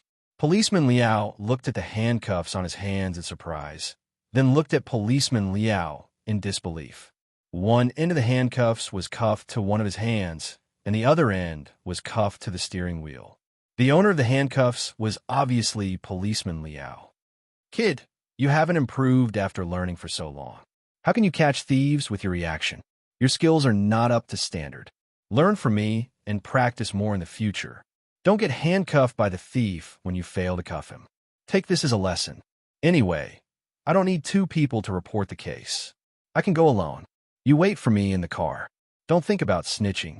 We can't be traitors, okay? Policeman Liao said proudly. He opened the car door and was about to get out. However, just as policeman Liao took a step out, he felt a chill on his wrist. Because of the pull, there was an obvious pain on his wrist. Policeman Liao looked back at his wrist and found that the handcuffs that were originally cuffed to policeman Liao's wrist had somehow appeared on his own wrist. Liao Shiryu, brother Liao, I'm sorry, policeman Liao said with a sincere and apologetic smile. He said to policeman Liao, I also think that my skills are still lacking. I need more practice. It's better that I do it myself this time. Policeman Liao walked out of the car and went to a beverage shop that was about to close. He bought a cup of coffee and put it in Policeman Liao's car. Brother Liao, have some coffee first. I'll be back after I'm done with things over there. Policeman Liao pressed his cap down and walked into the alley. F***CK. Liao sure, you mother f***er. Policeman Liao, who was cuffed to the car by himself, was so angry that he wanted to vomit blood. However, he didn't dare to curse loudly. He didn't want to be heard by the people around him. He quickly took out his keys. Nothing. He called for someone, took out his pockets. Nothing. Mother f***er. Policeman Liao was so angry that he hit the steering wheel twice with his uncuffed hand. He cursed Liao Shi in a low voice and thought about what to do next. Tell on him? He wouldn't be stupid to do that. According to the regulations of the Ministry of Public Security on the use of police weapons, handcuffs were torture devices used by the public security organs during law enforcement. Even the public security organs had strict regulations on the use of handcuffs. This time, he was the one who cuffed his colleague first. If he told others about this, he would definitely be criticized. If someone with ulterior motives pushed him behind his back, he wouldn't be able to get promoted. Mother f***er. He wanted to teach this guy a lesson, but he didn't expect to be the one who set him up. His colleagues even said that Liao Shi was as honest as his name. Honest my ass. Looking at the cup of coffee next to him, Policeman Liao snorted, took it, and took a sip. F***CK. It's iced. Doesn't he know that the temperature is lower tonight? Shouldn't he have bought a warm one? Policeman Liao was so angry that he hit the steering wheel twice more. When Zheng Tan and Lu Ba arrived at the agreed location, Liao Shi had already finished. There were 4 people lying on the ground. 3 of them looked very young. It was unclear whether they were working or students. The other one was in his 30s. He wasn't tall and was slightly plump. He was the mole that Zheng Tan and Lu Ba were looking for. The mole had planned to escape tonight. Before he left, he wanted to deal with some goods in his hands. That way, he could escape more smoothly. However, he didn't expect that a young man in a police uniform would interrupt the transaction. Before he could escape successfully, he was knocked unconscious on the ground. I'll give you the person. Remember to send me the goods. Liao Shi pointed at the mole lying on the ground and said to Lu Ba. Lu Ba nodded. I remember. After getting the assurance, Liao Shi asked, do you want to interrogate this person? Yes, there are some things that I want to know, Lu Ba said. Oh. Liao Shi paused and said, if it's something important or urgent, it might be a little troublesome. It's not easy to pry open this person's mouth. He has been tortured many times before. So? Lu Ba looked at Liao Shi. So, I suggest that you find someone to help you. Ooh, that cat knows. Liao Shi pointed at Zheng Tan, who was squatting in the shadows not far behind Lu Ba, and smiled sincerely. Zheng Tan was speechless. Why are you pointing at me? I don't know shit. Zheng Tan always encountered people who spoke halfway and did not understand what they were trying to say, but strangely, these people were able to understand what they were trying to say. This made Zheng Tan anxious about his own IQ. Since you gave me this information, Officer Liao took out a notebook, wrote down a string of numbers, and handed it to Lu Ba. This is his number. However, if you go alone, he won't care about you. Let the cat take you there. The success rate is higher. After speaking, Liao Shi raised his hand to press down the brim of his hat and left. He didn't care about the other 3 people who had been stripped naked and were lying on the ground in the cold wind. Lu Ba injected the mole with a tube of medicine that would ensure that the mole would continue to sleep soundly. After stuffing the mole into the trunk of the car, Lu Ba looked at Zheng Tan and asked, who was the person that Liao Shi was talking about? Zheng Tan was also at a loss. F***CK. How would I know who Liao Shi was talking about? After carefully thinking about the people he knew and the people that Liao Shi might know, Zheng Tan guessed that Liao Shi was talking about that weasel. Weren't they not close? But other than that weasel, who else could it be? Air Mao? Or someone else? Lu Ba called the number that Liao Shi left behind. She deliberately increased the volume of the call. Zheng Tan jumped on the back of the chair and listened carefully with his ears perked up. After ringing for a while, the other side picked up. A muffled voice that sounded like a sleepy person was heard. Hello. Chapter 385. It was late at night, and only the orange streetlights on both sides of the street were lit. Only a few of the houses around were still lit. There were barely any pedestrians on the road, and the road that was crowded during the day had fewer cars now. In the grocery store, Boss Wong took out a cigarette from the pack and put it in his mouth. He took out his lighter and was about to light it up when someone knocked on the door. Boss Wong stayed in the room behind the grocery store at night, so the person who knocked on the door was the back door of the grocery store.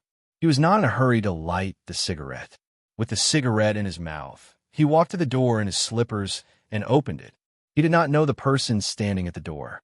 Lu Ba wanted to say something, but Boss Wong spat out the cigarette in his mouth. The cigarette hit Lu Ba's body, but he quickly caught it before it fell. Lu Ba had a feeling that if the person in front of him did not have a cigarette in his mouth, he would have spat at him. Therefore, he was glad that the person spat at him was a cigarette and not a spit. When Lu Ba told Boss Wong on the phone that Officer Liao had introduced him to Boss Wong, his tone was not very friendly. Lu Ba's instincts told him that there was some conflict between him and Officer Liao, but he still came because of the orchids. Putting the cigarette back into his mouth, Boss Wong looked down and saw the familiar black cat squatting beside him. He took a deep breath and did not say anything. He just tilted his head and gestured for them to come in. When Boss Wong heard Officer Liao's introduction, he did not plan to help. Even if he wanted to help, he would not do it so easily. He wanted to extort some money first, but he did not expect the black cat to follow him. No matter what, the black cat had done a free advertisement for his store, so his business was doing well. Moreover, the black cat knew Air Mao, so it did not seem right to chase it away. Lu Ba heaved a sigh of relief when she saw Boss Wong's action. As long as the black cat was allowed in, it meant that he would help. Lu Ba went back to the car and looked around. After he made sure that no one was paying attention to them, he brought the unconscious man in. Zheng Tan had only checked the store in front of the grocery store, so he did not go to the lounge at the back. The lounge was only around 10 square meters, but it was not messy. In comparison, Boss Wong did not seem to be in a good mood at night. Even though he looked mean, he was usually nicer to people during the day, unlike now. He seemed to be holding back his anger and had no intention of holding it in. She was probably angry because she was woken up. Boss Wong looked at the mole on the ground and took a puff of his cigarette before he said, "I hate being woken up at night. That Liao guy must have asked you to disturb me on purpose. TSK, young people are so petty." This time, Zheng Tan was sure that Boss Wong and Officer Liao must have had a little conflict because of something. Back when Zheng Tan followed Boss Wong to purchase goods, he did not know their names, but now that he thought about it, he was more familiar with them. It was likely that the two of them had some friction after that, but it wasn't a big deal. Although it seemed like they were creating trouble for each other, it was also a form of communication. That was the truth. At the end of September, Boss Wong and Officer Liao were invited to the wedding of someone they knew. Boss Wong and Officer Liao sat at the same table, and they had a drinking contest. Officer Liao lost and was tricked by Boss Wong and a few other older men into making a fool out of himself. Officer Liao remembered these old men and would cause them trouble whenever he was free. It was the same this time. Officer Liao knew that Boss Wong did not like to be disturbed at night, but he still called Boss Wong and asked him to come over. Lu Ba wanted to know something from a mole, and as a folk artist, Boss Wong obviously had the ability to make the mole talk. Initially, Lu Ba was wondering how much Boss Wong would ask for, but to her surprise, Boss Wong did not. Boss Wong looked at Zheng Tan and said, "I'll let it go this time. We're even. Don't bring anyone over at night next time, and next time, I'll charge you. No discounts." An hour later, Lu Ba was kicked out of the door with the recorded information. At the same time, the mole who had fainted was thrown out of the door. Zheng Tan consciously went out before the weasel boss kicked him out. Boss Wong's temper was really bad at night. Zheng Tan asked Lu Ba to call Jiao Pa and tell him that he would not be going back at night. After leaving Boss Wong's place, Zheng Tan followed Lu Ba to Jean Gui's place, which was Jean Gui's nest. "I didn't expect you to know so many capable people," Lu Ba said as she glanced at the cat in the passenger seat. Whether it was Officer Liao or Boss Wong, they were a special kind of people. They had unique skills, but they did not show it. Even Lu Ba had never heard of them after staying in Chu Hua for so long. When she was interrogating the mole, Lu Ba thought that Boss Huang would show her some unique skills, but to her surprise, Boss Huang did not do anything. He just sat there with a cigarette in his mouth. Lu Ba did not see anything from his 2 or 3 simple movements. It looked like he was just looking at the mole before he sat back down with a cup of tea. Other than that, Boss Huang just sat there and interrogated the mole. Lu Ba was impressed. At the same time, she thought that if she had the chance in the future, she should hang out with these 2 more. This was also the biggest reward she got from this incident. It was not a loss. Lu Ba thought to herself.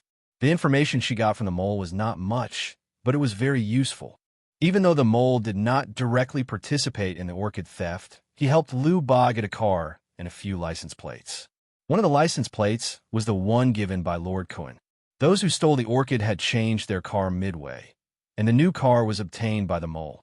By tracking the car and the license plates, Lu Ba should be able to get a general idea of the thieves' driving route in the province.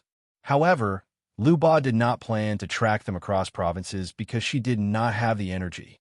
Instead, she sorted out the information she got and sent it to the person in charge of the task force. After the orchid theft, due to the huge impact, the Municipal Public Security Bureau set up a task force to solve the case within a time limit. A large number of police officers and joint defense team members were deployed to conduct a net-like investigation of suspicious people passing through the area. Lu Ba believed that the police should have found some clues, but the information she had would only speed up the progress of the case. She believed that the information would make things easier for the task force leader. After all, it was a case within a time limit. If he could solve it, he would be promoted. If he could not, his position would be in danger.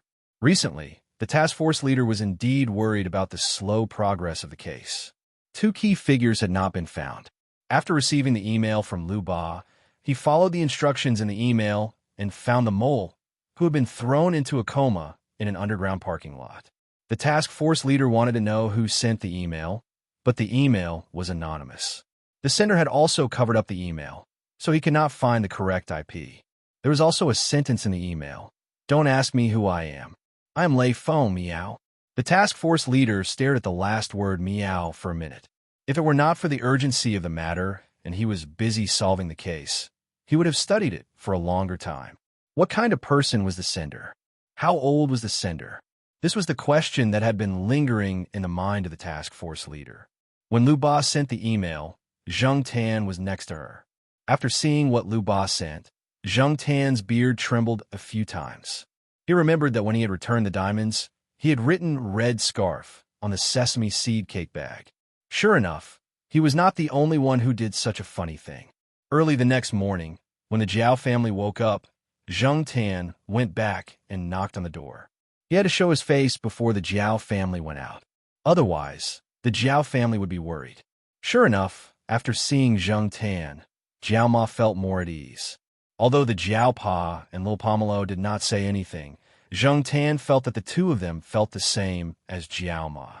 After following the Jiao Pa to the canteen for breakfast, Zheng Tan went to Old Man Lan's house to visit him. Old Man Lan was still not in good spirits. He had lost a lot of weight in the past few days.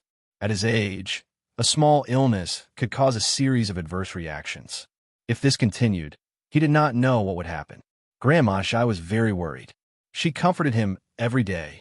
Old Man Lan's sons and grandsons often came to comfort him.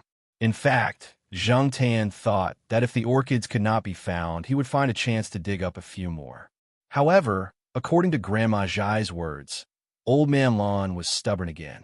The orchids he dug up were not as good as the one that was lost.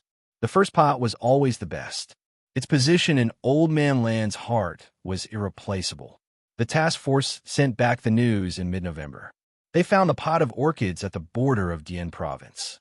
It was said that 70% of the criminal cases handled by the Public Security Bureau in a county in Dian province were about the theft of orchids.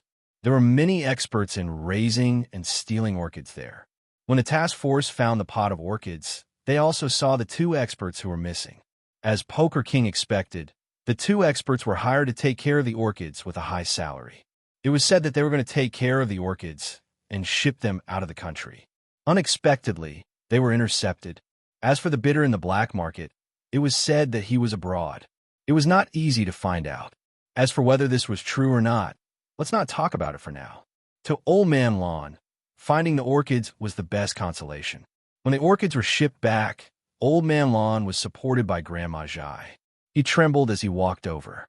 When he saw the pot of orchids that were still in full bloom, tears flowed down his face. After that, Old Man Lawn slept soundly for a day and a night. After that, he began to feel better. Mood had a direct impact on one's condition. After the orchids were found, Old Man Lawn's recovery was gratifying.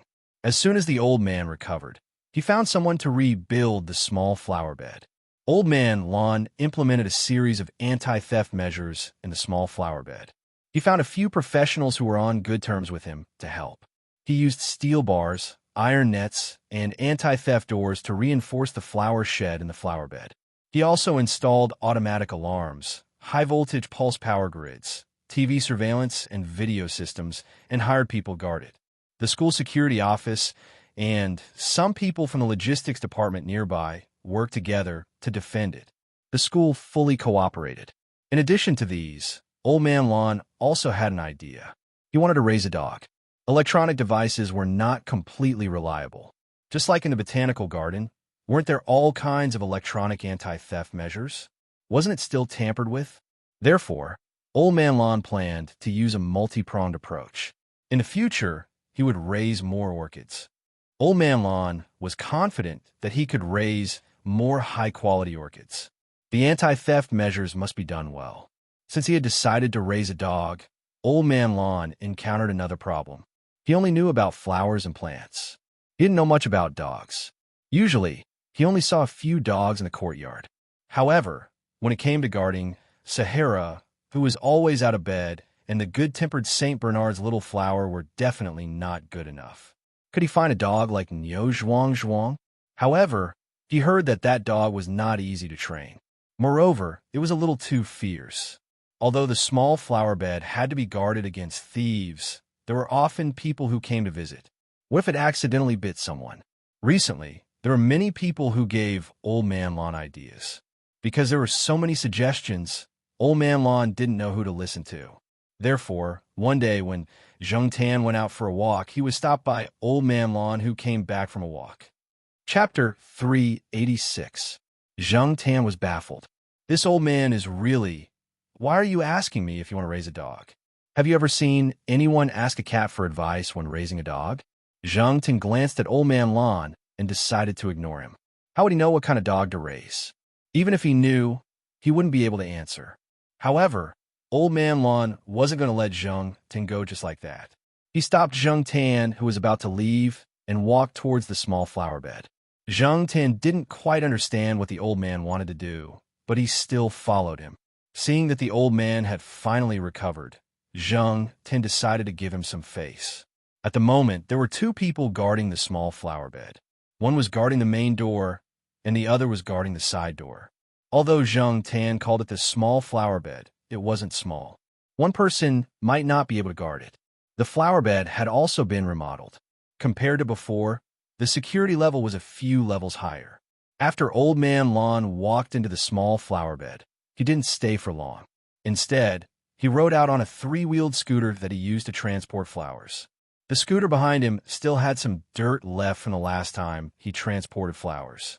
"Come, black charcoal, get on. Let's go buy a dog," Old Man Lawn said to Zheng Tan, who was standing beside him. During this period of time, many people had given Old Man Lawn advice. Old Man Lawn hadn't decided on a dog to buy. He didn't want to wait a few more months for the dog he wanted. He wanted to get this done as soon as possible so that he could feel better. Otherwise, he would always feel like something was hanging in the air. He heard that there were people selling small pets near the main school gate. There were also people selling dogs at the market at the end of the old street. Therefore, Old Man Lawn decided to take a look. The dogs sold there definitely weren't expensive breeds. However, Old Man Lawn wasn't too keen on expensive breeds. The breed didn't matter, as long as it could guard the door. A friend of his had a small Pekingese that looked after the house. It was better than some dogs that only grew in size. Therefore, the dog didn't matter if it was expensive or big. As long as it could guard the house against thieves, Old Man Lon was satisfied. Buy a dog? Zhang Tan hesitated for 2 seconds before jumping into the car. He still didn't understand what Old Man Lon buying a dog had to do with him. However, it was good to join in the fun since he had nothing to do at home anyway. There were indeed people selling small pets at the entrance of the school. During spring and summer, there were many goldfish, turtles, and so on. During autumn and winter, some turtles and other animals had to hibernate, so the students were not interested in them. However, hamsters, guinea pigs, rabbits, kittens, and so on were more popular. In the past few years, Zhang Tan had seen many abandoned animals in school. Not to mention stray cats, there were many abandoned cats in school. Hamsters and guinea pigs would probably be targeted by cats if they ran out. In the beginning, the students wanted something new, but after the novelty wore off, they began to think about abandoning them. Sometimes, Zhang Tan would go to the artificial lake or stroll to the scenic lake nearby. He would also see various dead small animals that had been thrown into the water. This kind of thing happened every year. No matter how the school worked, it was a common occurrence. With students buying, the peddlers were naturally happy to bring their goods to the school gate to sell. Walking along the road in front of the school gate, Zhang Tan could see several peddlers. Zhang Tan followed Old Man Lon to a stall. There were hamsters and rabbits sold here. There were 4 puppies in a big cage next to it. They looked like they were less than 2 months old. They were furry, could walk, and were in good spirits. The color of their fur was a little brown with some gray. The few peddlers that he passed by were also selling dogs, but there were many students surrounding them. There were Pekingese puppies, golden retrievers, and some not-so-proper huskies. Old Man Lon didn't seem to care about those. The pet stall in front of him was the last one on the road. The puppies looked very cute and were very attractive to students, especially female students. However, the few in front of him would probably start to attract attention in a month, because their appearance as native dogs would become more and more obvious. Compared to other dog breeds, such as Pekingese and golden retrievers, native dogs were indeed very unpopular among students. However, when it came to guarding the door, Old Man Lon was still very satisfied with native dogs. Otherwise, he wouldn't have stopped in front of this small stall. According to the peddler, he was selling for a friend. His friend lived in the suburbs, and his family's native dog had given birth. He didn't want to keep it, nor did he want to sell it to a dog farm, so he asked him to bring it out to sell. Old Man Lon didn't believe this. Yesterday, he heard that the price of selling dogs for meat was not too high. In the farmer's family, puppies could be bought for a few yuan to a dozen yuan. That was why people wanted to bring dogs out to sell to students. They could earn a few more yuan from the students. Why does this dog have such a color? Old Man Lon looked at the puppies in the cage and said. When the peddler saw Old Man Lon's intention, he smiled and said, "Don't think that it's a little gray now. It will be different when it grows up. It will definitely be a big yellow dog like a bitch. Oh, I forgot to mention, bitches have ears. When these puppies grow up, they will definitely have ears and look energetic. Do you want to buy a dog to guard the house, or just keep it for fun? Guard the door." Old Man Lon didn't have any requirements for the dog's ears. It didn't matter if it was standing or folded. The most important thing was that it could guard the door. Maybe it couldn't guard the door. He couldn't see it now. Looking at these puppies, he felt that they weren't very reliable. That's right. Don't say native dogs are better for guarding the door. Those famous dogs might not be as useful as them. Didn't the news say a while ago that a family's house was burglarized? The dog even helped to move the things. The family who lives near our house also has a dog. When they bought it, I heard that they spent a few thousand yuan. But that dog, TSK, when someone knocks on someone else's door, his dog barks loudly. But when his own door is knocked, the dog doesn't make a sound. Look at how ridiculous it is. The peddler spoke with great enthusiasm. Old Man Lon also nodded, but didn't express his opinion. You couldn't generalize what kind of dog behaved like. No matter what breed of dog, there would always be good and bad. The peddler was still there praising. Different customers had different requirements.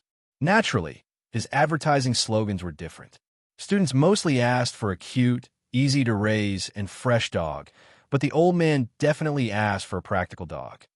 Our dogs are all raised by farmers to guard the house against thieves. They're definitely all experts. My friend's big yellow dog has even caught thieves stealing chickens a few times. The peddler didn't finish his words. His friend's chickens were bitten to death by dogs. He definitely wouldn't say this if this old man's family also raised chickens. Once he said this business would be done. So, when it came to catching thieves, all he had to do was say that he caught thieves. It was better not to mention chickens. Old Man Lon was a little tempted. A dog that caught thieves was good, but which one should he buy? Or buy a few more? Old Man Lon was really inexperienced when it came to this, so when he looked at the 4 puppies in the cage that looked about the same size and appearance, Old Man Lon couldn't make up his mind. Thus, he shifted his gaze and looked at Black Cat, who was squatting on the car and looking at the cage.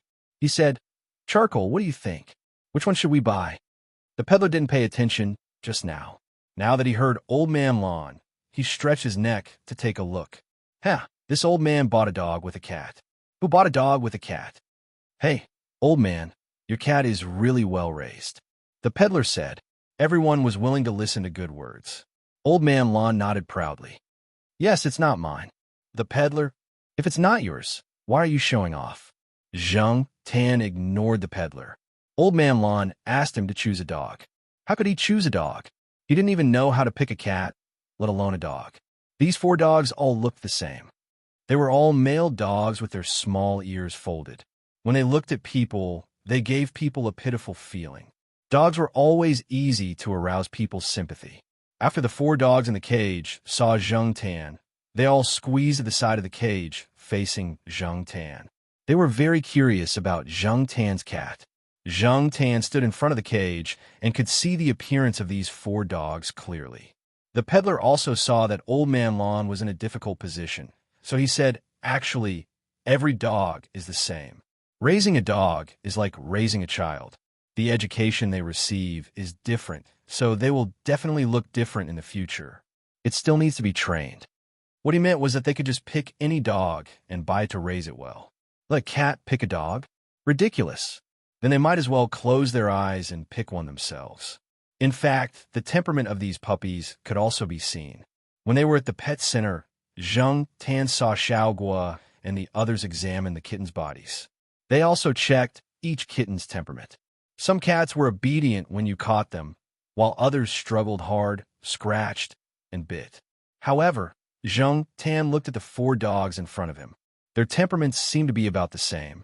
None of them were particularly noisy, and none of them were particularly quiet. No wonder Old Man Lon found it difficult to decide. Black Charcoal, don't worry and choose boldly. Choose any one of them. If they go astray in the future, I won't blame you. That's my responsibility. Old Man Lon said. In fact, Old Man Lan's idea was that the dogs in the courtyard were all good. Since Zhang Tan's cat had a good relationship with the dogs, then the dog he chose wouldn't be too bad, right?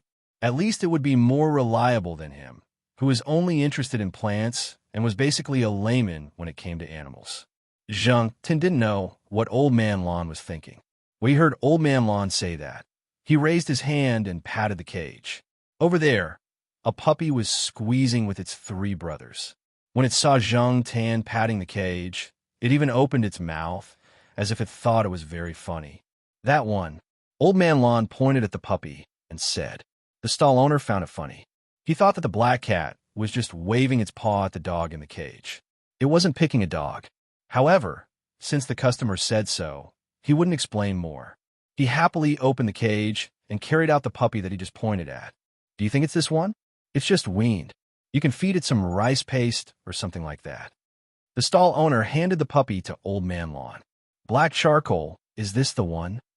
Old Man Lon looked at Zhang Tan. When he saw that Zhang Tan had already returned to the car, he looked at the puppy in his hand.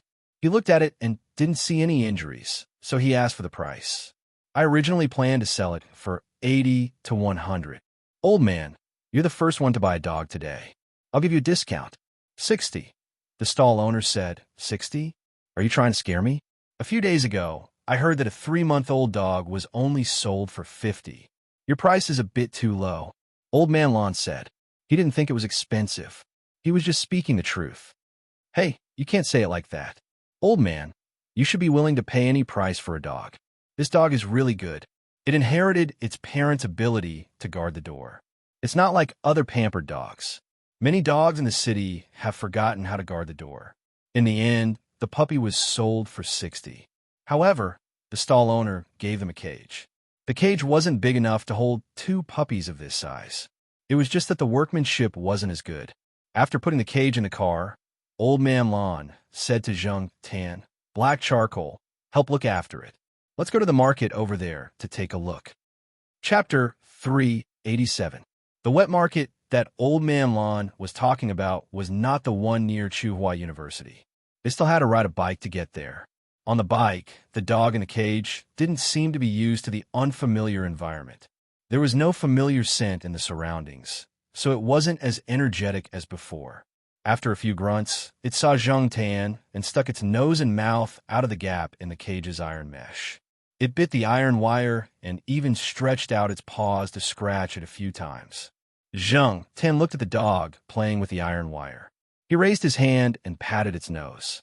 He didn't expect the little guy to open its mouth and bite. Zheng Tan had nothing to do, so he patted the dog's nose and played with it. The dog's reaction wasn't fast, so it couldn't catch up. No matter how hard it tried, it couldn't bite Zheng Tan. The dog didn't bite because it wanted to bite something. It was just playing. Zheng Tan chose this dog because it wasn't as good or smart as Old Man Lon thought. Zheng Tan couldn't tell what was so good about this puppy. In fact, the main reason was that this dog had the biggest mouth. Zheng Tan carefully compared it just now. This dog's mouth was indeed a little bigger than its 3 brothers. Finally, he found a difference. So Zheng Tan chose this dog. 20 minutes later, Old Man Lon rode the bike to a wet market and pushed the cart in. At this time, the wet market had passed the morning rush hour. There weren't many people in the wet market. Generally, young people wouldn't go to the wet market to buy dogs. Firstly, it would give people the impression that they didn't like dogs. Secondly, the wet market basically only sold mutt puppies. Young people didn't like them. Therefore, the people who came to buy dogs were mostly middle-aged and old people. Old Man Lon only knew that mutt puppies were sold here because he didn't have this kind of experience before. After asking, Old Man Lon walked in the direction that someone pointed to. There were people selling dogs there. Dogs were sold in the vegetable market. They were either specially bought and sold for cooking, or they were originally selling vegetables and had puppies at home, so they decided to sell them. Old Man Lon looked at the 2 families. The dogs of the 2 families were slightly bigger, probably 3 or 4 months old. Old Man Lon felt that it was better to raise a dog from a young age. They had deep feelings for each other. Before the puppy's temperament was fully developed, he could still correct it. Therefore, this time he planned to buy 2 puppies that were 1 or 2 months old. He would raise them in a small garden from a young age. That would be more effective. It was also for this reason that he had rejected the kindness of a few friends who had sent him dogs. He had no feelings for the big dog, and it was not easy to cultivate feelings, so he decided to forget about it. The puppy in the cage on the car stopped playing with Zheng Tan, probably because of the sounds of the big dogs and small dogs in the market. It squatted there and listened carefully while looking around. Zheng Tan looked around from the edge of the car. Those dogs in cages made him feel a little sad. This reminded him of a bad experience in the past. These were not raised as meat dogs. They were bought from some farmers at a low price by the vendors. In the past, they were used to look after the house dogs. It could be seen from their eyes. Not to mention the dogs, even now, countless cats were being shipped to the south. Change. Society was like this. It cannot be changed. Just as he was thinking, Zheng Tan heard a discussion not far in front of him. He stretched his neck to look. Zheng Tan saw a colorful dog with a basket in its mouth. It followed someone all the way to a stall selling vegetables. There were puppies in the basket. They looked slightly smaller than the one in Old Man Land's car. Because of the angle, Zheng Tan could not see how many puppies there were. He could only see half of a puppy's head. The rest could not be seen. Because of this, many people gathered around to watch. Old Man Lon also pushed the car over. Fortunately, there were not many people in the market at this time. Otherwise, the car would not be able to be pushed in. "This dog is for sale, right?" someone asked. "Yes, it's a family dog. It's very obedient. We let it carry the basket, and it came over," the stall owner said. "This bitch doesn't know that it's selling puppies, right?" Sigh, it looks so pitiful. Although some people pitied it, the people who gathered around were just saying. However, there were really people who wanted to buy a dog. One of them was a person who opened a restaurant nearby. It was not time for work yet. That person was looking for someone to chat with in the market. When he saw the dog, he wanted to raise it. The restaurant had to be guarded against thieves. It also served as a deterrent to those who wanted to cause trouble. This dog is not bad. This shrimp waist is long. The restaurant owner looked at the bitch holding the basket just now. His eyes were shining. He had raised many dogs in the past few years. He had a good eye. What's wrong? Boss Lou, is there such a thing about dogs? Tell me, if I'm interested, we can buy one. My family's warehouse really needs a dog to guard it. Another middle-aged man came over and said, Yo, Boss Wong, why are you here? Boss Lou, who opened the restaurant, did not ask much. Seeing that everyone was looking at him, he began to talk. This dog is not as lowly as others say. It can hunt and guard the house. Boss Lou talked about the dogs he raised in the past. The people around him had nothing to do at this time, so they all came to listen to the story. Old Man Lon also listened with interest, but because he was pushing the cart, he couldn't get too close. He could only see the bitch squatting next to him from the gap between the people in front of him. In fact, Zheng Tan listened to Boss Wong's words. This person might not really know much about dogs. He was just basing his words on the fact that he had raised a dog before. In addition, he had learned a little from other people. It was possible for him to bluff people here. That person also said that the dog he raised was good. Oh, hey, I laughed at that time. It was obviously a dog used for hunting, but he raised the dog to look like a pig with a bucket waist and was proud of it. I was embarrassed to say that he was far worse than the shrimp waist dog I raised before. Our dog can jump 3 or 4 meters in a jump. It can be sold in some places for tens of thousands of yuan. When the people around heard this, they couldn't help but exclaim. Listening to everyone's praise, Boss Lou, who opened the restaurant, became even more proud. He coughed, restrained the smile on his face, and said with the look of a professional expert, However, if it is used as a hunting dog, the choice of dog still depends on the terrain and the place. Is it a plain or a hill? Is it a small mountain or a big mountain? Different terrains require different hunting dogs. For example, if you get a thin dog to fight a big mountain, it can't fight a wild boar, so it still needs a big dog like Castro. But if you use a dog that can fight a big mountain to catch a fox or a wild rabbit on a plain, it may not be able to outrun it. But then again, in fact, this dog is good as long as it is used well. Then a bunch of people around him went, yes, yes, yes in agreement. Boss Lou, what is a thin dog? Someone selling vegetables at the back of the stall asked. Boss Lou sat on the chair given by the stall owner, crossed his legs, and answered slowly, It's a thin dog. Just like its name, it's slender and streamlined. When it runs, TSK, TSK, it's as fast as an arrow shot out. Thin dogs are our country's traditional hunting dogs. Do you know the howling celestial dog of Erlangshun in the legend? That's the original form of a thin dog. There was another round of exclamations of "oh" around him, which satisfied Boss Lou's vanity. Feeling that it was about time, Boss Lou didn't say anything more. He got up and patted the inconspicuous dust on his legs, saying, But it's hard to find a good dog now. It's always not perfect. It's hard to find a good dog. After saying that, Boss Lou walked to the stall of the person who wanted to sell the puppies. The female dog that was squatting next to him had been taken away by the female owner.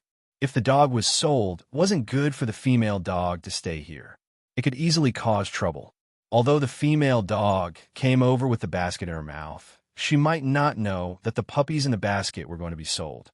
To be on the safe side, it was better to take the puppies away. How much is your dog?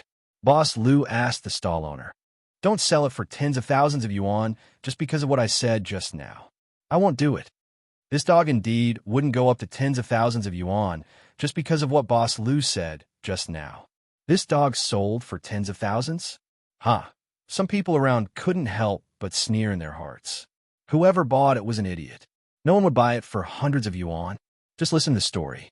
As experienced peddlers, these people around them would not be fooled by Boss Lou's few words and stories. How could they sell vegetables if they didn't have a brain? When the stall owner heard Boss Lou's words, he smiled honestly. How could we?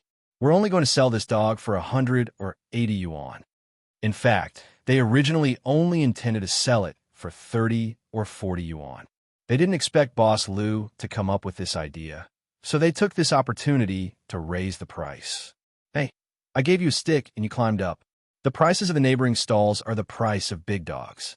However, I'm interested in your dog's waist. 80 yuan. I'll take this dog. Boss Lu pointed to the puppy in the basket that was almost the same color as the female dog and said, in fact, if the price was really too low, Boss Lu would lose face. After all, he had just praised the female dog. The price of the puppy should be higher than other dogs.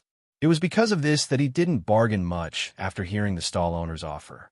Hey, okay, this dog is guaranteed to be much better than my female dog. The stall owner took out the little colorful dog that was clinging to the edge of the bamboo basket and handed it to Boss Lu. After Boss Lu gave the money, he looked at the puppy. Probably because he wanted to sell it, the stall owner did a simple cleaning for the puppy. It didn't look dirty, so Boss Lu took it and left. After Boss Lu left, Boss Wong, who said that he wanted to buy a dog to guard the warehouse, pointed to the dog in the basket that was mostly black with white limbs. I like this kind of dog that walks on snow. I'll take this one. Pack in a bag. The people around listened and laughed. This was like buying a lunchbox, and he even packed it in a bag. The stall owner finally found a snakeskin bag and put the dog in it. He handed it over with a smile. When the two people left, the people around also dispersed. The stall owner looked at the remaining dog in the basket and sighed. Sure enough, this was the most difficult to sell. However, the price of the other two dogs had exceeded his expectations, which was a consolation. If the remaining dog couldn't be sold, he would sell it at a low price. Otherwise, he could sell it to those who bought it as meat dogs. If he kept it, he wouldn't have much food to feed it. Old Man Lon sighed as well. In fact, he had his eyes on the dog with four hooves treading snow.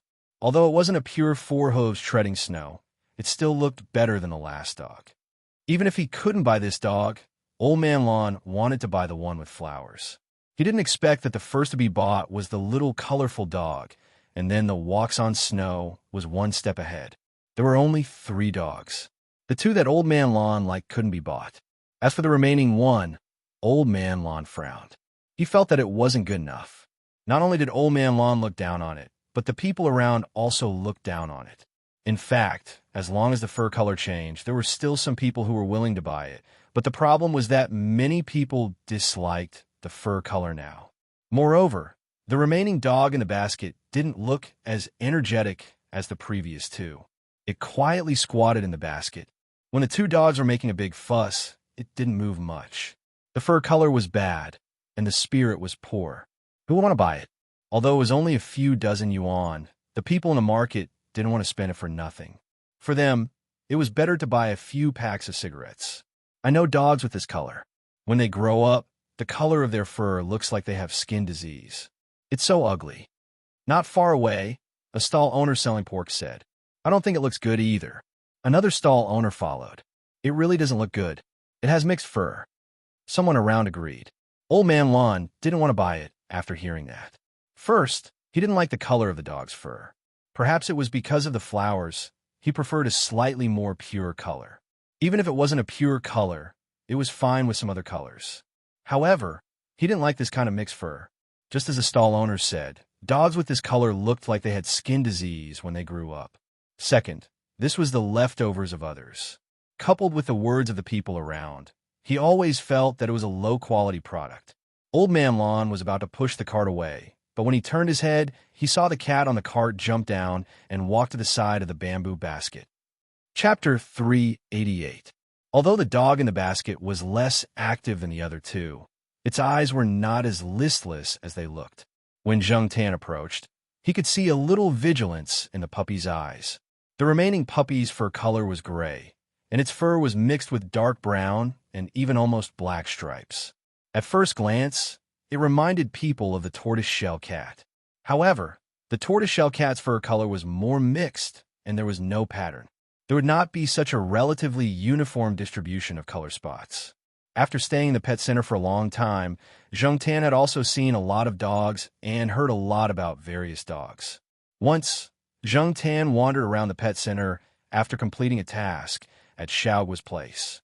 He saw a person talking to Xiaoguo, and there were several dogs around that person who looked like they had skin disease. Charlie and the others said that they were called tabbies. If you look closely, the spots on those dogs were indeed striped, which was different from a Yuanba's fur color. The dogs also looked very fierce. However, many people were fond of this fur color. The more famous one was naturally the Shangrao tabby, which was rumored to be a hunting dog used by the royal family. Tabbies may not be as magical as some people say. Even if they're not all right, it also shows that this fur color is still liked by many people.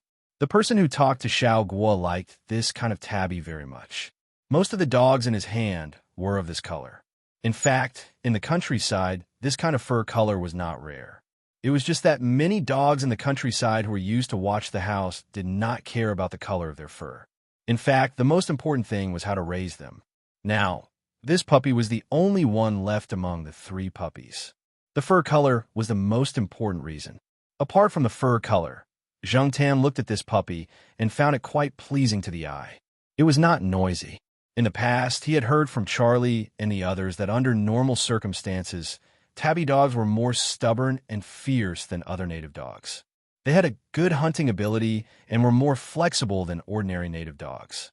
When used for hunting, their performance in small hills was also better.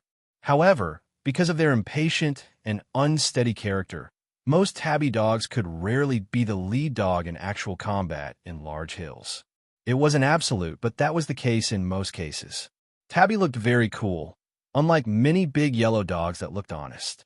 However, Zheng Tan felt that this little tabby dog was more honest and steady than the little yellow dog that he had bought earlier. Of course, this was just how it looked. As for what it would be like when it grew up, Zheng Tan couldn't say for sure. The surrounding people all disliked the color of the dog's fur, but Zheng Tan felt that it was not bad. The dog that was originally squatting also stood up as Zheng Tan approached. At first, it did not bark much, but after staring at Zheng Tan for a while, it began to whimper, its little tail wagging. The dog seller was puzzled when he saw the black cat running to the dog basket. Since when did the market have such a black cat? It even swaggered around here. Generally speaking, cats and dogs would not be so calm in the market. The murderous aura was too strong, just like the dogs in cages that were about to be sold. In contrast, this black cat was too different. It was not anxious, and it was not afraid of strangers. The stall owner was about to say something, but Old Man Lon had already spoken. "What? Black charcoal? Have you taken a fancy to this one?" Old Man Lon walked over, squatted down, and looked at the dog carefully. He had not planned to buy it, but after seeing Zheng Tan's behavior, he changed his mind. "Oh, old man, this is your cat. It's so brave." The stall owner laughed. Old Man Lon said, and did not say much. He looked at the dog carefully and even picked it up to take a look. Seeing that the dog's fur was a little ugly, but did not seem to be sick, the awkwardness in Old Man Lan's heart eased a little.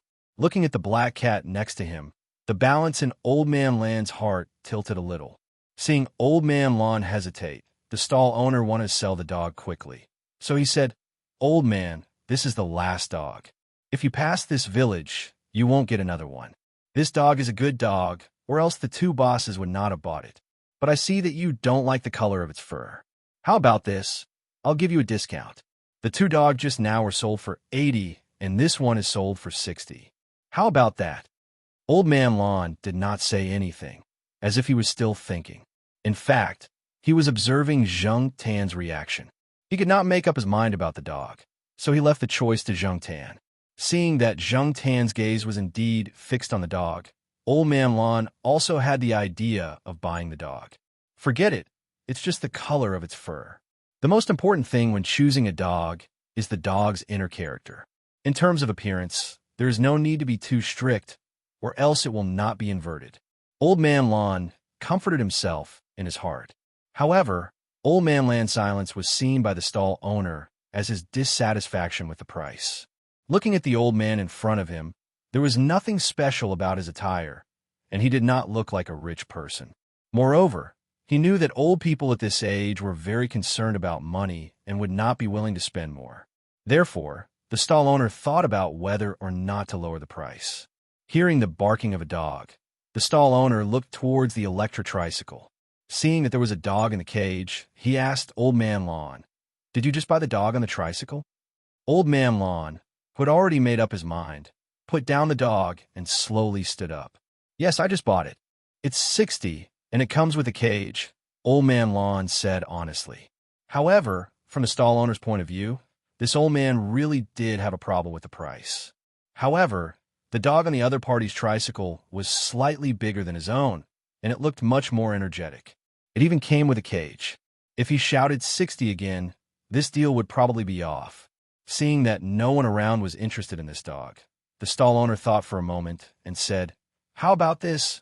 I also want to sell this dog quickly. My wife left with a big dog and will be back soon. Before she comes back with the dog, I want to sell the dog. How about 40? That's half price. In fact, apart from the color of its fur, this dog is really not bad. After it grows up, it will definitely be dedicated to guarding the house.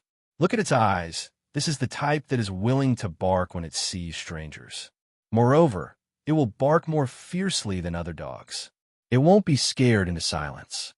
The stall owner looked very honest and seemed very sincere when he spoke. But in fact, the stall owner thought in his heart that 40 yuan was more than they had originally thought. No matter what, it was more than they had earned, and it was not a loss. As for praising the dog, it was pure nonsense. How could he know how to judge a dog? He just learned from Boss Lu and made up a few sentences. Old Man Lawn, who had originally planned to pay and leave, paused when he heard that the price was reduced again. He looked at the stall owner, shook his head silently, and then took out the money and handed it over. The people around thought that Old Man Lawn was still not satisfied with the dog and the price, and just reluctantly accepted it.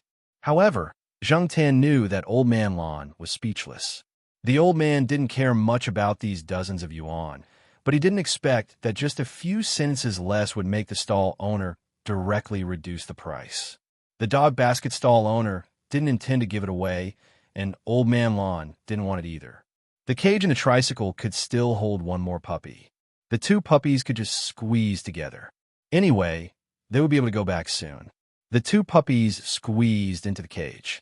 They were both puppies, so they didn't fight much. However, the little yellow dog was more lively and took the initiative to tease them a few times. Zheng Tan watched from the side. Two puppies, less than 100 yuan combined. How cheap it was. They were both dogs, but compared to those expensive breeds, the price was 100 or 1,000 times higher, or even more. Zheng Tan didn't dare to guarantee how these two puppies would grow up in the future. Didn't Old Man Lawn say that it was Old Man Land's own responsibility if he raised them wrongly in the future? It had nothing to do with Zheng Tan. After returning to school, Old Man Lawn placed the two puppies in the small flower bed and didn't bring them back to the family building. Old Madam Zhai cooked some rice paste and mixed some ground meat for the two puppies to eat. The two puppies ate happily. Old Man Lawn gave the two puppies names. The little yellow dog was called Qian Li, and the one with Tabby was called Shun Feng. Old Man Lawn hoped that these two puppies could be as capable as the clairvoyant, and ears, and guard the small flower bed well against those who had bad intentions. The pot of orchids was still blooming. It took longer than other varieties of orchids to bloom, which surprised many people. Since the orchids were found, Old Man Land's small flower bed wasn't open to the public. Only a few people who were close to him were allowed to enter. The media also cooled down. It wasn't that they didn't want to report, but that the higher-ups didn't allow them to continue reporting. Old Man Lawn also had the same intention. He didn't want to attract more people who had bad intentions. The puppies were still young, so Old Man Lawn didn't give them a nest. He used a cardboard box to make a temporary kennel for them. When the two puppies grew up, he would use wooden boards to make two bigger kennels. When Old Man Lawn brought the two puppies to the pet center for a checkup, he found out from the staff that Shun Feng was a dog with Tabby's fur color. The staff at the pet center deliberately wanted to comfort Old Man Lawn, so they exaggerated a little. Old Man Lawn was on cloud 9 after hearing it. In fact, no matter what, wasn't it just a mongrel? Many people still looked down on it. However, Old Man Land's awkward thoughts were now gone. Instead, he was a little proud. When he returned to school and saw Zheng Tan, He smiled amiably. "Black charcoal, you have good taste." Zhang Tan looked at the old man, humming a tune as he walked away, thinking that he was still young. When he grew up, he would know whether his taste was good or not. However, every time he heard Old Man Lon say, "shun feng," Zhang Tan always felt that something was wrong. He would consciously add the word delivery in his heart. Later, Old Man Lon probably also felt that it sounded like a delivery man, so he changed it to Shunzi. Mongrels were easy to raise and grew quickly. The two puppies also had good adaptability. After a few days in the small flower bed, they ran around the yard. Besides Zhang Tan, the first cat the two met was Sheriff. Originally, Sheriff ran to the small flower bed to eat the flowers. Now, he ran to the small flower bed frequently because of the two puppies. Zhang Tan already knew that Sheriff was more interested in dogs than cats. At first, the Sheriff was just curious and didn't go over play with the two puppies. Instead, he stood on top of the flower shed and looked at the two puppies playing below. He stretched his neck very long, as if he wished he had a giraffe's neck. His gaze followed the two puppies. After discovering the cat squatting on the flower shed, the two puppies came to the bottom of the flower shed. The little yellow, Qianli, opened his mouth and barked at Sheriff with an obvious cry of a young dog. The roof of the flower shed was sloped. The highest part was about 3 meters from the ground, and the lowest was less than half a meter. The place where Sheriff was squatting was about 1 meter from the ground. Otherwise, the two puppies wouldn't have noticed him. Shunzi didn't speak, but he also looked up at the cat on the flower shed. Zhang Tan saw the extent of Sheriff's tail swinging and knew that this guy really wanted to go down and play with the two puppies. He just probably wanted to observe more. Chapter 389. Sheriff's crouching position wasn't high. 1 meter was a piece of cake for a healthy adult cat. Even though he didn't expect to be kicked by Zhang Tan in the back and panicked a little, Sheriff was still able to land steadily. Sheriff wasn't the only one who was shocked by the sudden kick. The two puppies were also shocked and hurriedly took a few steps back. The little yellow dog, Qianli, even flapped and barked a few times. The mud tiger Straight was a little calmer, but also looked at Sheriff warily and didn't even swing its tail. However, soon, the thick-skinned Sheriff broke the deadlock. Within a few minutes, the cat and two dogs were playing together. Sheriff was no stranger to dogs. Dealing with the two puppies was even easier. After getting used to the two puppies, he started playing. The puppies had teeth. When they bit Sheriff, it hurt a little, but he could handle it. After all, they were just puppies. Zhang Tan squatted on the flower shed and watched the two puppies run happily behind Sheriff. He thought to himself, with Sheriff leading the way, Old Man Land's flower garden wouldn't be peaceful. Although they were just puppies because they were mud dogs, the 2-month-old puppies already had some weight and were still active. Sheriff couldn't handle the two puppies at the same time. However, after playing around, their relationship became better and better. In the end, they got tired of each other. Sheriff even went to the puppy's plate to eat some dog food, then squeezed into a nest with the two puppies to sleep. That box was originally prepared by Old Man Lon for the puppies. There was still some space for the two puppies to sleep inside. Puppies grew fast. In Old Man Land's plan, this box would last for at least a month, right? But now that Sheriff was squeezed in, it seemed very narrow. Sheriff's two hind legs were still exposed. However, cats were soft. They could sleep in any position. Zhang Tan looked at the three of them squeezed in the paper box and was happy. He estimated that in a few days, this paper box would be scrapped. It wouldn't be scrapped, but it would be tossed around until it was scrapped. Looking at the sky, Zhang Tan jumped down from the flower canopy and left. It was time for lunch. In a while, the students would be dismissed. It was inconvenient to move around with so many people. Zhang Tan decided to have lunch at Jiao Wei's small restaurant today. He left the small garden and went to the school gate. However, on the way to the school gate, Zhang Tan passed by a building near the school's logistics department. Just as he was thinking about how much trouble Old Man Lon would be in for in the future, he wasn't paying attention to his surroundings. Suddenly, he heard a shout, "Be careful!" The next moment, he felt as if a bucket of cold water had been poured over him. Zhang Tan's fur was all wet. He turned his head and looked helplessly at the surprised Auntie, who was standing at the door with a basin in her hand. That Annie obviously didn't do it on purpose. Under normal circumstances, no one would come here, and she was used to splashing water. Who knew that a cat would suddenly appear?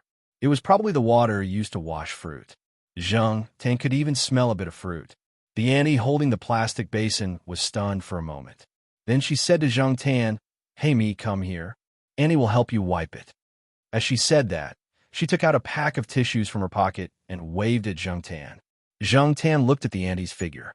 She was, well, a strong woman. Her arms looked very strong. Zhang Tan thought about it and decided to leave. After he left, Zhang Tan saw that there was no one around. He stopped and shook his fur twice. Not much water came out. He looked up at the sun in the sky. The sun was not bad. It should be fine after a while. Zhang Tan didn't think much of it. He ran out of the school gate with water stains all over his body. However, although there was sun today, it was already December. The temperature wouldn't be high. When the wind blew, it was a little cold. When Jiao Wei's parents saw Zhang Tan, his fur was still wet. Jiao Wei's mother joked that Zhang Tan had gone swimming or catching fish. Although she said that, Jiao Wei's mother still took a hairdryer for Zhang Tan to dry. After drying, he felt much warmer. However, when Zhang Tan walked back from the small restaurant after eating, he felt a little dizzy and sneezed a few times. It seemed that his nose was running. Zhang Tan couldn't find any tissues to wipe his nose, so he raised his hand to wipe his nose. "I'll wipe it on my fur first. I'll wash it when I get back." Originally, Zhang Tan wanted to go to the small garden to see how the three of them were doing. He wanted to see if they had rebelled in the small garden. However, because he didn't feel well, he decided to go home and take a good nap first. Zhang Tan didn't know if it was his imagination, but he felt that the temperature had dropped a little. It was a little cold. He ran home quickly and jumped onto the sofa. He grabbed a roll of toilet paper from the coffee table and wiped his nose with it. His head felt even dizzy. Zhang Tan was too lazy to move. He just lay on the sofa and slept. He originally planned to take a nap, but this nap exceeded his expectations. Jiaoma came back around 6 p.m.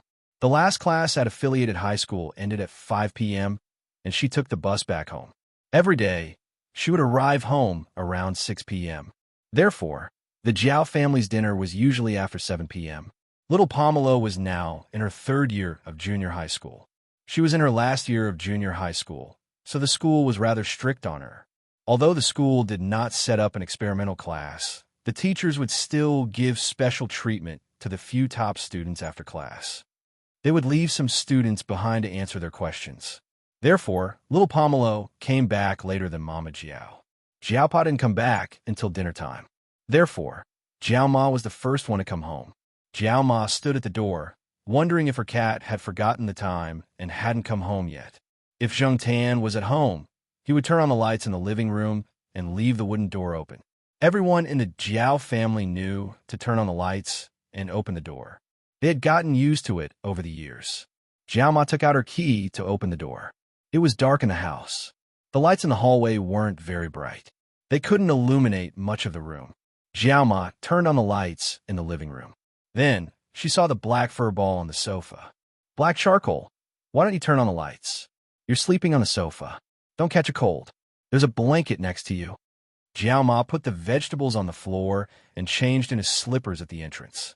However, Jiao Ma didn't hear any response from Black Charcoal. She changed into slippers and looked at the sofa. It was still in the same position as the black fur ball. Jiao Ma knew that under normal circumstances, her cat rarely curled up like other cats. When Black Charcoal slept alone on the sofa, it would stretch out and lie on its stomach, as if it wanted to occupy the entire sofa. Sometimes it would lie on its side. However, Jiao Ma had never seen Black Charcoal curled up like this. It looked like Black Charcoal was curled up because of the cold. She had just said a few words, but Black Charcoal didn't respond at all. The windows in the living room weren't closed.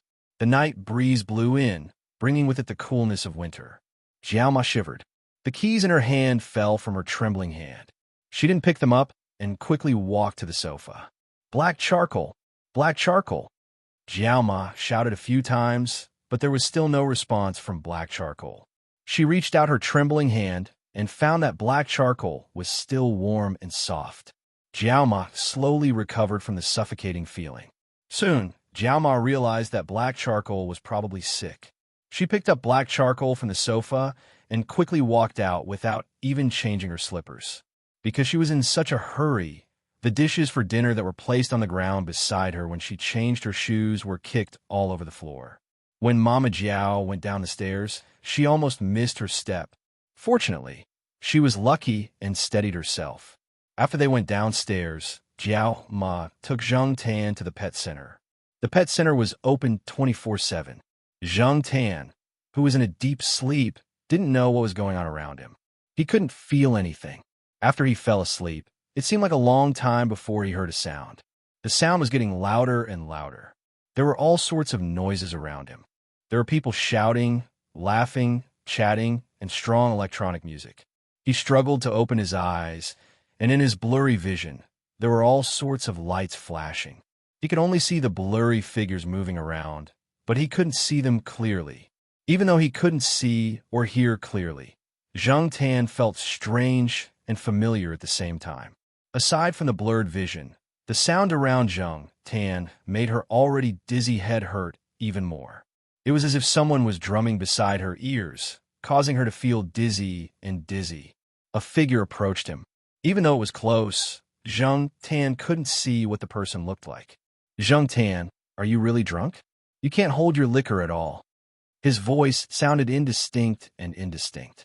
It had been a long time since someone called him Zheng Tan. When he heard it, Zheng Tan didn't react. Even after he reacted, he couldn't remember who the owner of the voice was. Zheng Tan tried to open his eyes wide to see who was in front of him, where he was and what was going on. But it was still in vain.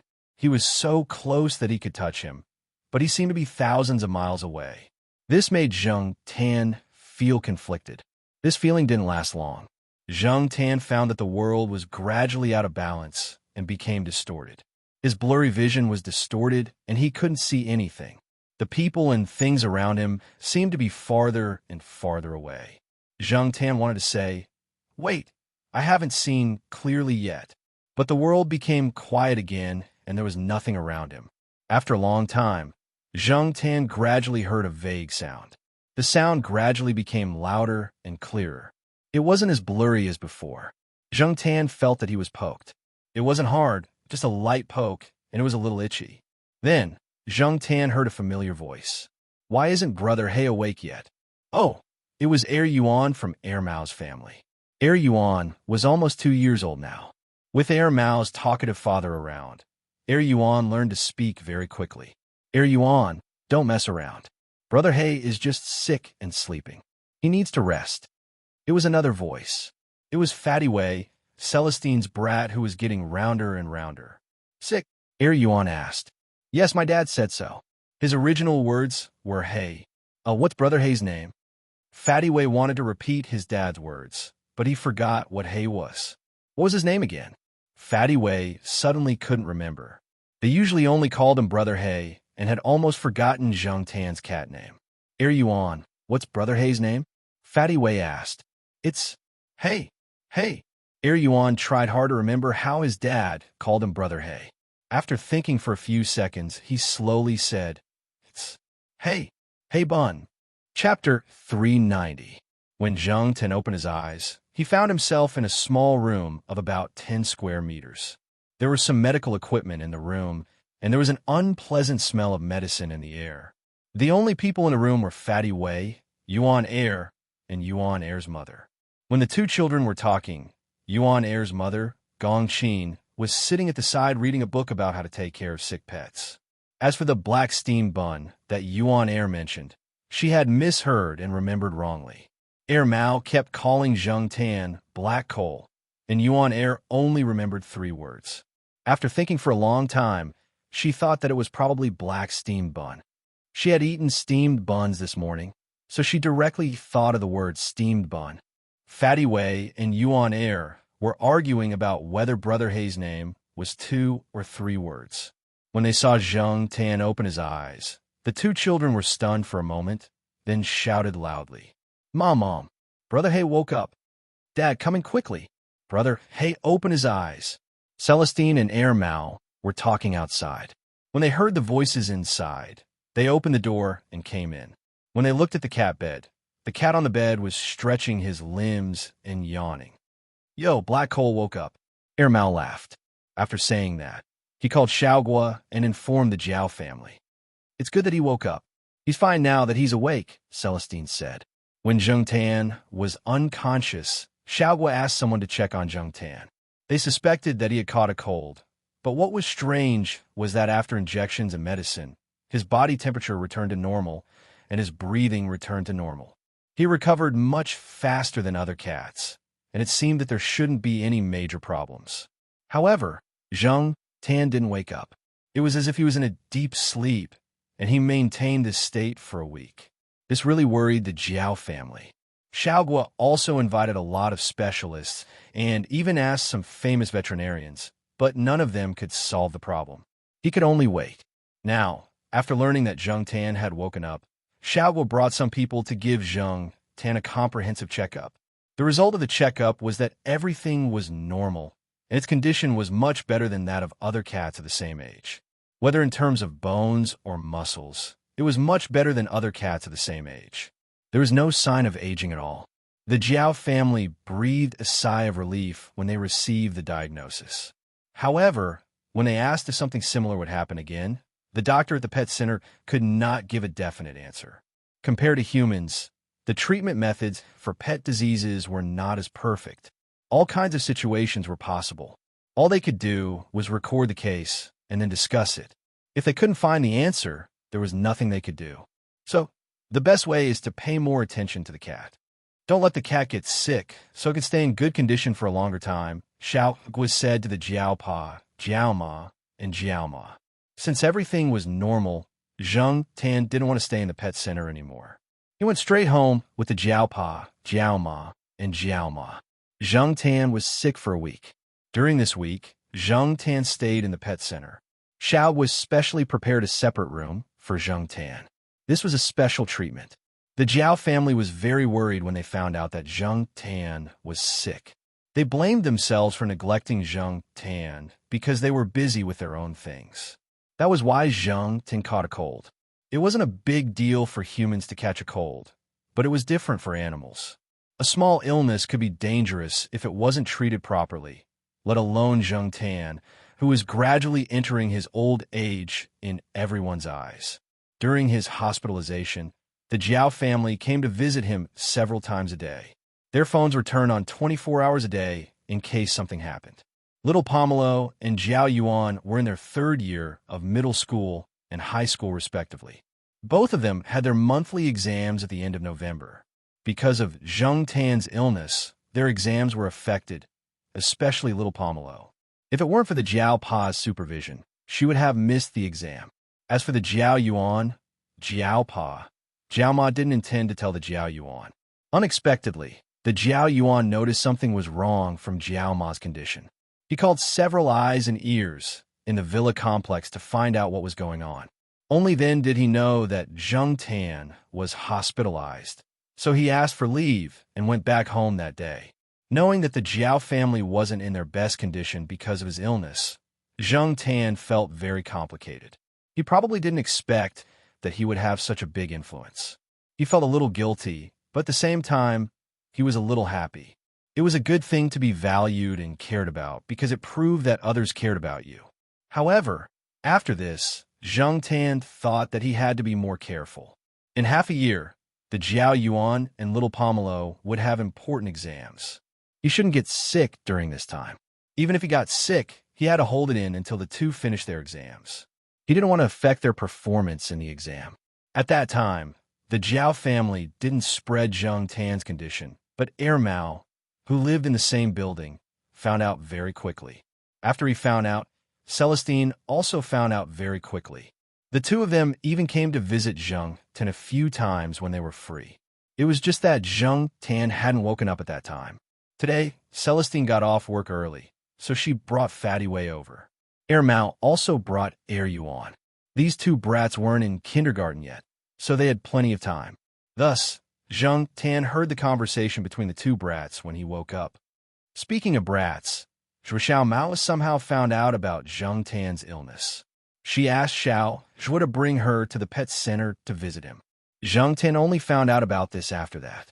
As for Zhuo Mao, who was already in elementary school, Zheng Tan couldn't just run over and talk to her whenever he wanted like that brat in kindergarten. They didn't have much time for outdoor activities, and they still had tasks to do in PE class. However, not long after school started, Zhuo Mao told Zheng Tan about the PE class time. During PE class, half of the time was spent doing gymnastics or other sports with the PE teacher, and the other half was free time. Zhuo Mao would run to the corner and talk to Zheng Tan. Today, Zheng Tan calculated the time and ran to a corner of the school field. He squatted on the wall and watched the little kids run around the field with the PE teacher. After all, the kids were still young, so they weren't too strict. After jogging for a while, they rested for a few minutes. Zhuo Mao ran over and mysteriously told Zheng Tan that in order to celebrate Zheng Tan's recovery and discharge from the hospital, he had prepared a small gift that he made himself. When Zheng Tan heard that this brat had made it himself, his heart skipped a beat. It wasn't that he was thinking too much. Last year, he received 2 gifts from this brat. 2 greeting cards. One was given during the Dragon Boat Festival. When the card was given, it came with a bottle of grape juice. Zheng Tan thought that it was for him to drink, but he didn't think that the bottle of grape juice was for the greeting card. Zheng Tan went home with mixed feelings and poured the grape juice on the open greeting card. Not long after, he saw a large abstract-style dumpling painting on the greeting card. As for the second greeting card, it was given by Zhuo Mao during the Mid-Autumn Festival. This time, there was no grape juice. Very good, but Zheng Tan used the time when there was no one at home to open the greeting card in his room. Then, according to Zhuo Mao's instructions, he held little Pomelo's hairdryer and blew on the greeting card for a long time. When the greeting card was hot, something appeared on it, an abstract-style painting of a mooncake. Zheng Tan's feelings at that time. Therefore, now that Zhuo Mao said that he wanted to give Zheng Tan a small gift to celebrate his recovery, Zheng Tan's beard trembled. He was afraid that this brat would come up with an especially funny gift. The PE teacher blew the whistle to gather the students. Zhuo Mao quickly said to Zheng Tan, "The gift isn't ready yet. I'll give it to you after Christmas." Then he ran away. Zheng Tan shook his head. Forget it. He didn't want to argue with this brat. Seeing that it was about time, Zheng Tan took a small stroll around the campus. Then he ran to Jiao Pa's office at the Institute of Biological Sciences. Ever since he fell sick, Zheng Tan didn't have as much freedom as before. The Jiao family felt that they had trusted Zheng Tan too much in the past, and that was why this incident happened. They only found out about it after he fell sick for a long time. If they had found out about it a little later, would there have been an accident? The Jiao family was worried. Therefore, after he recovered, he was grounded at home for a week. After that, he ate specially prepared nutritious meals for a week. Zheng Tan couldn't take it anymore. It was too disgusting. Eating nutritious meals for a week was the result of his tolerance. After protesting several times, Zheng Tan finally stopped eating nutritious meals. However, the Jiao family felt that Zheng Tan's diet shouldn't be the same as before because he was gradually entering the old age stage. The food that was too strong and not good for cats was reduced. This made Zheng Tan feel very uncomfortable. However, this was already the Jiao family's concession. The Jiao Pa even told Yi Hao, Boss Kai, and Feng Baijin that even if Zheng Tan went to the Institute of Biological Sciences, he wouldn't be able to eat the delicious meal that he was looking forward to. Mao even joked that Zheng Tan wasn't hungry.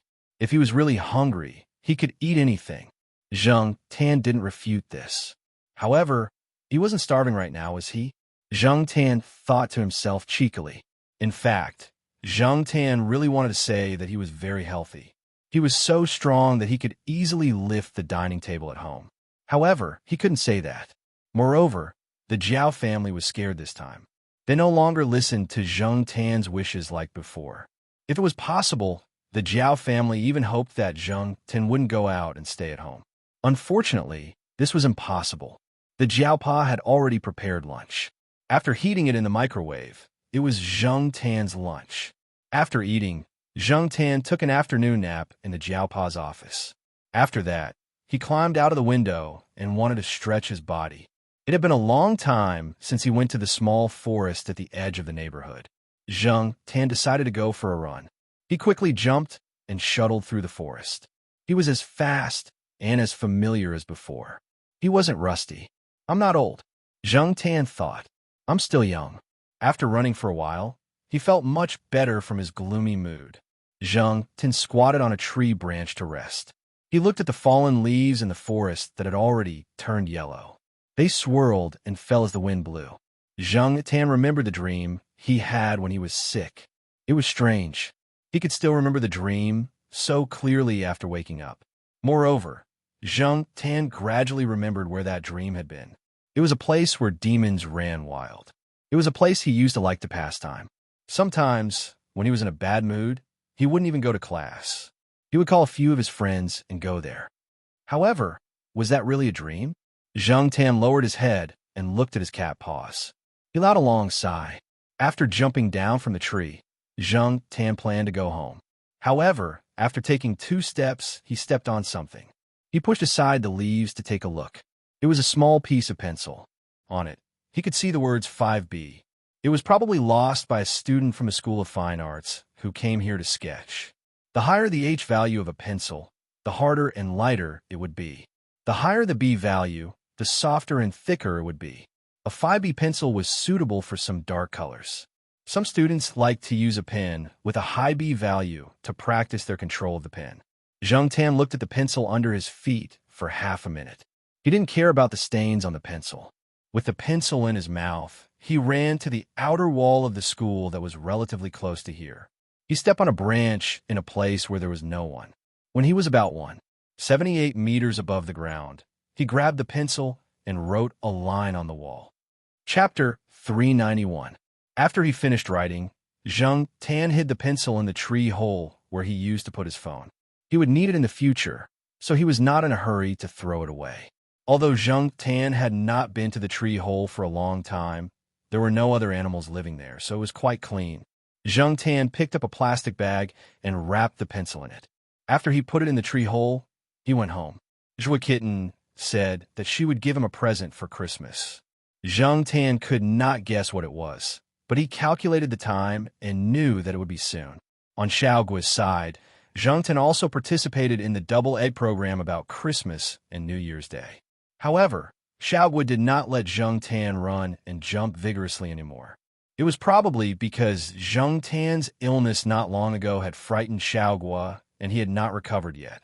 Because of this, Zheng Tan's Christmas task was not heavy. According to the plan, he just had to make a few poses and take a picture. Xiaoguo also did not ask Zheng Tan to work overtime. When it was time, he asked Charlie to send Zheng Tan back safely. If he did not work overtime, he would not get overtime pay.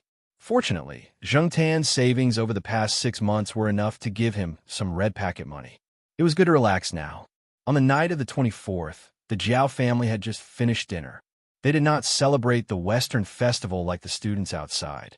Jiao Ma was still commenting on some of the phenomena in the news when the door of the house was knocked on. "Brother Hey!" The person outside the door shouted as he knocked on the door. Jiao Ma, who had a dissatisfied expression because of some phenomena in the news, immediately laughed when she heard the sound and quickly went to open the door. Jiao family members liked Zhua Kitten very much. She was smart and likable. Every time Zhua Kitten came over, Jiao Ma would take out a lot of snacks for her. This time, little Zhua brought Zhua Kitten to the door with a box in his hand. "This is a gift from Kitten to Brother Hay to celebrate Black Charcoal's recovery. I hope that Black Charcoal will always be healthy," little Zhua said as he handed over the box in his hand. "Oh, a gift from the kitten." Mama Jiao took the box and said with a smile. Zheng Tan was also curious and came over to take a look. Little Kitten Zhua couldn't wait to show off her gift. When the box was opened, there were some parts inside. Although they weren't pieced together, it could be seen that it would be a miniature bicycle when assembled. "Bicycle?" Jiao Ma was puzzled. "Yes." Little Kitten Zhua chuckled as she took out the parts and put them together with some effort. When she couldn't use her strength, little Zhua came over to help. In less than 2 minutes, a miniature bicycle was assembled. It was only about half a meter long. The material used was strong, but not heavy. It was very light. Jiaoma estimated that it weighed less than half a kilogram. Kitten said that she used to drive a four-wheeled car with black charcoal, and she missed it a lot. There are still pictures of the past pasted on the bedroom wall. Now that she's learning to ride a bicycle, she also wants to ride it with black charcoal for fun, little Joie explained. Many students in primary school ride bicycles, but they don't rely on this to go to school. They just ride it in their respective courtyards for fun. Little brats sometimes compete with each other. Little kitten Joie would no longer touch the four-wheeled children's car that was completely used to deal with children. Instead, she was learning to ride a bicycle. Therefore, when she was thinking about preparing a gift for Zheng Tan, she thought about riding a bicycle. However, little kitten Joie was still young after all. She didn't consider Zheng Tan's uniqueness. In little kitten Joie's heart, Zheng Tan knew everything and was omnipotent. What's the big deal about riding a bicycle? However, even if Zheng Tan could ride a bicycle, considering some factors, he wouldn't ride it in broad daylight. When the four-wheeled car was driven, he could still control it in a hidden place. Riding a bicycle was not possible. Riding a bicycle would attract a large number of cameras. Now that the internet was developed, electronic products were updated rapidly. Zheng Tan didn't want to be discussed on the internet. However, no matter what, this was little kitten Joie's kind intentions. It was a gift that he personally made. Although little Joie's help was indispensable, he had already given her his kind intentions. Compared to the previous two silly greeting cards, this was much better. This bicycle is really small. Can it be ridden? Jiaoma asked. It can be ridden, and this is made according to the size of black charcoal. There are two auxiliary wheels. I just don't know if black charcoal can ride it. Little Joie laughed.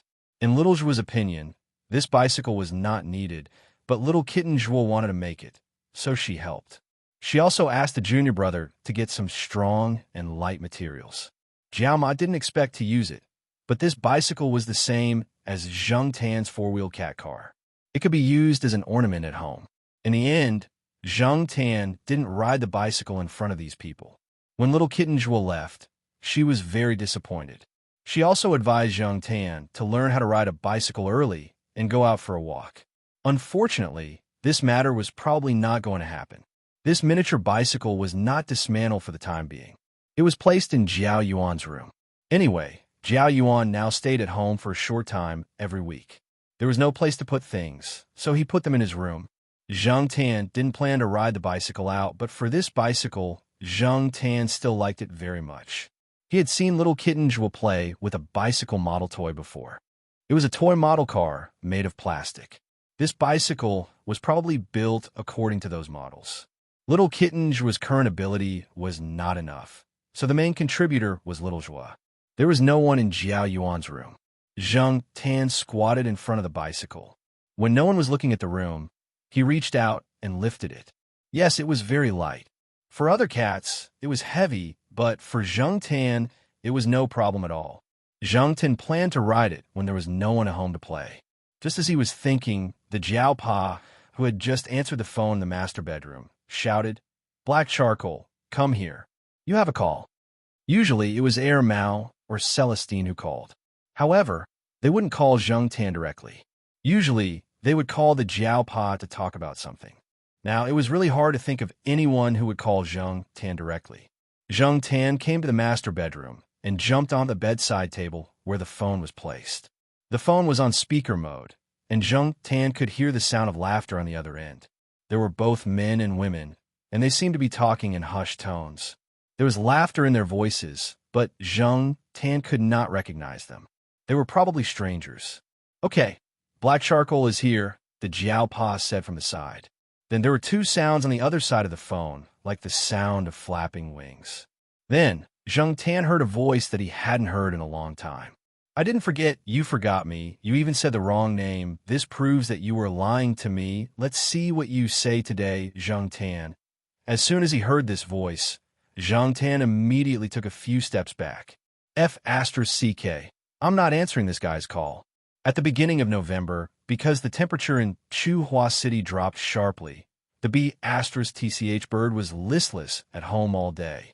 However, after its owner took it to the warm south, the bird began to show off again. There was some laughter on the other side of the phone.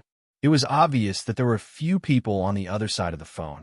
They were probably the family of the B*TCH bird's owner, Professor Tan, who lived in the south. Professor Tan didn't let Generalton show off too much over the phone. Soon, he took the right to speak and started chatting with the Jiaopa. Professor Tan had been in contact with the Jiaopa before. Professor Tan had given the keys to his house on the 4th floor to the Jiaopa. There were some plants in the house that needed to be watered. Although there was an automatic watering machine, he still had to check on them from time to time. Therefore, the Jiaopa would go to Professor Tan's house on the 4th floor every week and then send him an email to explain the situation. The Jiaopa talked about Zheng Tan's illness later on when he chatted with Professor Tan. Today's phone call wasn't made by Professor Tan. Instead, General Tan pecked the number with his beak in the name of showing concern for Zheng Tan. In the end, when Zheng Tan arrived, he heard the B*TCH bird singing an old song that it had just learned. He didn't know who taught it in Professor Tan's house. General probably hadn't finished singing on the other side. Professor Tan was still complaining that General was pecking the phone line to vent his anger. Apart from General Tan, Professor Tan had originally planned to call the Jiaopa in the next 2 days. I heard that you were selected as this year's Provincial Person of the Year. Congratulations, said Professor Tan. Zheng Tan was just about to leave when he heard the voice coming from the phone. He stopped in his tracks and decided to listen a little longer. Person of the Year? It sounded so awesome. However, when did Jiaopa get selected as the Provincial Person of the Year? The Jiaopa held the phone and caught a glimpse of Zheng Tan's movements from the corner of his eye. He glanced over and then looked away. Then, he started chatting with Professor Tan. Only then did Zheng Tan know that the so-called Person of the Year was actually an annual event held in the province to select outstanding people who had made outstanding contributions to the province, achieved impressive results, and embodied the spirit of the times. There were people from academia, finance, sports, entertainment, and other circles. Jiaopa was one of the top 10 outstanding young teachers. In the eyes of some people, it was just an empty title. However, it was not easy to get this title. Not only did one have to be strong, but one also had to have a good relationship with others. Listening to the conversation between Jiaopa and Professor Tan, it seemed like the two of them did not care much about this title. Generally speaking, people who did not care about this title were either jealous or sour grapes. Otherwise, there were people like Jiaopa and Professor Tan who had already received better titles. Actually, if it were not for the previous accolades, the honor of this kind of annual awards would not have been given to Jiaopa. Speaking of which, Jiaopa had worked very hard for the past 2 years. He was so busy that he was rarely seen. His influence in the Institute of Biological Sciences was also getting bigger and bigger. Once, Zheng Tan even overheard the Institute of Biological Sciences students talking about who would be the next person to carry the banner of the institute. Among the candidates, Jiaopa's popularity was very high. The leaders of the institute also gave face to Jiaopa. Even without talking about his ability, that red mouse was still jumping around in the laboratory. When the bosses of the related research teams voted, they had to consider Jiaopa's contributions to the institute, right? The institute was planning to use this opportunity to do more public relations. This time, it was not only to the academic circle, but also to the general public. The award ceremony would also be broadcasted on the provincial TV station. Because it involved a wide range of people, including big entrepreneurs and CEOs of big companies, as well as more well-known sports and entertainment celebrities, the program's viewership ratings would also be higher. With this opportunity, how could the Institute let go of this opportunity to make its presence known? Professor Tan had experience with this before, so this time he called Jiaopa to teach him some techniques. After all, it was not just about attending an award ceremony. He would also have to come into contact with famous people from all walks of life, including political figures. He could not afford to make any mistakes. Don't think that you can ignore people from other walks of life just because you're in the academic field. Otherwise, you will suffer.